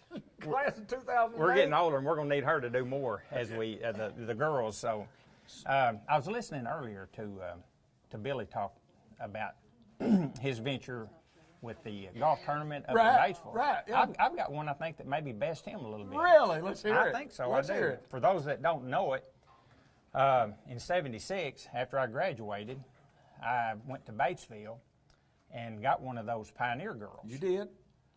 And she was actually a prancer. Here they're called whippets. Right. So she was a prancer. So I got one of those girls and I brought her back and married her. And now she worked here at the school for 36 and a half years. So she is actually a true, full-blooded greyhound. You know, I've always said there's a lot of difference between orange and black and orange. Yes, there is. The Pioneers are black and orange, and the Greyhounds are orange and black. And she exemplifies one of those great orange and blacks. And coming from such a background that she had to come from, I say that in all jest because I have a lot of great friends in Batesville, Arkansas, and we have a video about the Newport-Batesville rivalry revisited. But you did well converting her over, I guess. Well, I hope I did. You know, we have you know, quite a history. You know, even starting with my dad and your dad. Absolutely. We have a lot of history here in Newport, and you know, Dad came down in the '50s, and of course, you know, Dennis graduated in '73 and played football. Stan, my younger brother, graduated in '84. Right. Of course, he was a basketball star Right. and played football too. And I graduated, no star, just graduated in '76, but played football. Yes, sir. And so we've got a lot of history. Isaac, my son, graduated in '98, played football, and Brandy graduated in '02. And of course, you know, she was cheerleader and involved in about everything that you could think of. So we have a good the history Haywood right here. name runs deep in this community for sure. Runs deep, you know, lifetime for me, you know, and boy, Mr. Shirley Haywood and my dad were good buddies. I mean, real good They were. buddies. Did a lot of business together, and you know, it's funny. I was talking to Dennis. It's been a couple of years ago. We're at the ballpark. He was telling me some stories about your dad, and let me tell you what. If there's one guy in my life that I, you know, had him on a pedestal, and here's my guy, and do no wrong, and never said a bad word about anybody, or not a tough guy at all. And Dennis says, "Well, let me tell you a couple stories about Dad," and told me a couple things. And I said, "Well, that's pretty cool. It's interesting to say the least." Yeah. But anyway, I'm not going to ask what it was. No, please don't, because I can't tell it. I can't tell it. But it was a lot of fun to reminisce with him on some of the stories that he told me about your dad and my dad. And then we talked about us all growing up and all playing ball together. And I played with both of y'all. But it was fun being a Newport Grant. It was fun going to school here. It and was. It still is. I mean, It is. It's still fun. It is. You know, and Lisa, 36 and a half years. Yes, a commitment, total commitment. Yes. Yeah. Talk about that part of it. Just being a Newport Greyhound and getting an opportunity to go to school here and watching kids grow and watch your own kids grow here. Talk about that. It's been exciting for me. I'm kind of a small town, you know, homeboy. Yeah. I never did like, you know, the bright lights and, you know, the big cities or anything like that. And I always wanted to grow up here. And it's been a great experience for me to be able to raise my kids here. And to see all of those other kids that have grown up here and be involved in them. And that's one thing that's really been good for me, that Lisa working here at the school gave me more opportunity to Absolutely. be involved. Absolutely. And, we always was involved in all the activities. Lisa, of course, she would get me involved in them as she was involved in them. And one story I can tell you was at the prom, as we always were involved in the prom and decorations and doing those things over the years. And it came up to Brandy being a senior, and Lisa and I talked about it, and we thought, well, we may want to bow out since she is a senior and not be involved and let her kind of have some freedom there to herself. And Brandy said, if y'all not going, I'm not. So we continued that tradition until just a few years ago. Is that So, right? yeah. Yes, sir. She I sure love did. it. I love she it. sure did.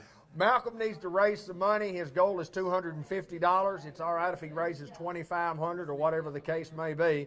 We'll go over more some of those upgrades of monies here in a little bit. A little over $15,000 for the day. Our goal now is, we're going to try to get to $20,000 and over if we can. And I know we got a great group that we're going to talk to, and hope you folks are over there. They are. Everybody's quiet over there. They're on their phone. Yeah, fine. I don't know what a link is. The only thing I know is it has something to do with pork and sausage. That's all I know. Malcolm Haywood, my pleasure. Donate some money to this guy right here by going to that link that they keep talking about. And you have to go to newportschools.org to find it. And if you navigate through there, you go down to, I guess, go to news, and then right below the news is Rescue a Hound. Hit on Rescue a Hound. Donation links. Hit on the donation links, and then you have to Click the time for whatever group you want to donate. time frame. Hit the time on whatever person you want to donate to. You just hit that time frame, and it shows right up. And then you can fill that out and do it. Malcolm, good to see you, brother. Malcolm Haywood, one of the great Haywood boys, and one of the great families in Newport and Jackson County, and we're raising money. And we have any new totals that we need to look at for this group in particular that we could come over? And I've lost my sheet. I left my sheet over here. This group's at $1,370 right now. Oh, $1,370. Y'all are doing fantastic. Scott Cooper, got here, buddy. Scott just came in. I know. I'm saying.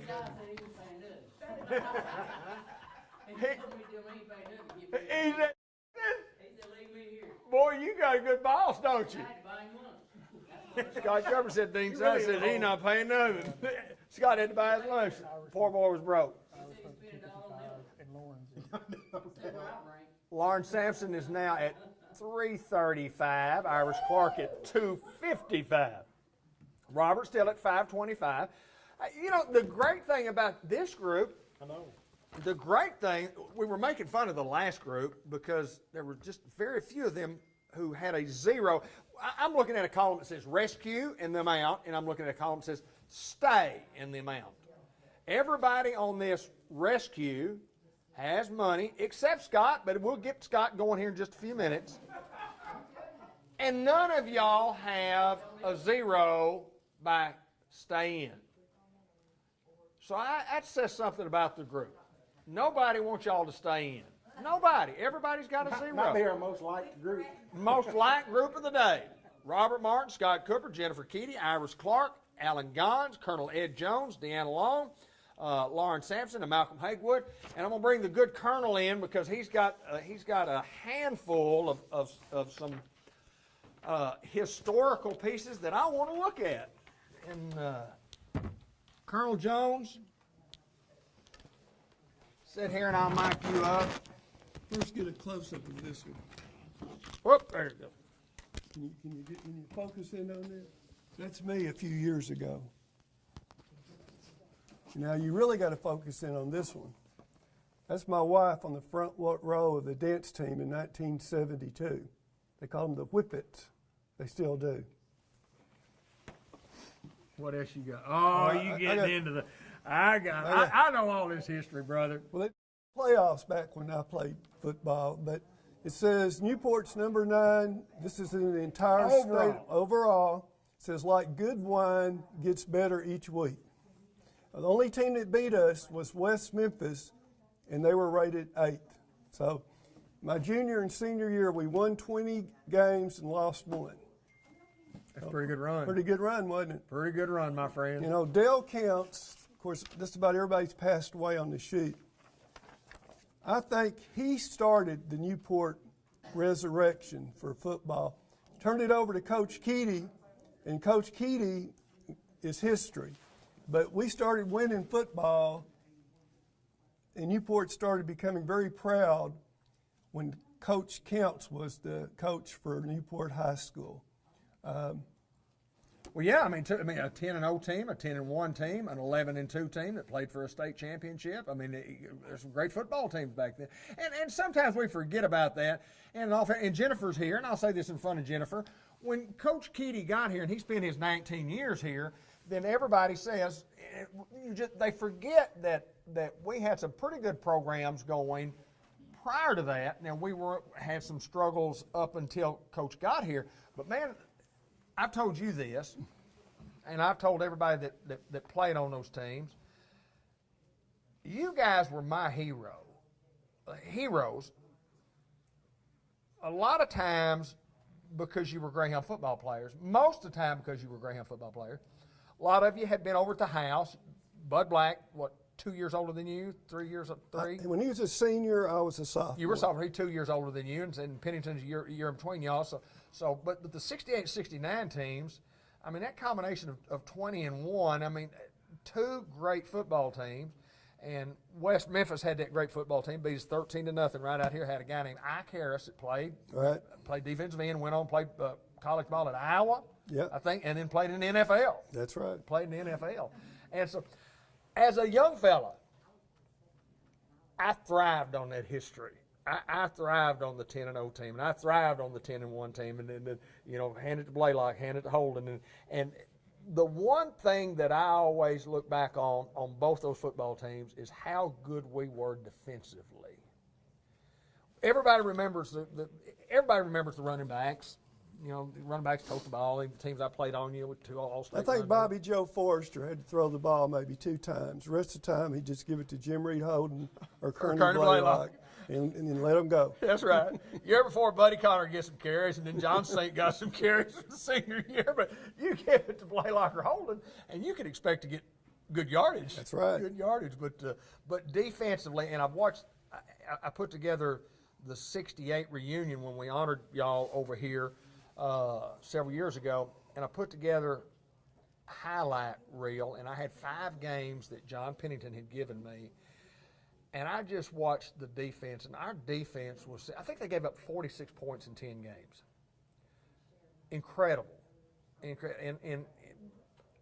we're doing like the Newport, the greatest Newport Greyhounds right now, and people say, who's the greatest of this, who's the greatest of that? I mean, different eras, different people, but man, that era you guys played in, and I played in that era too.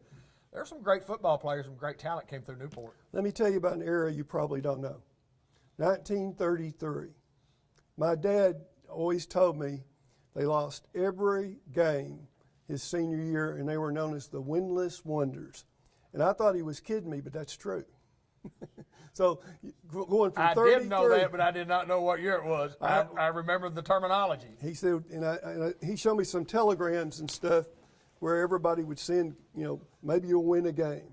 And they lost every game his senior year. Is that right? Of course, he ended up going to World War II along with his 3 brothers, and they all made it back alive. So turned out okay, but our tradition wasn't always winning. Right. But even then, he still had fond memories of the Greyhounds, and they lost every game. A couple of things real quick, and you mentioned the Whippets being the dance team. Do you know we had Whippets? Oh, we got some more stuff. These are some of the telegrams that they didn't have any telephones or anything, so they'd send telegrams. That's to my dad. Win, lose, or tie.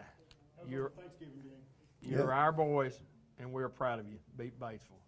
That's awesome. Now, Batesville was just like homecoming. When we played Batesville, we had royalty the whole 9 yards. Yeah, both teams had royalty. Yeah, both teams. When we played here, they brought a queen and 4 senior maids, and we had a queen, 4 senior maids, and I'll say that quickly. When we went up there, we did the same. But just tremendous history going way back, and yeah, I don't know what I did with it. There they are right there. Yeah. Okay, that's the Batesville homecoming royalty, or Newport, but that's our, just like homecoming. And then that's our homecoming. Yeah, different royalties. Different girls, different guys. We did that every year. So it's a big deal. Do you know we did it every year and we quit playing? The last homecoming game was in '68. And do you know in '69 and '70, you do in '69, we had not a Batesville royalty, because we didn't play on Thanksgiving, but we had a senior royalty. Only 2 years in a row. Wow. The school agreed. Said, we said, that's such a tradition. We got a royalty. What we're going to do? Said, well, we'll go 2 years. I did not realize that till I started doing my research for the greatest Newport Greyhounds, and I found out, I said, well, why is there a senior royalty? And I do remember that now. Another thing I was going to mention to you, and I got one other thing to get to you and talk about your career. Whippets. You'd mentioned the Whippets. Yes. We had Whippets in the 40s and the 30s, too. Did you know that? I didn't know it. The girls' basketball team was called the Whippets. I didn't know it. My mother was a Whippet in 1941, 42, and 43. She graduated. Wow. Or 42, 43, and 44. She was Newport High School Whippet. And she was a girls' basketball player. And there's a website, something to do with the Jackson County Library, that you can go on and you can look and research annuals that go back to 1914. Wow. And 1915, and then there's no 16, 17, 18, or 19, and then there is one in 20. I can't remember what the first ones were called, but in 20 it was called the Black and Gold. And then somewhere along the way, and I can't ever find this information when we changed to the Greyhounds, but I want to talk about not Eddie Jones, the football player. Don't want to talk about Eddie Jones, the guy that graduated from Newport High School. I want to talk about Colonel Jones. A lifetime of giving to our country and still giving to our kids like we're doing today. Thank you for what you have done for all of us so that we can do what we do today in a free country, in the greatest country in the world. Tell us a little bit about your history from leaving Newport, Arkansas, and the journey to get back. I will say this, it goes back to football. When I went to West Point, it wasn't a welcoming ceremony that I'd hoped for. There wasn't anybody there to say, you're such a cool guy, we're really glad that you're here. From as soon as I said goodbye to my mother, I had 4 people screaming at me for about 60 days. And it goes back, though, to the Greyhound. I always think back to 2-a-day practices. If I can make it through 2-a-day practices, I can take about anything. And I really would think about that. 4 years at West Point, made it through, did okay. Went into air defense artillery, shoot down airplanes.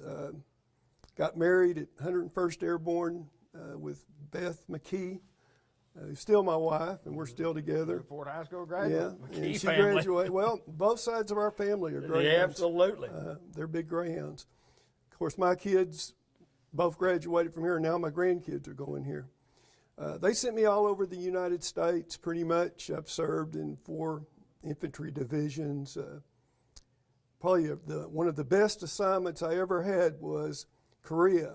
They told me I'm going to Korea right after I got married, and I didn't want to go. So I wrote a letter, a big long letter saying, just got married, send me anywhere in the United States you want to send me. I just got married, please don't send me to Korea.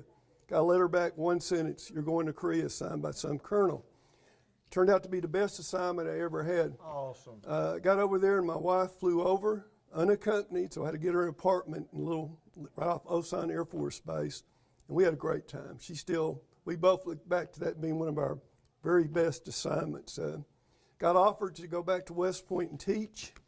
Again, that was at first I wasn't too happy about it, but the more I thought about it, for a family, you can't get a better deal.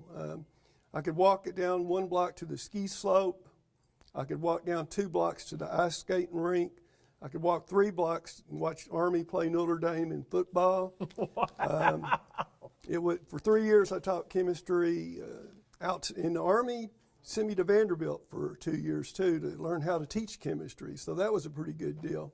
The Army's been good to me. And so we left West Point and continued my career till I was about a lieutenant colonel. And my dad had a heart attack back here, and they said, come on back to Newport. And when I came home, Bubba Parnell called my mother. Bubba's passed away, unfortunately, but Bubba Parnell called my mother, said, we got you a job. If you want to be the ROTC instructor, I said, sign me up. So I retired from the Army on 31 July of 1996 and reported to duty here 1 August 1996. I've been here for 27 years here. I'm the second oldest teacher in ROTC. I'm 71, but I'm still feeling young. Yes, sir. I spent 26 years active duty, so I got about 53 years in uniform, and I'm still wear the uniform and still enjoy teaching here too. Those of us who've never been in the military are not supposed to salute those that are in the military, and I won't salute you, but I will say we salute you, sir, for what you've done for all of us. I mean, it's just an incredible run, and it's incredible, just incredible numbers, but you've had a very distinguished career, and as you mentioned, a lot of that goes back to playing Greyhound football and what you learned. And well, Miss Gloria Holden, I don't know if she's out there. If she is, donate some money. There you go. She was my trig teacher, and I think someone else said, and I'll echo it, Newport High School prepared me well. Yes, sir. I was with the top students in the country, and I was right with them. My education was not lacking.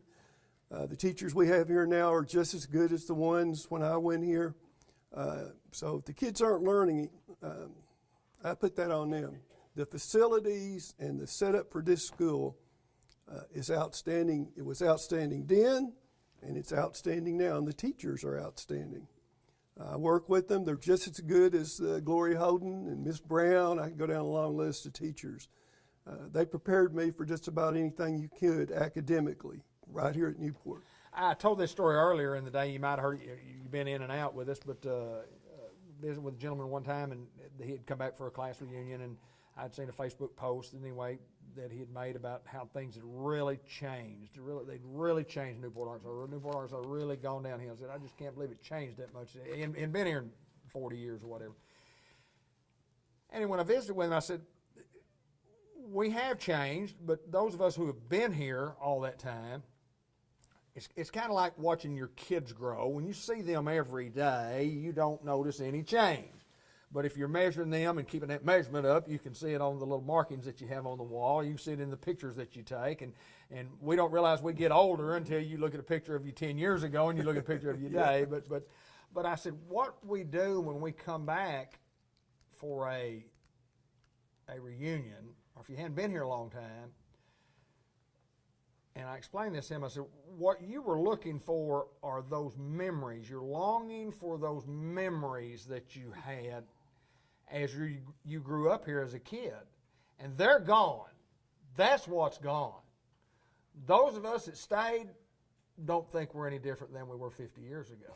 Those of us who come home and stay again realize that it may have changed physically, but the emotional phase of it, of being a Newport Greyhound, and you don't have to, and I talked about Jennifer today. I talked about Jennifer didn't go to school in Newport High School.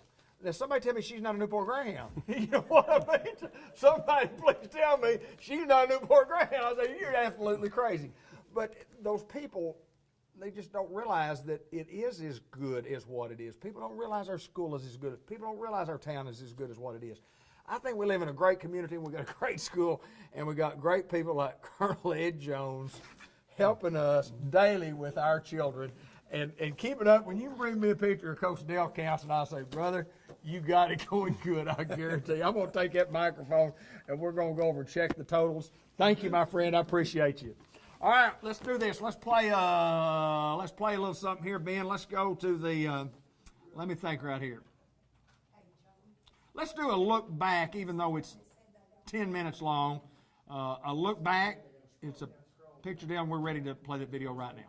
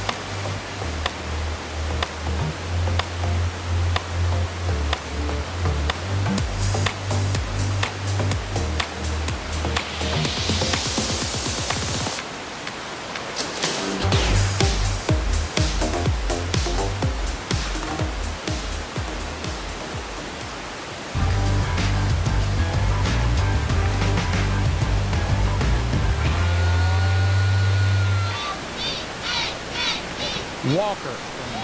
Screen left. Ellis breaks the tackle. Ellis breaks 2.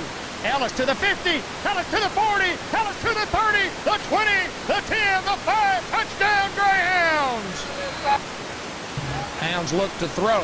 Walker looks. He throws. And it is complete. And what a catch by Ken Black, number 16. First down and 10 from the 27. Ellis wide. Kenyon with a block. Ellis to the outside. He's got a chance to go all the way. Ellis to the 40. Ellis to the 30. And he's going to be caught from behind at the 22-yard line. Valentine touchdown. What a job of blocking on the right side. Number 34, Jeffrey Valentine in for the score. I'm talking about, we had guys, Seth Thompson with a beautiful block. Seth was there, Bo Lacey was there, and I'm not sure. Complete, near a first down Ratliff. What a throw by Jordan Walker. Right here, a 31-yard attempt for the victory for the Hounds. Kurtner to Adams. He nailed it! He nailed it! He nailed it! Anthony Mulder nailed it! He nailed it from 31 yards. And Owens to kick again, and this one will be filled at about the 2, and the Hounds are going to try to return and do so. Who's got the football left? And we've got a wall to the 30, to the 40, he's to the 50, to the 40, the 30, the 20, the 10, the 5, touchdown Newport Greyhounds, and the Hounds are back in it. Most of this kid's warm-up was punting him about 50 yards. Spiral of a kick, fielded by Black. It's a 45. He comes to the 40. He's got a little room. He's at the 35, to the 30, to the 25, and down at the 24-yard line. Jordan Walker drops. He's got a man wide open if he can find him. Tyson Watkins in the air to Tyson at the 5. Touchdown Greyhounds! Return into Greyhound territory to start the game.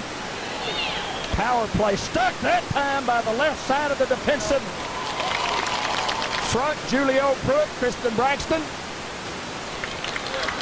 and Michael Shannon on the left side. Hunter Smith and Fred Brown, your Greyhound running backs. Trey.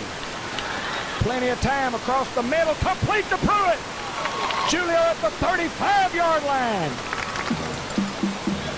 Power left. Quentin Alcorn. Oh, Quentin. Get in there, Quentin.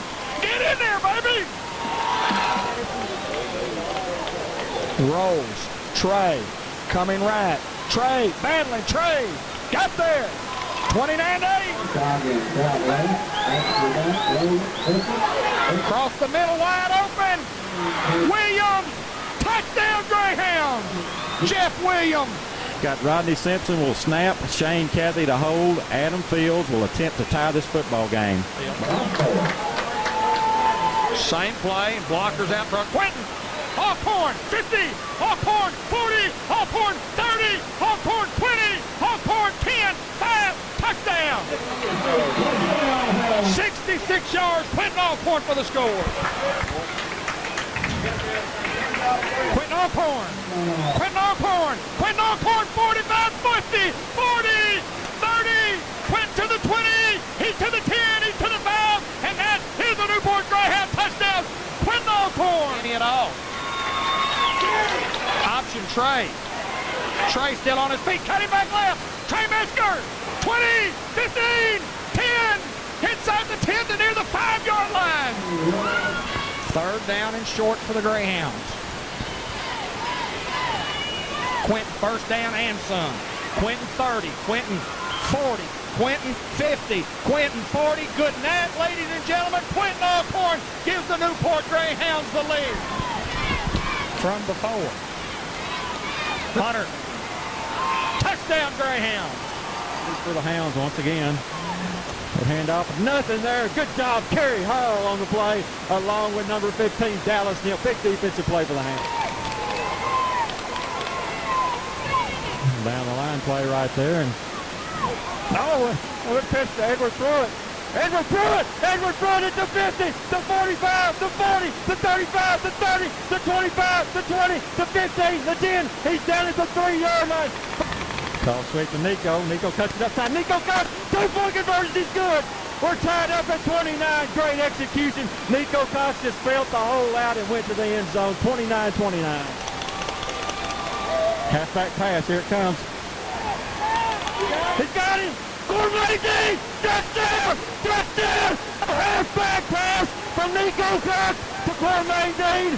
And you know Pocahontas has worked on that, but we still pull it off. The Hounds lead 35-32. Bennett behind Andrews. Watch that little hitch over there. Watch the hitch over there.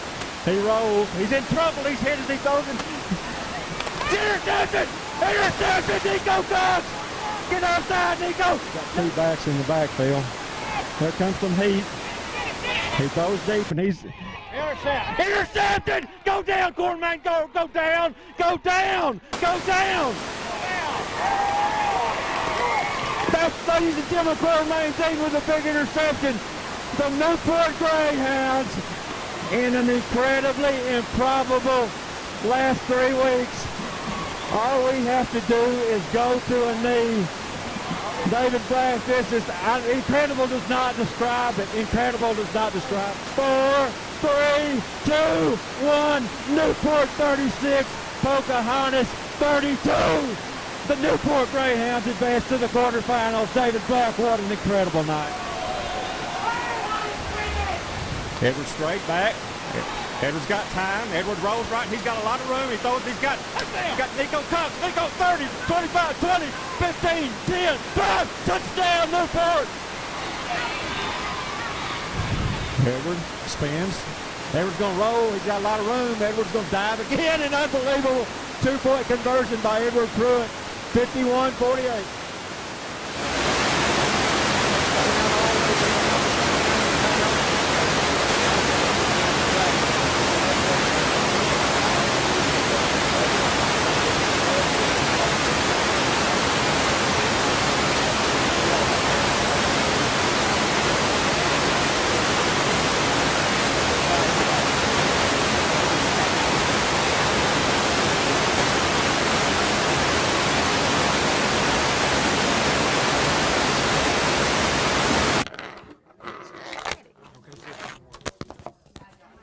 We're working on microphone check. See if that microphone check, microphone check, microphone check. Nothing? Static? You hear good? That's good. Okay. All right, we're going to change microphones here. We don't know why one's on static, but it is on static. But we're at the Hound Pound. You can hear that? Good? Okay. And we're rescuing hounds, and the hounds are in the house, and we're going to give you some upgrades on our... Let's just first go over this group that's in the house. Robert Martin has $525 to be rescued. Scott Cooper, $250.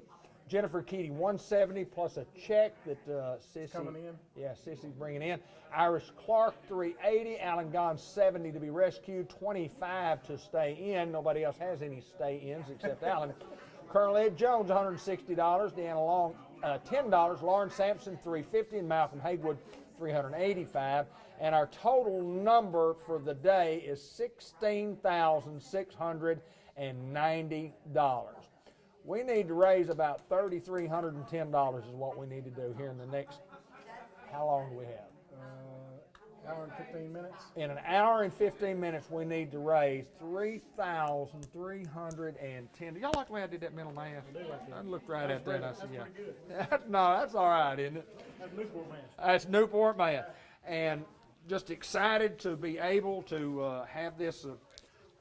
I started to call it a radiothon. It's actually a Facebook-a-thon at Newport High School. And John Bradley and his crew hosting this for us. And we'll see if I can get Robert Martin to come talk to me for a minute when he gets through talking for a second. But it's been a great day so far, but we need to raise more money. You can go to the link, and by going to the link, you have to go to newportschools.org. You could ask him, whatever, newportschools.org. John Bradley, come talk to me for just a minute. Let's go over this one more time. Let's make sure people know how to get to this link. And I've only got one microphone that's working right here. You're good. So, yeah, you're good. We'll just do it right here. Okay. All right, tell us what we got to do. What is a link, number one? Yeah, go to newportschools.org. scroll down to where it says news, and there's a tab for Rescue a Hound donation links. Click on that, and it will have the 3 groups that have been in, the 8:30 to 10:30, 10:30, 12:30, 12:30 to 2:30. All the people's names listed in those groups. Click on the time for the group that you want to donate on. It takes you to a Google form. Fill that out. There's a drop-down box that you click. It says choose a hound. Pick the person you're donating for. Click the box on if you want to keep them in or get them out. Put your donation amount. Hit submit, and we'll take it from there. Simple deal. Simple. We're going to try to raise about $3,300 here over the That would course be of awesome. over the next hour and a half to try to get to an extended goal that we have. We had a goal, we reached a goal, we set another goal, we reached that goal, and we're not trying to be greedy, but let me tell you what, every dollar goes to a good cause, and the cause is... Yeah, we're buying supplemental academic supplies for our teachers, and we're probably splitting this 50-50 with between athletics and academics. So, and then buying meals for our students on away games on our and other groups too. We'll do it for our other groups too. So. It's a good cause. Well, we've had a successful day thus far, but we want to really cap this thing off and really make it extra successful. And when you get on Facebook Live, and as many followers as we have, we know we're around the world. We have people that have donated from many, many states, and we looked at the list early on, and we were at like 6 different states, and I know that list has grown, but people are coming. What now? What I need to do? Hand down. Oh, put my hand down from here. Oh, my hand was okay. Okay, I got a director out there, Linda Blake. She directed me on what to do. She's trying to take care of you. But John, it's been a good day thus far, and we'll talk more at the end. But yes, sir. It's been a very successful day. Oh, absolutely, better than I would have imagined. You know, the community's gonna be very supportive and do a lot of things. And we've had such a good group of people that have come in and donated their time for us. And obviously, you want to get people that are really well connected to. Absolutely. And so they've done a good job of getting people to donate, and everybody realizes it's a good cause. And like I said, we've surpassed the original goal that we had. We would love it if we could double it. So be awesome. That'd be a great day. Yeah, absolutely. John Bradley, he's the superintendent of Newport High Schools. I'll let you get back over to the computer. We'll come over there in a little bit and get an extra update. We're going to get Robert Martin to join us and talk a little fundraising here. And Robert Martin from the class of 1989. Well, that was a good class, wasn't it? It was. It was a wild class, wasn't it? A little bit. We had fun. Hey, listen, when you talk about the Martin name, and when we talk about history of people and families and so on and so forth, the Martins have been involved in the school business here for some time in some fashion. Mm-hmm. Kind of give us a history lesson here. Well, my grandmother taught at the Walnut School, Anna Martin. Right. My granddad, I think, oversaw the construction on Gibbs Albright. He did. And my dad was assistant superintendent for a long time. Sure. And my mother started teaching, I think, after I was in 2nd grade and retired 10 years ago or something like that. It's unbelievable, isn't it? Mm-hmm. And the Martin name still continues today, as it always does in our schools. And talk about that. You talk about 1989 and 80s. What was it like then, and what do you kind of see now? What?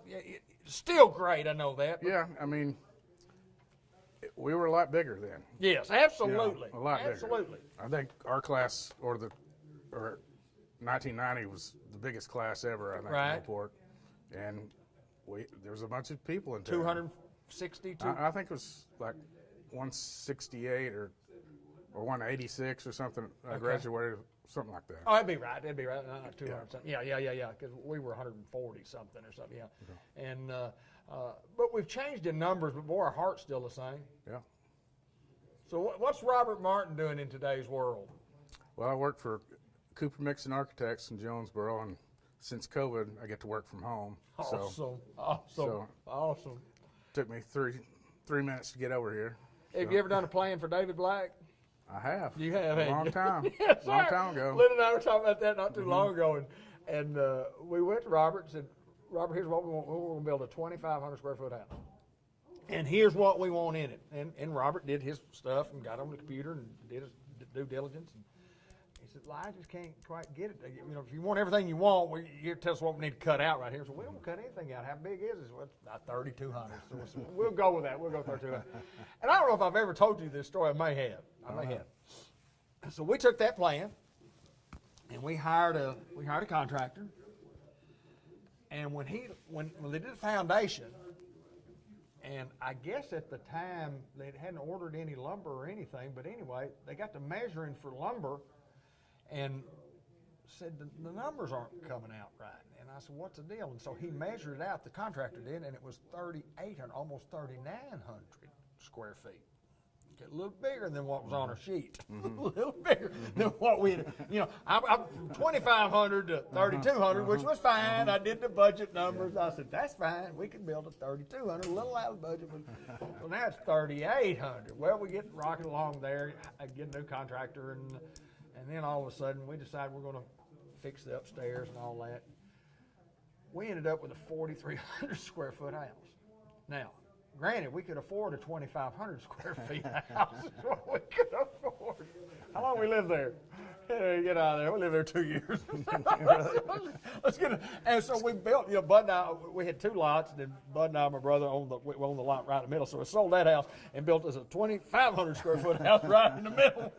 Well, we had a good plan. Yeah. We had a good plan, but raising money for a good cause, and I'm sure you've sent out messages, and people have responded, and it's always good to give back to our kids. It is. And at Cooper Mixon, we're working with Newport schools. Right, and so it's a good relationship. Absolutely it is. He's Robert Martin. He's from the class of 1989. If you want to make a donation, donate to that cause that we built that 4,300 square foot house when Robert drew up the plan for us at 3,200, just like we were going to have to. You got to give up something, Dave. We can't make this. How you got to squeeze your kitchen. We don't want to squeeze the kitchen. You got to do this. Well, I think you had to have a huge beam for that bonus. That's right. That's right. Yes, that's exactly right. Crazy like that. It was nuts, wasn't it? Thank you, my friend. All right, we're gonna go check the figures out here real quick and see where we are. I left my papers over there. I got to get this to go that way. John Bradley and Joy McKnight steadily working on our numbers right here. If our numbers change, haven't changed very much. Not a lot. Okay. Jennifer Keedy is up to 220. Jennifer Keedy's up to 220. Iris is at 385. 385 for Iris Clark. So those are the changes, and then the total number. For this group is 2430. 2430 for this group, 16,795 for the day. So we're still close, and we still need some donations to come in, and but our group is steadily working, and I'm going to visit with Iris Clark and Jennifer Keedy and see if we can get some extra money coming here. Miss Iris Clark, do you have a moment, please, ma'am?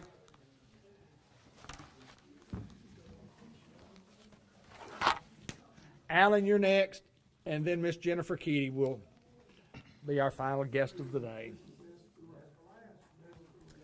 Miss Iris Clark, and she's the class of 1982. Go Hounds! Looky there. Represent, huh? I knew that. I saw it. State champions. That's exactly right. 1981. What a great school year for Newport, Arkansas. Yes, sir. 81, 82. Talk a little bit about that school year.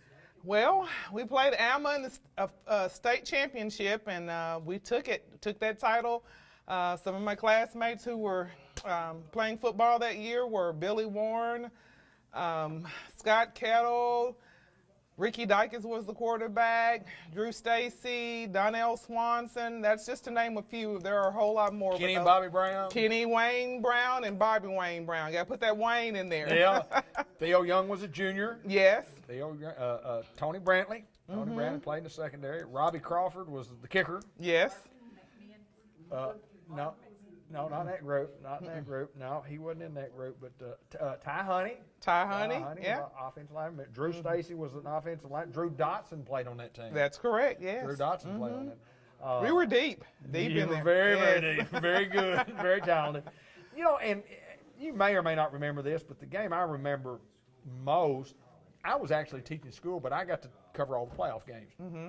We went to Stuttgart, the defending champions, the week before we played Alma.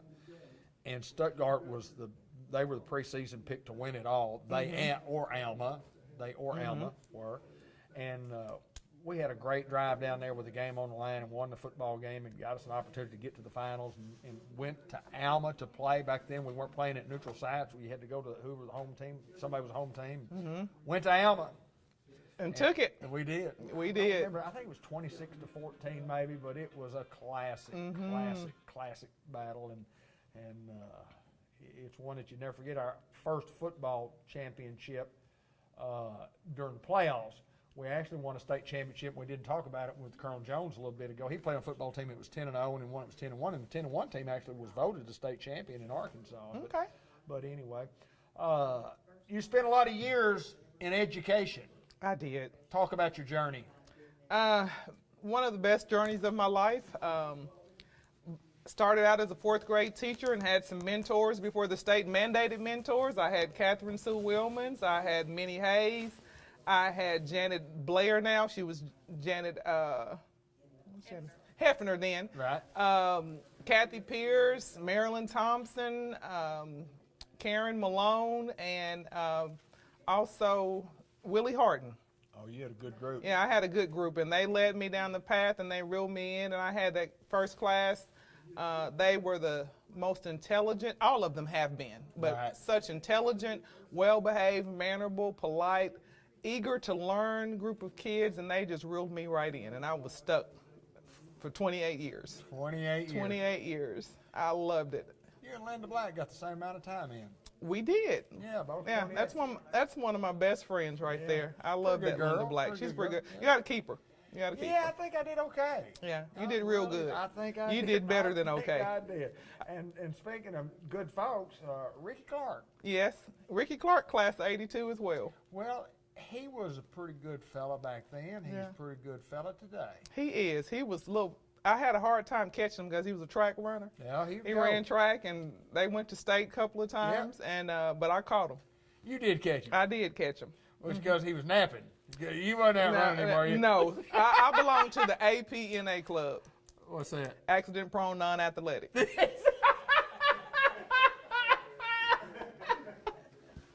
Well, that didn't happen to your children. No, it did not. They got it from their dad. They're pretty good athletes, and those grandkids are too. Oh, isn't it something? Yes, yes. Talk about where the kids are. My kids are both in Texas. Renita's in Crawley's, Texas, and Mayshawn is in Little Elm, Texas, and they're doing great, and they're great parents. They make us proud, and got 2 of the grandkids at the house napping, so y'all bail me out so I can get to my grandkids.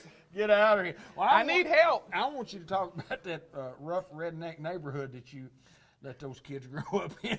Well, my kids grew up with 2 fantastic kids, and those was Michael Warren, Ben Black, Grant Black, and my daughter babysitted Grant Black one time. And, that's probably all she wanted, wasn't it? She stayed in the babysitting business just a little while longer, but not too much. Well, and Ben Black was in my class, and he made me eager to teach and loved having Ben Black in my class, and I still love that young man. He's like my own son. We did. They played. Our kids played. Spotlight at night and all kinds of stuff. And I don't know if I should tell this, but this little boy, I won't mention his name, he tried to roll my yard one time, and his daddy didn't want him to, and he's a little hot about it. But we bailed him out. So, Ben, I bailed you out, and you got to bail me out, too. Exactly right. Exactly right. I said I wouldn't mention your name, but I need help. Yeah. That was the thing. I mean, you roll people's yards. Don't do that. Yeah. I thought it was funny. We had a great group of kids. There was Lauren Bratcher. Logan Bratcher. Logan. I'm sorry. Logan Bratcher. She was in the neighborhood. And the Glidewell boys were in the neighborhood. It was a good group of kids, and we had some good times over on Cherokee. Michael Warren, Andy Snyder. Andy Snyder was in there. Yeah. Mm-hmm. Price Holmes, yep, there, and Mary Elizabeth Holmes. We had a good time over on Cherokee. It was a good time for sure, growing up, and we're watching our kids grow up, and then now we're all chasing grandkids and having a good time. But we need you to donate. We're at our goal where we wanted to get, and most everybody has met their goals for the day. And thank you so much for what you have done for our schools and the time that you've spent and many countless hours with our kids. And I'm not talking about just mine and Linda's kids. I'm talking about our kids, the Newport, Arkansas kids. it's a good place to be, it's a good place to live, and it's a good place to go to school. Newport School District is a superb school district. Excellent education here. My kids were educated through here, and I wish my grandkids could be educated through the Newport School District, but unfortunately they can't. And but I'm going to tell you right now, we have had the most wonderful experiences here in Newport. Born and bred here, and I always tell people I probably would die, be buried here. This is my home, and I love this district. Good people here. We come together for a cause. We support one another. We watch out for each other's kids, and we love the kids and the people in the Newport School District. So, number 182, class of 1982, come and bail me out. I need help. Set me free. Set her free today. Miss Iris Clark, one of the greatest ones ever. Thank you, girl. Thank you. Appreciate you. I'm gonna take that microphone. Okay. We're not gonna have to pause. We don't edit. Right. We just do the best we can. And, all right. And send me Alan Gons. Alan, get over here real quick. 1 minute. Just 1 minute. I need 1 minute. I can do a minute. That's all I need. I just need a minute. We're on. I mean, they talk about. Alan Gons, tell us what you do. I'm the fire chief here in Newport. How long you been a fireman? 35 years. Been a long time, isn't it? Yeah. You got another 35 in you? Nope. That's a quick answer, wasn't it? That's a quick answer. You and your family, Newport High School, what year did you graduate? 83. 83. And married an old Greyhound girl? Oh, yeah. Yeah? Yeah. What year did she graduate? 84. 84. Yeah. So been with her since junior high. Golly gee. 7th grade. That's a long time, isn't it? I know. I've told her I've kept her longer than I have anything. Is she appreciative? No. No, I didn't think so. I didn't think so. Just real quick, you've got a large responsibility, and everybody says, well, if you're the fire chief and we don't have a lot of fires, you don't do anything. You hear that. You don't do. You're busy every day. Just about. You have something to do. I mean, something to do every day. Talk about some of the job responsibilities. You know, we got the ambulance. You got to take care of the ambulance. Then you got to deal with the state on the ambulance part of it. Absolutely. You got inspections you have to do. Yeah. You got to look over plans for new businesses coming into town. Yep. You know, it's just something about every day you got to deal with. And people find out sometimes and say, well, I won't be a fireman because they really don't have to work too hard. And they figure out what they got to do. And they go, I don't want to be a fireman anymore. Yeah, I've had them too. Yes, sir. They didn't last very long. No, sir. So. 35 years. Talk a little bit about high school days and going to school in Newport, Arkansas. Oh, I wish I was back in school. Yeah. Easy time of your life, wasn't it? Best time of my life. Yes, sir. Didn't have to worry about bills. The only thing you worried about was Friday, what you going to do running around on weekends. That's exactly right. You know, it's the best time of my life. It sure was. And people didn't realize it. No. When you're there. No, you won't go. Absolutely. Let me get out of here. This is real jail. Yeah. And then when you get out, you go, man, it's a real world out there. If I could go back to 11th, 12th grade, I'd do it right now. Yes, sir. Give me 2 years. Yeah. Knowing what and I don't know pass now. me. Don't pass me. Float me where I Just stay flunk another. Yeah. Knowing what I know now. Yes, go sir. back. Hey, I appreciate you. I appreciate what you do for our community. Appreciate what you do for our schools and serving the public, and you have been for a long, long time in several capacities within the city, you know, but we thank you for your service and appreciate you participating today. All right. Alan Gons, the fire chief. For another year. For another year. He's talking about retiring, I guess. Let me get that microphone. October 31st next year. He's got the date down. Isn't he cool? Bad day. I got you, brother. Good to see you, Alan. Make sure you donate. Jennifer. What time is it? Give me some time. Give me a time. What time is it? 1:31. Oh, we got time. Okay, I got it. Yeah, we knew that, but anyway. I'm talking to myself. I'm talking to somebody. Jennifer Keating? Yes. I talked to Billy earlier. I know, I watched. And we talked about the legacy of the Keating name. You married into that. Yes, I did. And you carry the name well. Well, thank you. So I try to. We think you're okay. We think you're with us. You know what I mean? I'm with you. You're for sure. with us all the for way. sure. You're with us. You're with us. Just share some of your thoughts. I mean, your kids going to school here, Bill talking about school here, and Bill being here, and the good old days, and just talk a little bit about Newport. Well, the funny thing was, I had always told Bill, I'll go anywhere with you, but not Newport. Right. And because he was the only one married out of his group, and we'd come to Newport, and he'd go out with his buddies, and I was at the house. So I said, I will go anywhere with you, but not Newport.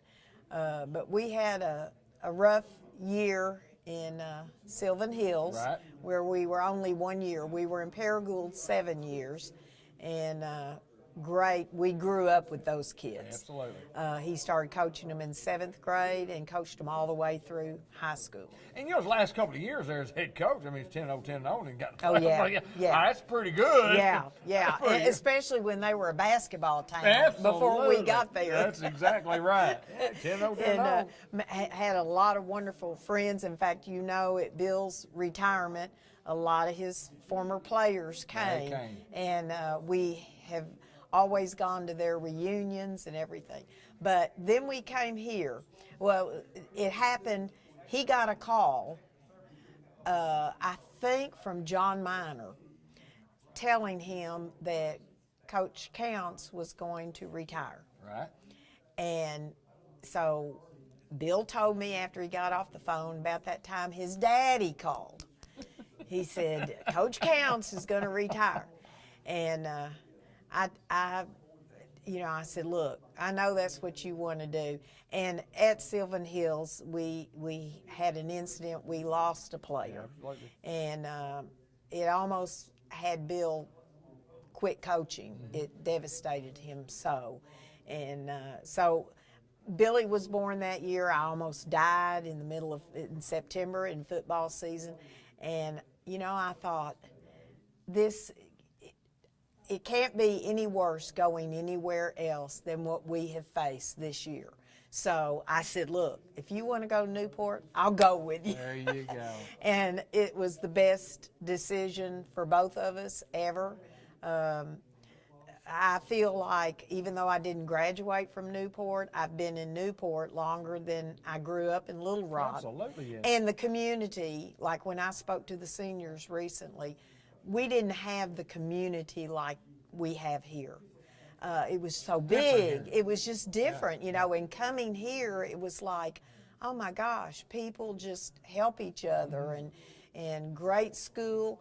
Our kids both graduated from here. I have one grandson that's graduated from here, and the next one is going to be a junior this year. I know, I don't even want to think about it. But I look at all the kids I've taught and the players that Bill coached. I feel like they're mine too. And to this day, when I see any of them, I hug. Well, just like I had Ben Black. Absolutely. Those kids, they're part mine. I will always love them. And then he played ball for Bill. And it's like you just watch them grow. And Grant Black was the first recipient of Bill's scholarship, which was very special and still is. But I feel like I'm still trying to graduate from Newport, and it started in 77, and it's still going on. So I'm trying to, What with does it all take? the A wonderful diploma? Do you need a diploma? Yeah, I'll get you I a need diploma a that has. diploma, that's I'll right. get you a diploma that says Newport High School graduate. What year do you want us to put on there? Oh, I don't know. I guess This year? till the end of time for me. Because I'm always going to be Newport. This is my Never-ending home. graduate. Never And of we'll course, see what we can do for that. I think back of one year when I had every New Year's when the football team went off to Dallas or something, I'd say, Or New you're off Orleans. having fun and I'm just here on New Year's, doing nothing.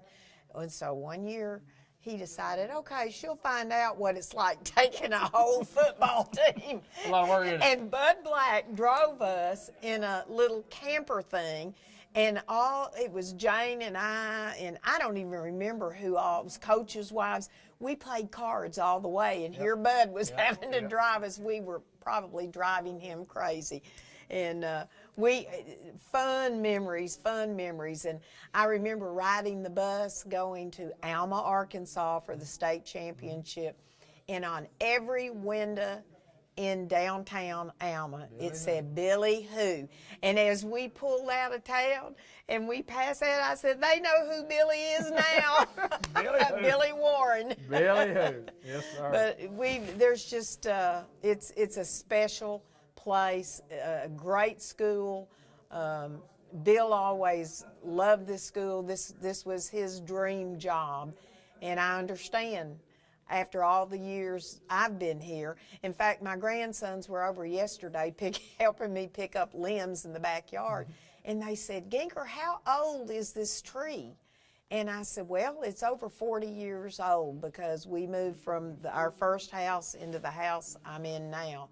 And I said, when we first moved out here, you couldn't see that tree over my roof. Yep. And now it's, huge. And I just think it's been a fun ride. It was a fun ride with Coach, and it's been a fun ride to be associated with everybody, band, cheerleaders, whippets, football, basketball. They didn't have volleyball until recently, but just track. I've enjoyed every minute of following our kids and loving our kids. And I've always told all the ones I've taught and the ones that Bill coached, I just feel like they're all part mine. I love them all. Well, here's what I'm going to remember about this conversation. I'm going to write it down. I usually keep my notes. I'm going to write down diploma. JK. Need a diploma. You got to have a diploma. I guess a diploma would really make you certified. Greyhound. Regardless of what we think anyway, which we know you are, but a diploma is kind of like is it the Tin Man that needed a heart? The Scarecrow needed what? I can't remember. The Scarecrow needed a brain, didn't he? Yeah, he needed a diploma. Yeah, he needed a brain. Yeah, so they gave him a diploma, which granted him a brain. But I tell you you what, a brain, you just need a diploma. This saying up on the wall, once a hound, always a hound, is the most true statement ever. Yeah. Because it's in your heart, it's in your blood, and it's just part of me. I love once a hound, always a hound, and that's how I feel. I was a Hall High warrior, but I have been, and I was a state red wolf, but once a hound, always a hound. She's Jennifer Keating. She was the mastermind, and still is the mastermind of the Keating family and the football team as well. Thank you so much, girl. I appreciate it. Thank you, and please give. We need more. We need more. Our school is wonderful, and we need to support them. I'm going to take that microphone. We're going to go over here and get an update real quick, and then I'm going to see if Amanda Brogdon wants to talk to me for a minute. She didn't hear nothing, so you go see. We'll go right over here and see if we can get a little quick update. John Bradley's on the phone, so we kind of just dig right in here real quick and see.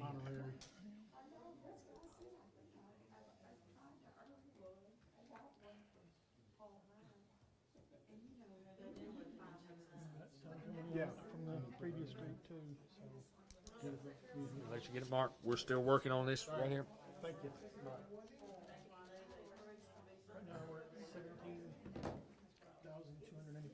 $17,295. Do you think? Yeah, Amanda's coming. I'm gonna talk to her today. What time is it? What time we get?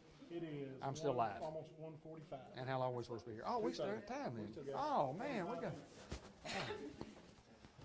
Hi, Amanda. How are you? We're live right now. We're already live, so I'm going to put this right here.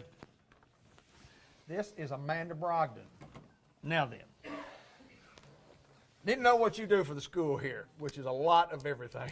Kind of tell us what you do here. So currently I'm the assistant superintendent over CTE programs. Okay. And I'm doing a little grant writing. The grant writing, and what all does that entail? So that involves a lot of research. Okay.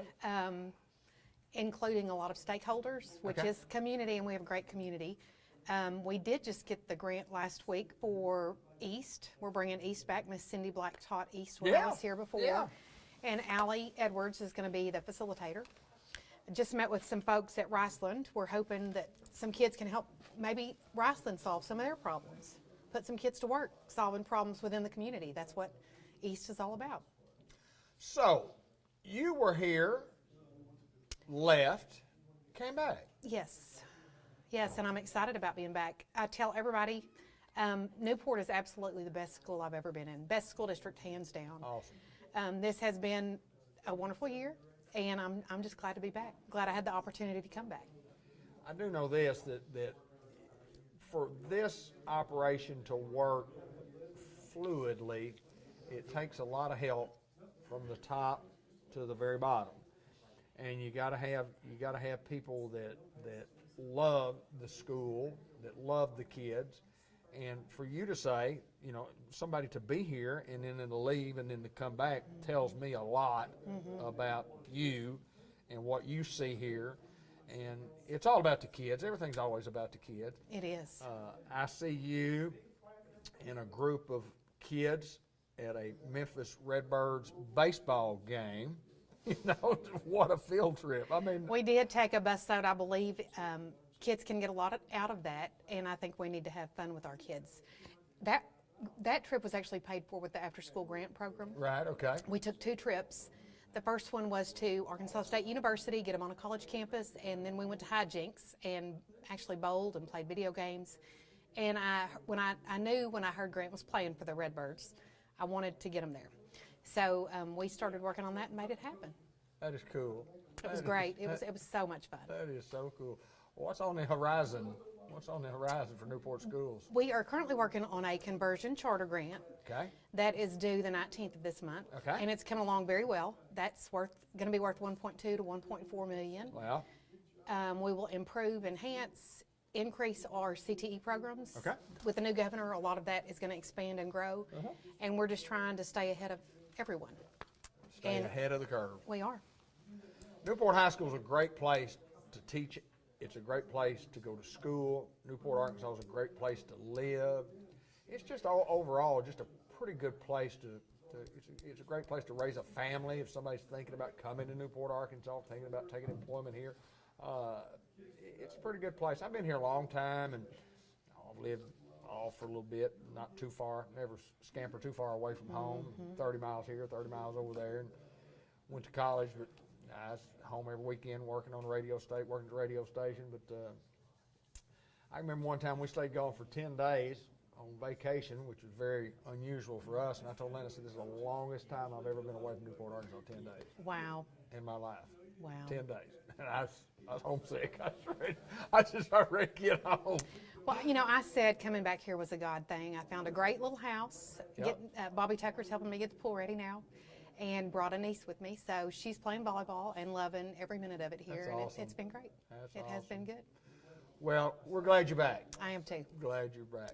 Amanda Brogdon, and she just happened to be in the house. And if you want to make a donation in her name, you can do that by still going to do that. Even Absolutely. though we didn't have to arrest her today, we didn't have to bring her in. The sheriff didn't have to bring her in. She just came in on her own free will. So she gets not that she's on.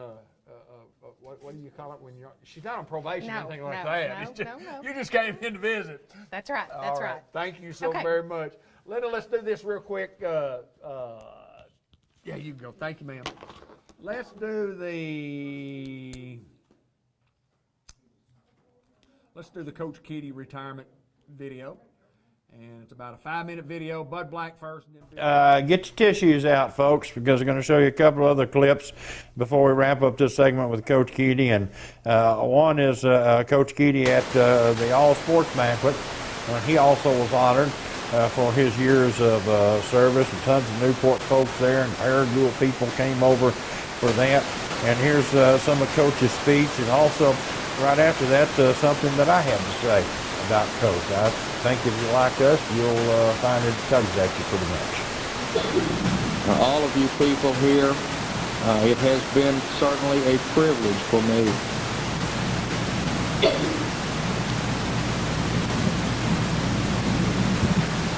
But no, I'm going to make it. It's been such a privilege for me to have been your coach. It's been fun. I think I'm the person, who has been rewarded by having all of you young ladies and young men out here with me throughout the years, the great coaches. Coach Keppel will not be able to be here. He called in. He wanted to be here very badly. He is inheriting a wonderful staff, and he's going to be blessed with having all of you people here to support him, and how special you have been to me, my family. And speaking of my family, thank you so much for all of your help putting up with me throughout the years. You have meant so very much to me, and will always, and in the tough times you were always there. And Jennifer, we know everyone here how very much you have meant to me and the Greyhounds. Sacked the quarterback. They'll never forget that. We sacked him a few times too. Thank all of you again. I'm flabbergasted with these gifts. I can't get over it. And again, for all of you seniors, in closing, I hope that this has not interrupted your hour of honor, because you're the kids that have made all the things possible. Every year there's a new senior class, and I have been blessed to have had 26 of them. And every year it's a special class of young men and young women. And so, remember what you've heard here. Never forget your friends. In time of need, pick up the phone and call them. If you ever needed me for any reason whatsoever, pick up the phone and holler at me. That's what we're here for. That's why we do this. That's why coaches are coaches. We want to be there for you. And in return, you have always been there for us. And bless your hearts. It has given me a wonderful, wonderful coaching career. One that I will never, ever forget. The memories I will cherish forever and ever. Go Hounds, beat Batesville.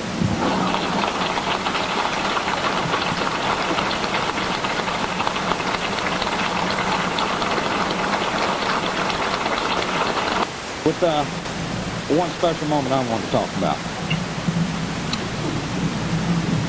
And give me just a second to do this.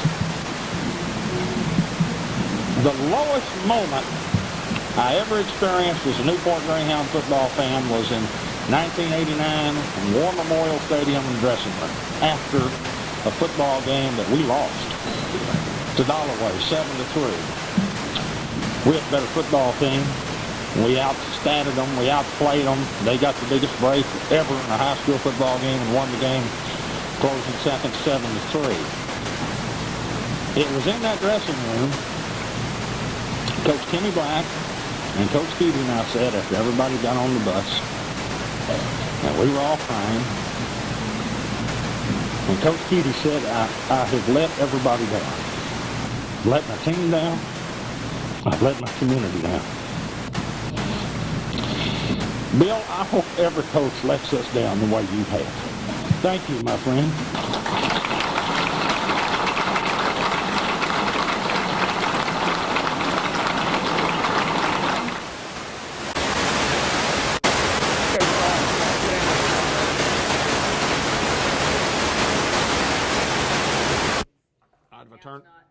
Now it's not. Now it is. Now it's not. Let me. A is not good now. Got a little static.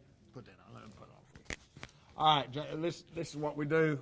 Well, we should have done while we were playing the video, but I didn't think that I was going to get you over here this quick. But last we looked, we were like right at 17.5, 2,500 short of. Actually 7,500 over. The original goal. Over where we thought we could get today. We were hoping for 10,000. We did 17,500. Surely somebody out there write a $2,500 check just for a good cause. I mean, tax deductible, number one. Absolutely. And we're not asking for much, but there's somebody out there going, I've been wanting to donate all day. And you have till Thursday to get it done. But wouldn't it be cool? Wouldn't it be cool if I could announce your name as being the one that got us over the top? And all you'd have to do is, you don't have to even write the check today. We just need it by Thursday. Checks in the mail. Checks in the Put mail. in the mail. We'll take checks. Good. As Malcolm and I were talking about a while ago, we just bring us the money in here. Just bring us the money in, and we'll know. However. But somebody could. I mean, really, there's somebody out there to give $2,500. I mean, sure. what a great cause. The cause Absolutely. is for what, John? It's to support our students, both academically and athletically, buying academic supplemental supplies for our classrooms, and then also for meals for our athletes and other organizations that go on trips off of campus. It's not like Newport School doesn't have any budget to provide some of these things, but sometimes the budget is the budget is the budget. Absolutely. And what we're trying to do is find some funds that are up and beyond the budget where we can do things extra for our kids who are out doing extra things for us. Yes. And one of the things is with the school budget, a lot of the money that we get is so restricted in the ways that we can use it. It's not that we don't have funds available. It's just there are a lot of things that we are not allowed to spend money on, and that's one of those things where you can spend it, but I'd have to visit you from somewhere because they'll come get me. Are you being a real hound pound? Correct. Yes, sir. And we just have to be really careful with those kind of things, and so we want to do the best that we can for all our students and in everything that they do in any endeavor that they go through. So to be able to do that, sometimes it's not necessarily in the budget to do it to the extent that we would like to. Right. Sometimes people don't understand that. They're like, it's a school event. How come you can't send those kids to stay in a hotel for 2 days? Sure. Sometimes that's a lot of money when you start putting those things together, and we're only allowed a certain amount of money in each thing. So all the supplemental things that we can do to bring some things in, and that helps us with those. It allows us to spend funds on some other things that are needed also. So Newport, Arkansas is one of those places that when it comes time to give, we give. And we've always been that way. We will continue to be that way in future years to come. We were talking earlier about how older generations did what we're doing now. And the next, John Chadwell and I, and then the next generation that's looking now, they'll do the same.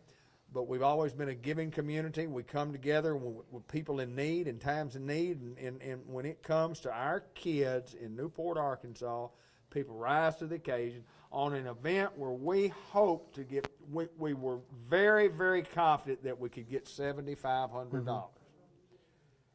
We were shooting for 10,000. When the first group got almost 8,000, we said, well, we got a chance to get 25, so let's just shoot for 20. And we're not short of our goal. We're way above our goal. Absolutely. But I'm telling you, I really believe. I believe in my heart. I feel it. I feel it. When I feel it, I'm usually right sometimes. 50% of the time it's correct. 100% of the time. I had a bad feeling on that one, baby. But I got a good feeling on it. I've always got a feeling. I've got a good feeling. Somebody commit to a large amount of money. I mean, it's tax deductible. You can write it off your business. Go in there and ask your boss. Say, why don't you go donate to what these guys are talking about right here? It's 100% tax deductible. 100%. Write it off that profit line. Write it off the bottom line. Call your accountant. Ask your accountant. It's possible. It's possible somebody could write us a check for $2,500. I really don't think anybody would, but you might. They can call our accountant and they'll tell them. That's exactly right. Give us 20 minutes. John Bradley, it has been a great day. We'll get a absolutely. final total for you right here in just a little bit, but it's been a great day. The people in Newport, Arkansas, who turned out to help raise money, and they raised that money. Absolutely. They raised that money. Absolutely.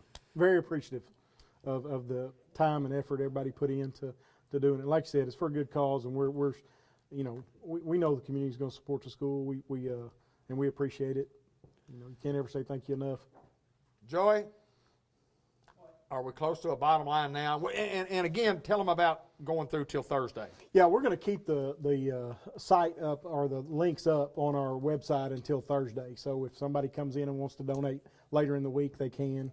Or if you have somebody that you know that said maybe they were going to donate but they missed, and you talk to them, you can let them know they can still go to the website and click on the link and fill out the form. And what we will do, we'll either be contacting by email that they provided, or by sending the letter out to have them send the money back in and collect it. So that's kind of how we'll approach it after today.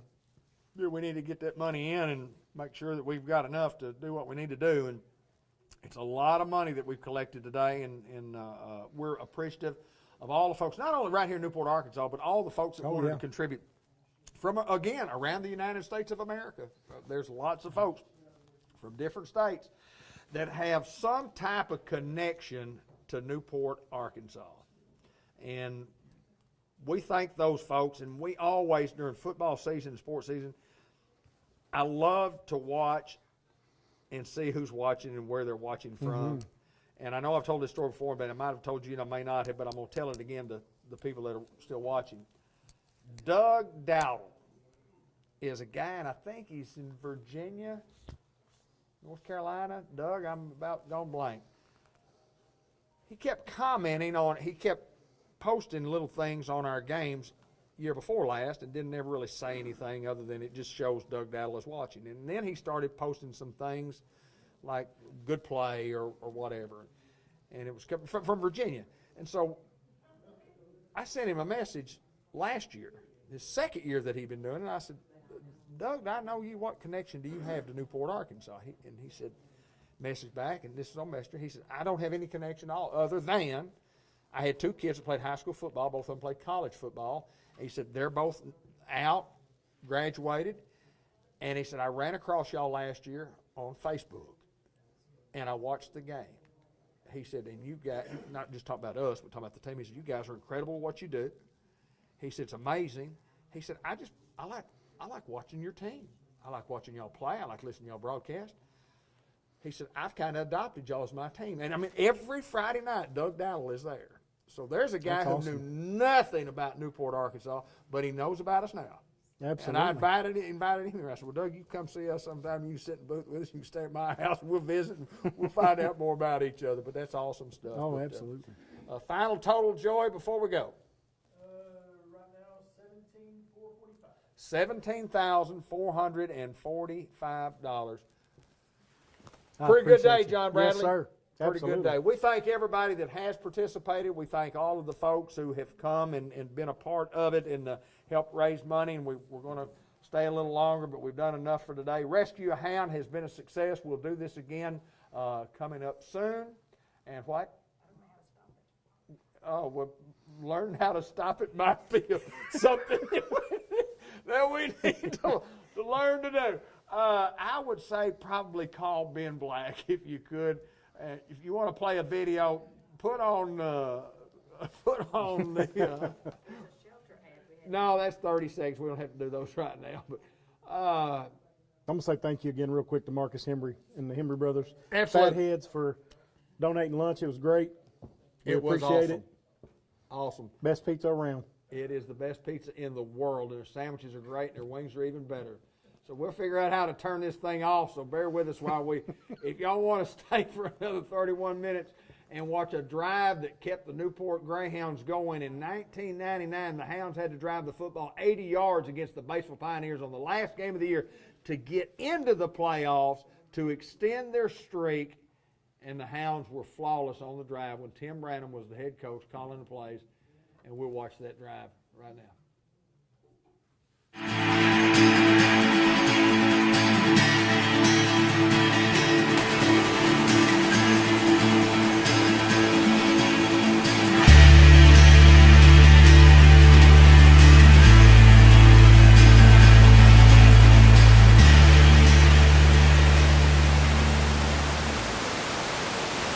we've got a look back brought to you by Custom Eyes Vision Care. And it is an awesome ending to a ball game in the 2000 year. And it's just the baseball pioneers. And let me tell you why this football game is so important. And what you're going to be seeing is the last actually two possessions of the football game, the possession by the Newport Greyhounds after the Pioneers had taken a 26-19 lead, and the Hounds needed to go score a touchdown to keep the playoff streak alive.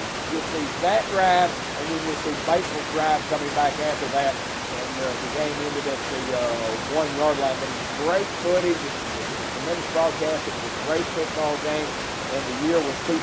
Batesville had defeated the Newport Greyhounds in 1999 to stop a 23-year losing streak for the Hounds.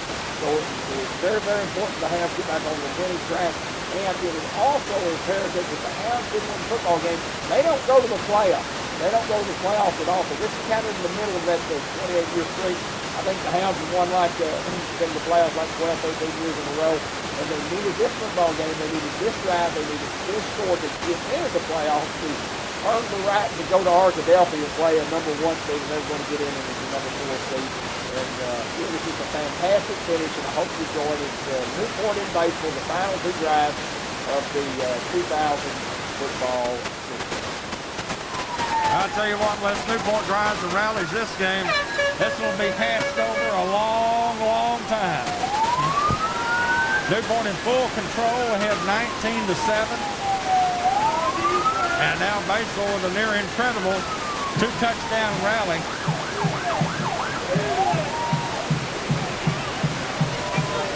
Pretty disappointing right now, but you know what?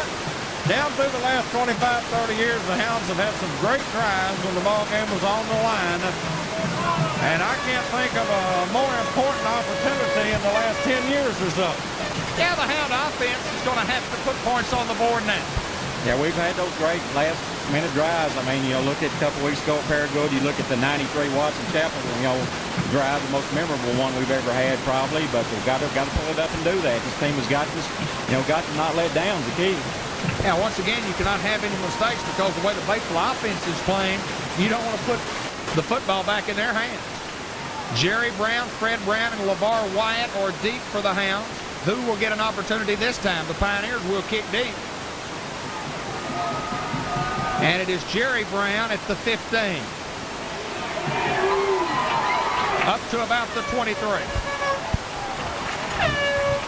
Return of about 8 there, and there's about 4 or 5 Batesville guys around the play. But again, 23-yard line, that's not too bad field position. Plenty of time, 7:43 to go in the game.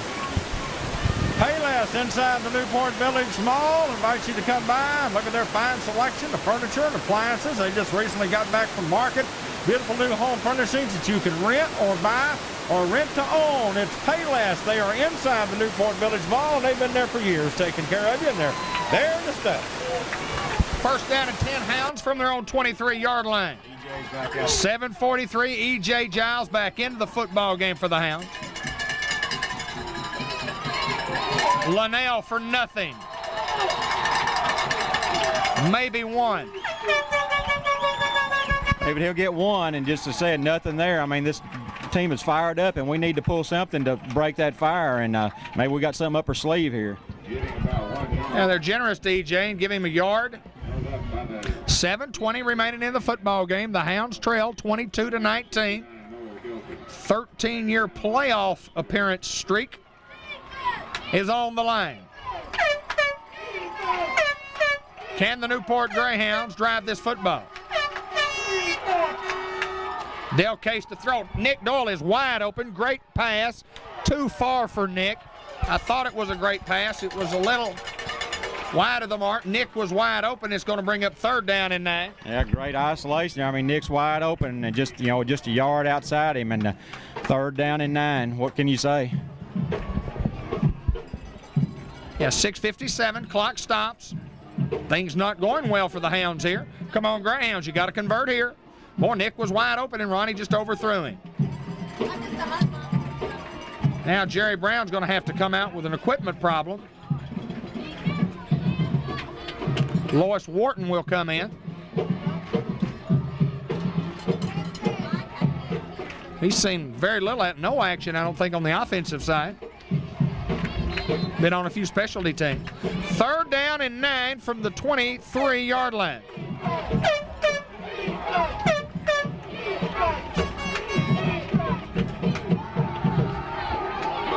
Across the middle, Linnell, 1st down, stay there. 1st down, Greyhounds. Dale Case threading the needle at the 35-yard line, and that, my friends, was a big play. Yeah, that's the kind of play you got to have in the clutch. Looks like a gain of about 13. Going to mark it around the 36 probably, and 6:46. You know, Hounds have to make a great drive here, David. The 2 plays that cause momentum to swing, and all coaches will tell you, first and foremost is a block punt. Second is stopping the other guy on 4th down. The 4th down stoppage has been a big momentum play. We have to regain it. Yeah, the Hounds control their own destiny here. Pass almost picked off by Meadows, and he'd have gone the distance there. Yeah, he'd have gone all the way, and similar play to what we had in the first half, just has to be lofted in there perfectly, almost impossible to pass to complete there. 6:28 remaining here in the football game, 22-19 in favor of the Pioneers. 2nd and 10. Like at Paragould 2 weeks ago, David, we may not get the ball back unless we, use up a lot of clock here. We might not get it back at all. Complete across the middle, 1st down, Greyhounds. Nick Doyle to the 49-yard line. There's no dying these Greyhounds. Not going to quit, and that's got the Greyhound fans on their feet. That's what we got to have is some momentum. The Batesville fans quieting a little bit. Newport fans on their feet. Let's go. A little more room for error than what we had at Paragould because we have more time to work with. But like you said there a moment ago, David, if the offense of Batesville gets the ball back, they've just been moving it up and down the field. 1st down and 10 from the 49. Hounds must execute. Positive yardage on each play. Toss sweep, Jerry Brown. Jerry Brown tackled after no gain. Could not find the corner. One of our blockers was running pretty fast out there, about 5 yards downfield. I thought Jerry slipped out of the pile, but he hadn't. Gained about a half a yard at most. 5:44 and the clock moving. Hounds have moved the ball, throwing it here a couple of times. Might have to go back to it on 2nd, basically 10. Boy, you think maybe a screen pass would work in a situation like this. Coach Tim Branham with the call. 25-second clock down to 10.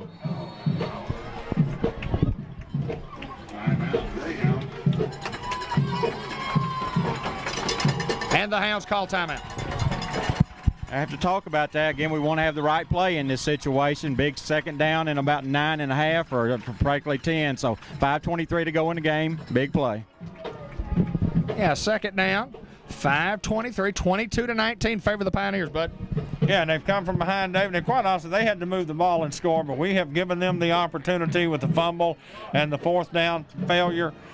So we played it right into their hands. Never give the guy momentum when you've got him down and got him whipped, and we certainly did that with, 2 things that didn't go our way. However, we're 52 yards away from gaining it all back, and anything can happen. George Kell Motor Company has GMC pickups. Just announced a new program for 36 months financing at only 1.9%. That's on full-size GMC pickups. The pickup trucks have just been added to the low-interest program at Kell Motors. Stop in and see Payless inside the Newport Village Mall. Teresa and all the gang out there, I just mentioned them a moment ago, and remind you that they've got lots of great goodies. Come on, Hounds. Yeah, 2nd down and 10 from the 49-yard line. Dale Case to throw. A lot of time now. He run to Jerry Brown, complete. Jerry Brown breaks a tackle. Jerry Brown at the 40-yard line. 1st down and 10 Greyhounds. Dale Case made that play. Great play by Ronnie. Stayed in the pocket there, had a lot of time, but then he got in trouble. Just stayed patient there and found Jerry, and a great job by Jerry. Well, we're hoping for something special here. We've seen the Hounds for many, many years do some wonderful, great things in the last 5 or 6 minutes of a football game. Time is at the point now, David, 40 yards to go, where you have to kind of be perfect from here on. 5:05. Is there any magic left in those Greyhound football helmets? Toss sweep right, Jerry Brown got a block from EJ. Jerry Brown wide, penalty flag. Jerry Brown gets the first down and another flag. Are we offset or what? We will see. Flags at the 38, flags at the 24. And we'll sort this mess out and see what is going to happen. We have 4:50 remaining in the game. The clock stops because the officials conferring here. You see one official saying, yes, sir, yes, sir. Coach Kenny Black says everything's okay here.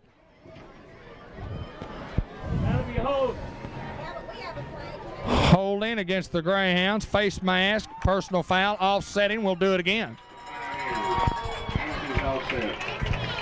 Yeah, you expect on the road late in the game to get the old holding call. We hadn't seen one all night. Yeah, it's I guess the first one of the night, and I've seen a couple that weren't called, but whatever. I mean, we got a first down and 10, so we're still all right. Yeah, the great thing about that one is to get the face mask penalty at the end. If not, or the Hounds have to go back into Batesville territory. Yes, first down and 20. 4:50 remaining in the game. The Hounds trail 22-19. Another old boring football game. It doesn't mean much. I am not ready for it to end. You never are.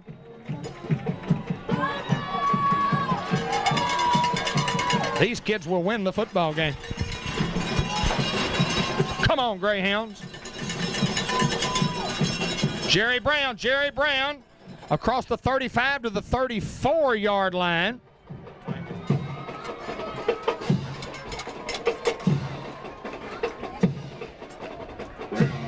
Pickup of at least 5, maybe 6. Yeah, nice football play there, 4.5, plenty of time. In fact, if we're going to score, I'd like to run some more down, to be honest with you, but the main thing is you got to score. Drive start at the Newport 23. Yeah, as the clock runs, though, you realize this may be your last chance. If you had more than 5 minutes left, the other guys could get it, you might get it back. Toss sweep right, Jerry Brown. Jerry Brown trying to get to the outside. First down, Brown. At the 25-yard line for the Newport Greyhounds in Batesville territory. What a football game. What a football game. 4:06 to go in the game, and my gosh. Batesville leads by 3, 22-19, 4 minutes and change. They start the clock. Hounds trying to make a great drive here and pull it out on the road. Ball at the 25-yard line, under 4 minutes now, 3:55. Lamar splits out of your screen left. Delcase to Jerry Brown. Jerry Brown fighting for yards, breaking a tackle at the 20. Down to the 19-yard line goes Jerry Brown. Great running, tough running by Jerry right there. Not a whole lot of room, just kept spinning and spinning. Looks like a gain of probably about 7. 7. Second down and 3 with 3.5 minutes to play in this football game. Jerry dropped the football, fumbled it earlier, led to the Batesville go-ahead touchdown. David, he's trying to atone for it here, running very, very hard. Second down and 3 from the 19. Jerry Brown, first down, still on his feet, still fighting for yards. To the 13 and now maybe the 12-yard line. It'll be marked somewhere in between the 12 and the 13. First down at 10, Newport Greyhound. Well, normally you'd think we'd give it to the fullback, but David, we've just lined up and having the fullback and everybody block and giving it to the tailback, Jerry Brown. We have 3:09 remaining, clock moving, Hounds with a timeout left. And now the Pioneers want one of their remaining 2. Yeah, really surprised to see them call one right here. You know, you think they'd like to save all they could, but both teams are down to one timeout, 3:07 to go. Look at Coach Tim Branham in the huddle right there. He's going to get us in the end zone. Well, if he's going to block somebody, you better put on a uniform. Tim's had a great offensive game plan for the night, he and Richie Mathis. The White River Bowl, the first White River Bowl, is that what they call it? The trophy? Hounds and Pioneers are playing for? Yeah, 6 foot tall, I think. People were concerned about getting that thing back home if we won because it's so tall. I'll guarantee you one thing, I'd carry that thing back if we win this football game. I've got room in my vehicle. David, if the Hounds punch it in, again, it comes back down to how important extra points are. It would give them a 3-point lead. The extra point become awfully critical because, a field goal could tie it and send it to overtime. First things first, no mistakes. Use up some more clock, like Randy said. Just get you 3 and 4 yards at a time and take another 4 plays or whatever it's going to take to get you in the end zone. We have 3:07 to play in the contest. Hounds first down and 10 from the 12. This is Linnell holding on to the football inside the 5-yard line. Forward progress. They say stopped just short of the 5. About 6 yards on the play. That's just ideal. Second down and about 4. The clock is now down to 2:45. Ball at the 6. Second down and 4. 2:35.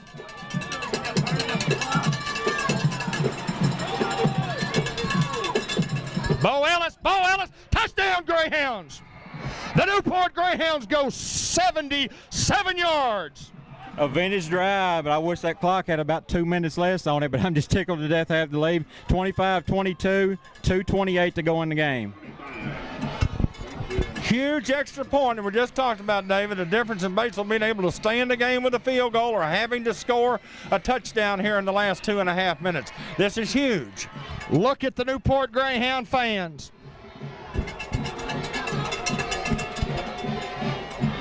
Hounds go 77 yards and take a 25-22 lead. And I sure hope we change our defensive philosophy here on this last drive.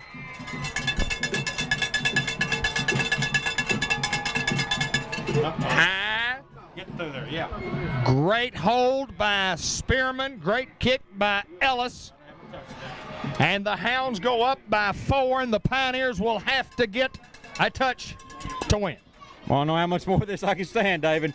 What a great, great drive when, you thought the emotion was gone. I mean, everybody seemed down, but they stuck it together. Great job by the offensive line holding on to that football. Everybody protected